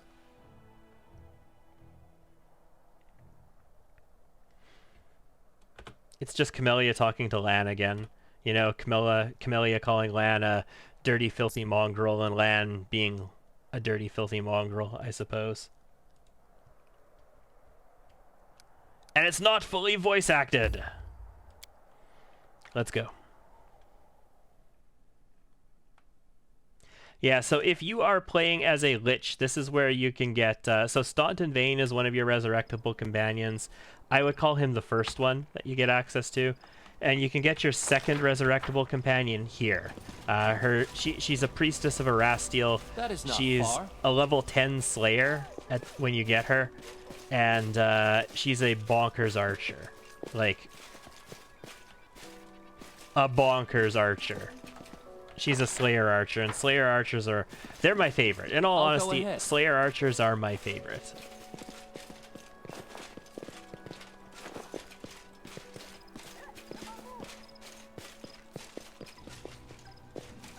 I know the way.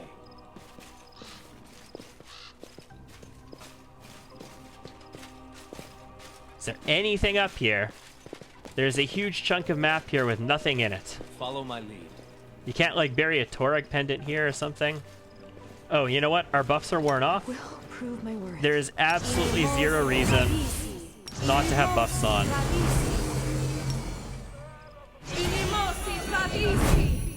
You know what? Go ahead and resist some energy, too. Why? No, you know what? I don't know what energy I would want to resist yet. Oh, skip the pleasantries. But there's no reason not to have these buffs on. Patricium Turinos. Ona Adayana. Ona Adayana. At least that. Level 2 Vivi worth in your opinion. Is getting level 2 Vivisectionist worth it in your opinion? Do you get to use that bite attack on Feral Mutagen? Depends on what it's with. As it should be.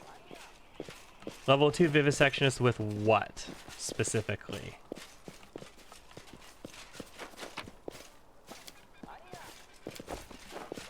That is not far.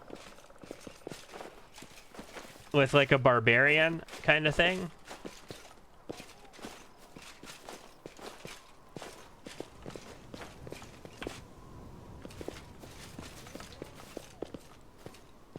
Most Vivisectionist splashes I take tend to take only one level in Vivisectionist, specifically for access to the sneak attack and the mutagen. Mutagens are amazing.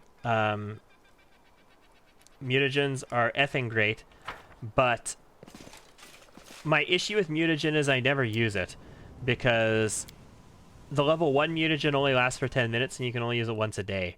Whereas you get a persistent mutagen later that lasts for like an hour or something like that. And that's when it actually like gets useful, essentially. However, now that I think about it, if Enduring Spells works on mutagen, which I don't imagine it does. I don't think it works on mutagen, and I don't think it works on What's on your mind? weapon I enhancements. wonder. But if it did work on mutagen, I'd be like, that could be really cool. Actually being able to use a 24-hour mutagen. The bite attack on Feral Mutagen is interesting. A lot of the time people will take that on, like, you know, maybe a barbarian or something like that. But, I mean, you can use it on anything that gets up close and personal, I suppose. But again, you're only going to be able to use it for 10 minutes once a day. So, there's that. Kyoto. This was our cleric, remember? This was the apprentice of the cleric who became a ghoul at the Temple of Lost Hope. Last Hope? At the Temple of whatever. The chapel, that was it. He became a ghoul there, and we had to defeat him. This was his apprentice. I want to know more about this temple and everything connected to it. It's dedicated to Delamere. Delamere was a priestess of Erastiel. She's also buried below the temple, and you can resurrect her as a companion. It's a temple of Erastiel, but Delamere was the prior of this temple. I mean, I am the prior of this temple, and she's like a blessed mother superior. It's patronage. It's patroness. What is it like to be prior? It's terrifying. Of course it is.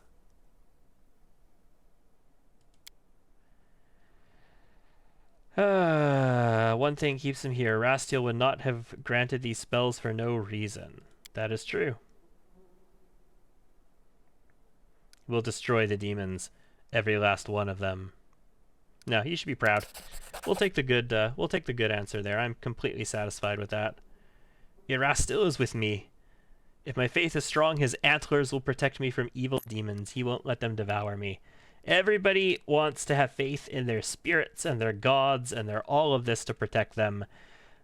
The spirits and the gods and their all of this in this world have shown people that they need you to protect yourself.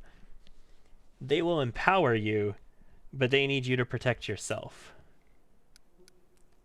Tell me about Delamere. She lived in these parts back when Sarkoris was still standing. Cool. I mean, we are not a lich in this playthrough, so I think we still want to go down below because we need to go down below for questing purposes, but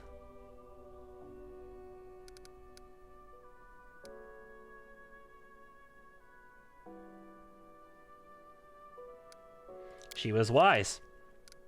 More than wise. Her temple has been entrusted to me, who was a mere shepherd boy not so long ago. I mean, that doesn't mean that she was wise. I don't really care about Erastiel's teachings. He's too lawful in my books. Everything is clear. Have you seen anything suspicious in the area? No, everything's quiet around here. There's nothing going on in the temple. That's for sure. Pilgrims have said there's a dragon flying in this area, snatching up... I've taken care of that. Didn't you hear? I've already roasted the dragon. Have you heard about my new powers? Anyway, that's the thing that we needed to do here. Everything of value in the temple belongs to me. See, the evil action in every conversation is always just, I don't like you, I'm going to kill you. Not kill them for any reasonable reason, just I don't like you. I guess that is a reasonable reason. What do we have here? Loot. I'll go ahead.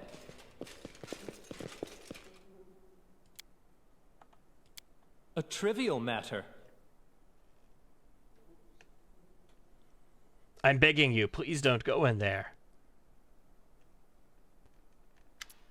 After you talk to him, it opens up that option, and then this opens up, and, you know, that's where Delamere is. But he sounds very suspicious, like something unusual is going on. He's stuttering on all of his words. I discovered a concealed door in the temple. Where does it lead? What door? Oh, the door. The giant door? There's nothing interesting behind that door. No shit, there's nothing interesting behind that door. If you continue to do so, one of your flock will suffer. You're a terrible liar. Speak the truth before I lose my temper. Yeah, I'm not going to threaten his flock. I'm going to threaten him directly. I'm satisfied with that. Well, okay, this doesn't make sense. This good option is intimidating him by threatening his flock, by threatening poor, unrelated innocents. The evil option is threatening him. That makes no sense. It's all Zelenda. She's a witch. She came here one night, threatened to torture me and demand that I let her into the crypt. She said that her friends would be coming here sometime. And then she placed a curse on me. Okay, so he's being cursed. If I allow anyone other than initiated servants of Baphomet into the crypt without her permission, a brood of rats will appear in his stomach, and they will gnaw him from the inside out. That sounds like something that, you know, a remove curse or a restoration spell should be able to take care of, dude. But he wants to live.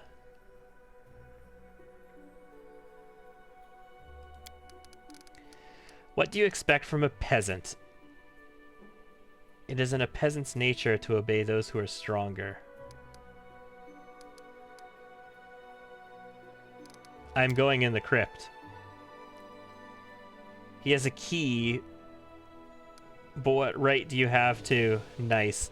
Trickster Mythic Path. No one except initiated servants of Baphomet can enter the crypt. Well then, initiate me. You're a cleric after all, and the shrine of Baphomet is in your temple. Make me into one of your flock. But he's not a priest of Baphomet. He is technically serving them. And the curse will be broken. Nice.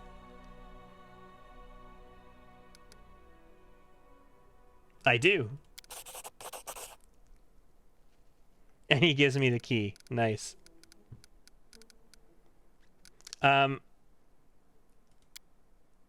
What do you sell, just in case rats rip your stomach out? Oh, you sell the half of the pair as well. This is interesting. He sells the same thing that Arsinoe sells. So there's 3 halves to the pair. Battle Mage's headband. Wisdom Charisma.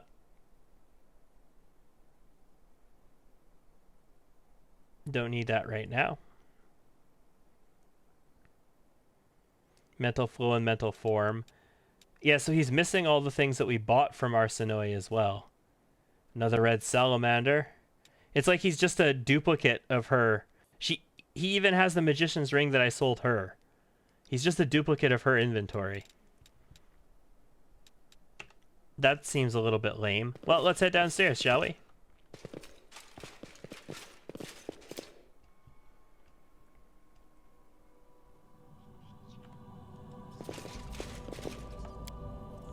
The bloody remains of a person lie out in plain view. There are marks of bones left by gnawing teeth.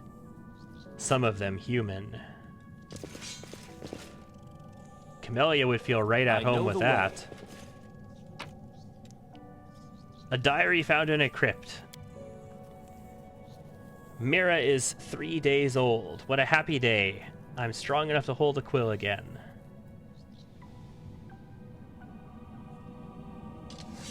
I wish I could forget. It's such a pity that my husband didn't live to see this day. Mira is 6 months old.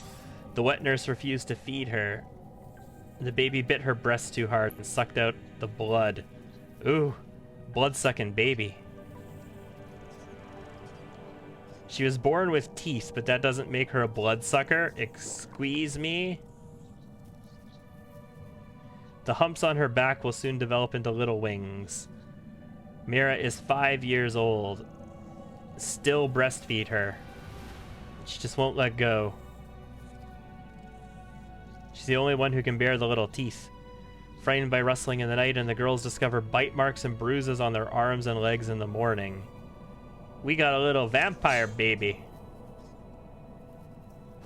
Myra is 5.5.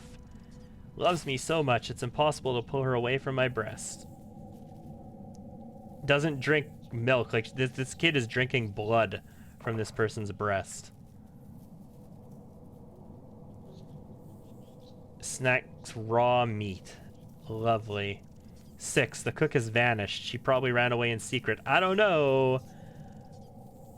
I'm thinking maybe Myra is eating the cooks.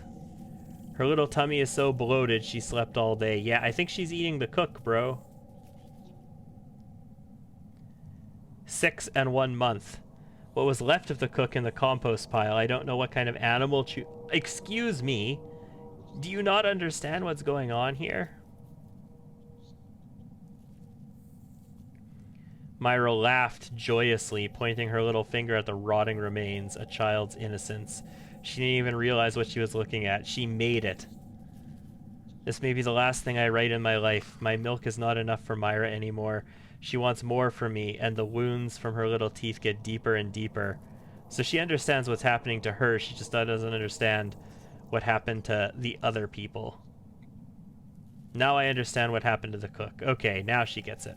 I am afraid, but I am her mother. I must be strong and give my child everything I can. Really? Really? Myra is near. I can hear her crystal laughter. Great Mother Lamashtu, I beg you, care for her when I'm gone. She has no one but us.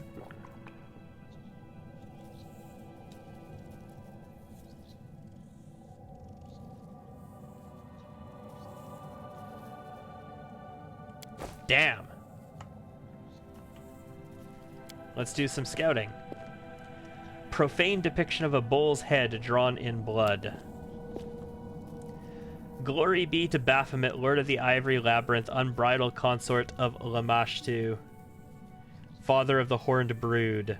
Connive, maul, rut, and build labyrinths of lies in his honor. This is the will of his chosen priestess, Zenedra. Lamashtu, the goddess of monsters, yes. Follow my lead. Lamashtu was a demon lord, and she ascended godhood. Much like Nocticula wants to do, and Nocticula can potentially do in this game if you use the right choices to allow her to. Make her an ally. An antler of monstrous proportions set in steel. The beast to which it belonged must have been as large as a house.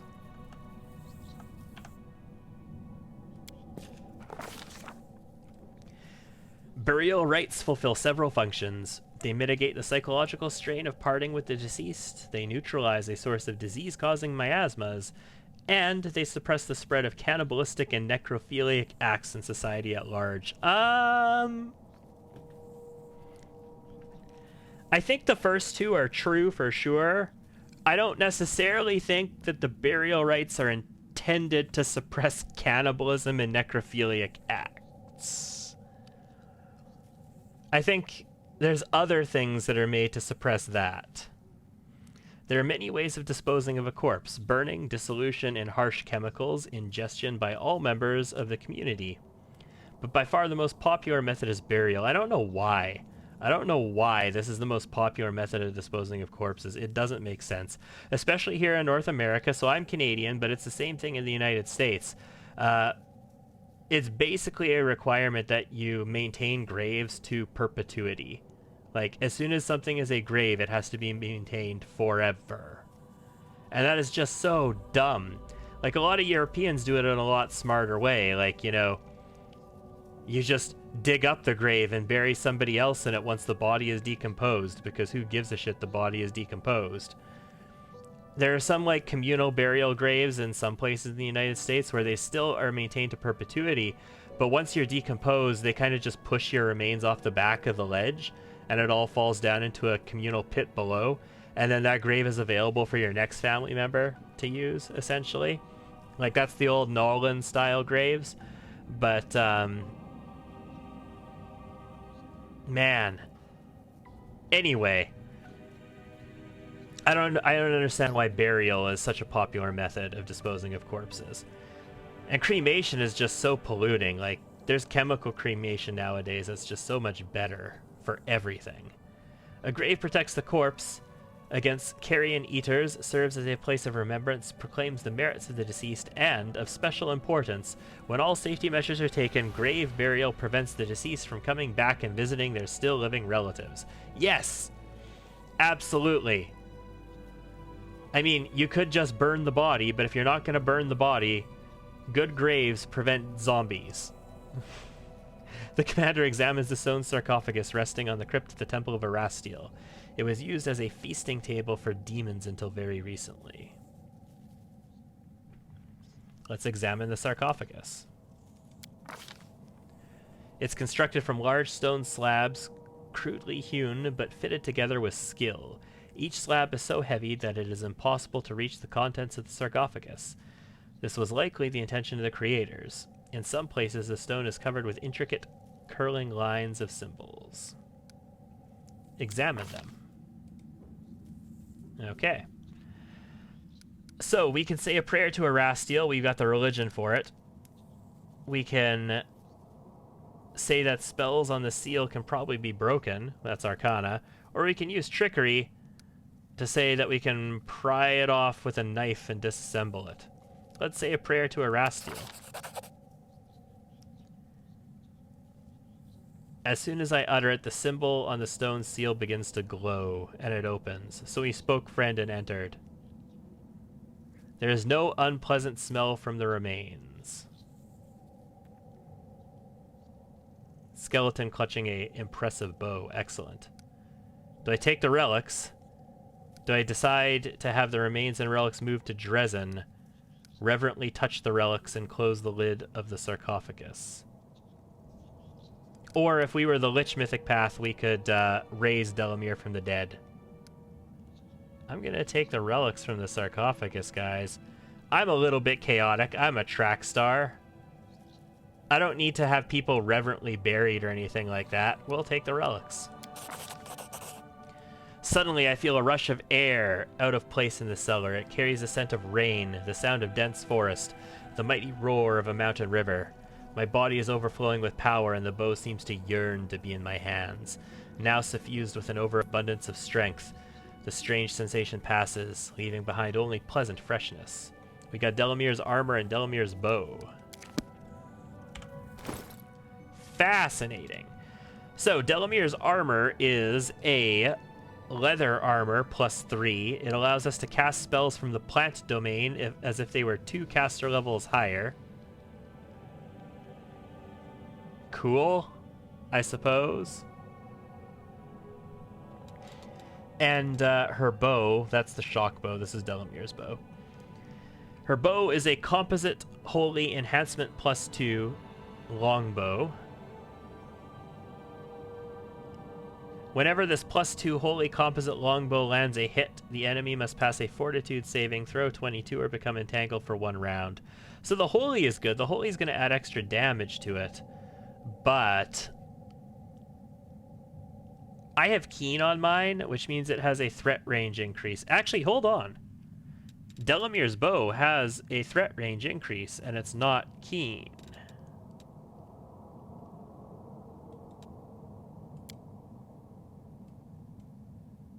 Or is this supposed to be 1920? Hold on. It's supposed to be 1920. So I threaded on a 17, 18, 19, and 20 already? Jesus. Anyway, I'm going to get improved critical, so that'll be a thing.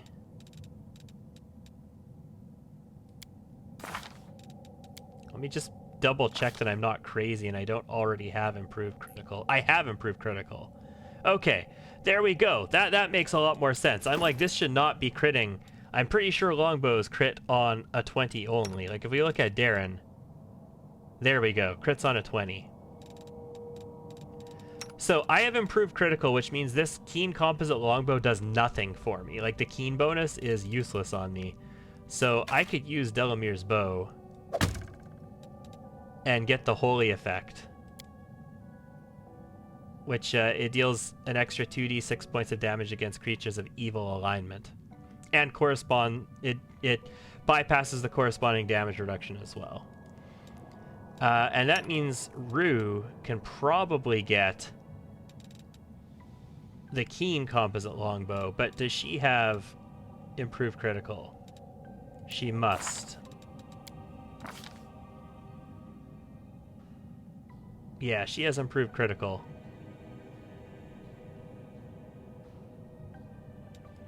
So she doesn't really need a keen longbow either. And this is already a +2, so this is fine, I suppose. There's nothing special about this one. So we can just sell that longbow then, I guess. Either that or give it to somebody who's not going to get improved critical for a while. And I gotta consider what I want to do with Delamere's armor. It's only worth 6,200. As it should be.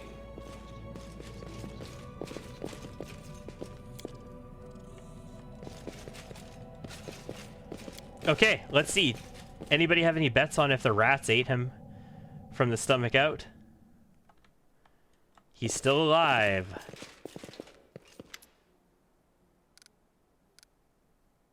Aw. For your treachery, I sentence you to death. No.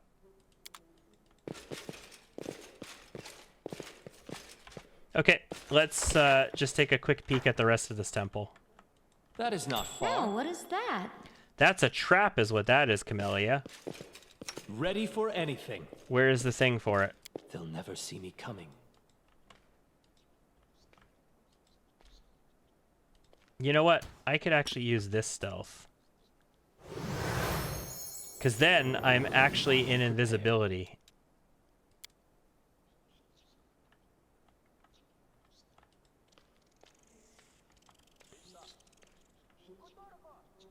There's voices. It is finished.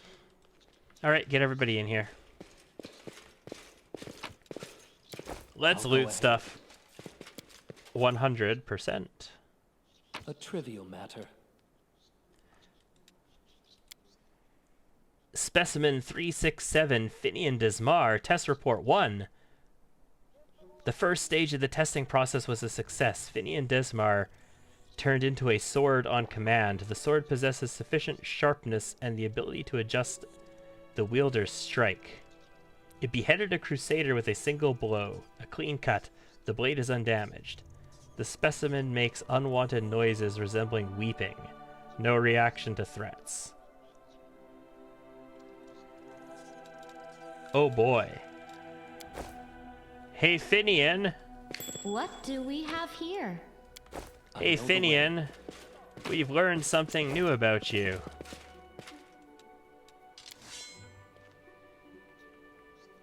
A trivial matter.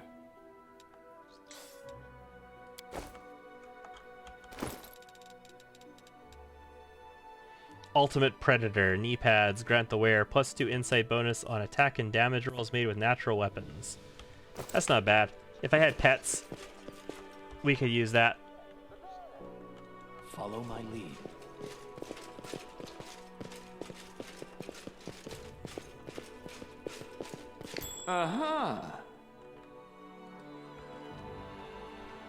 I love that we're still invisible. It is finished. Now what is that? That is loot.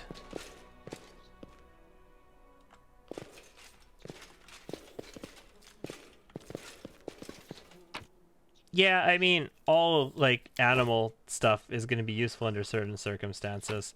We've seen other ones at this point as well. Those aren't the first knee pads, technically they call them, that we've come across. Elven notes, nice.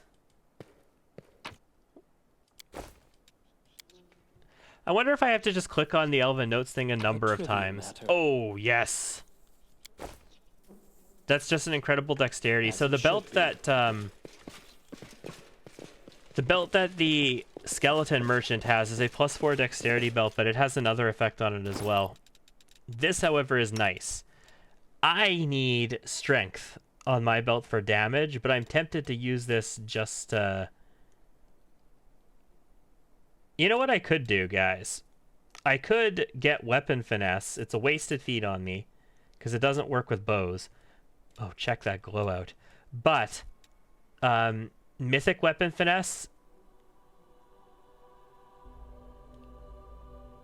Mythic weapon finesse allows me to add my dex bonus to damage on bows instead of my strength bonus.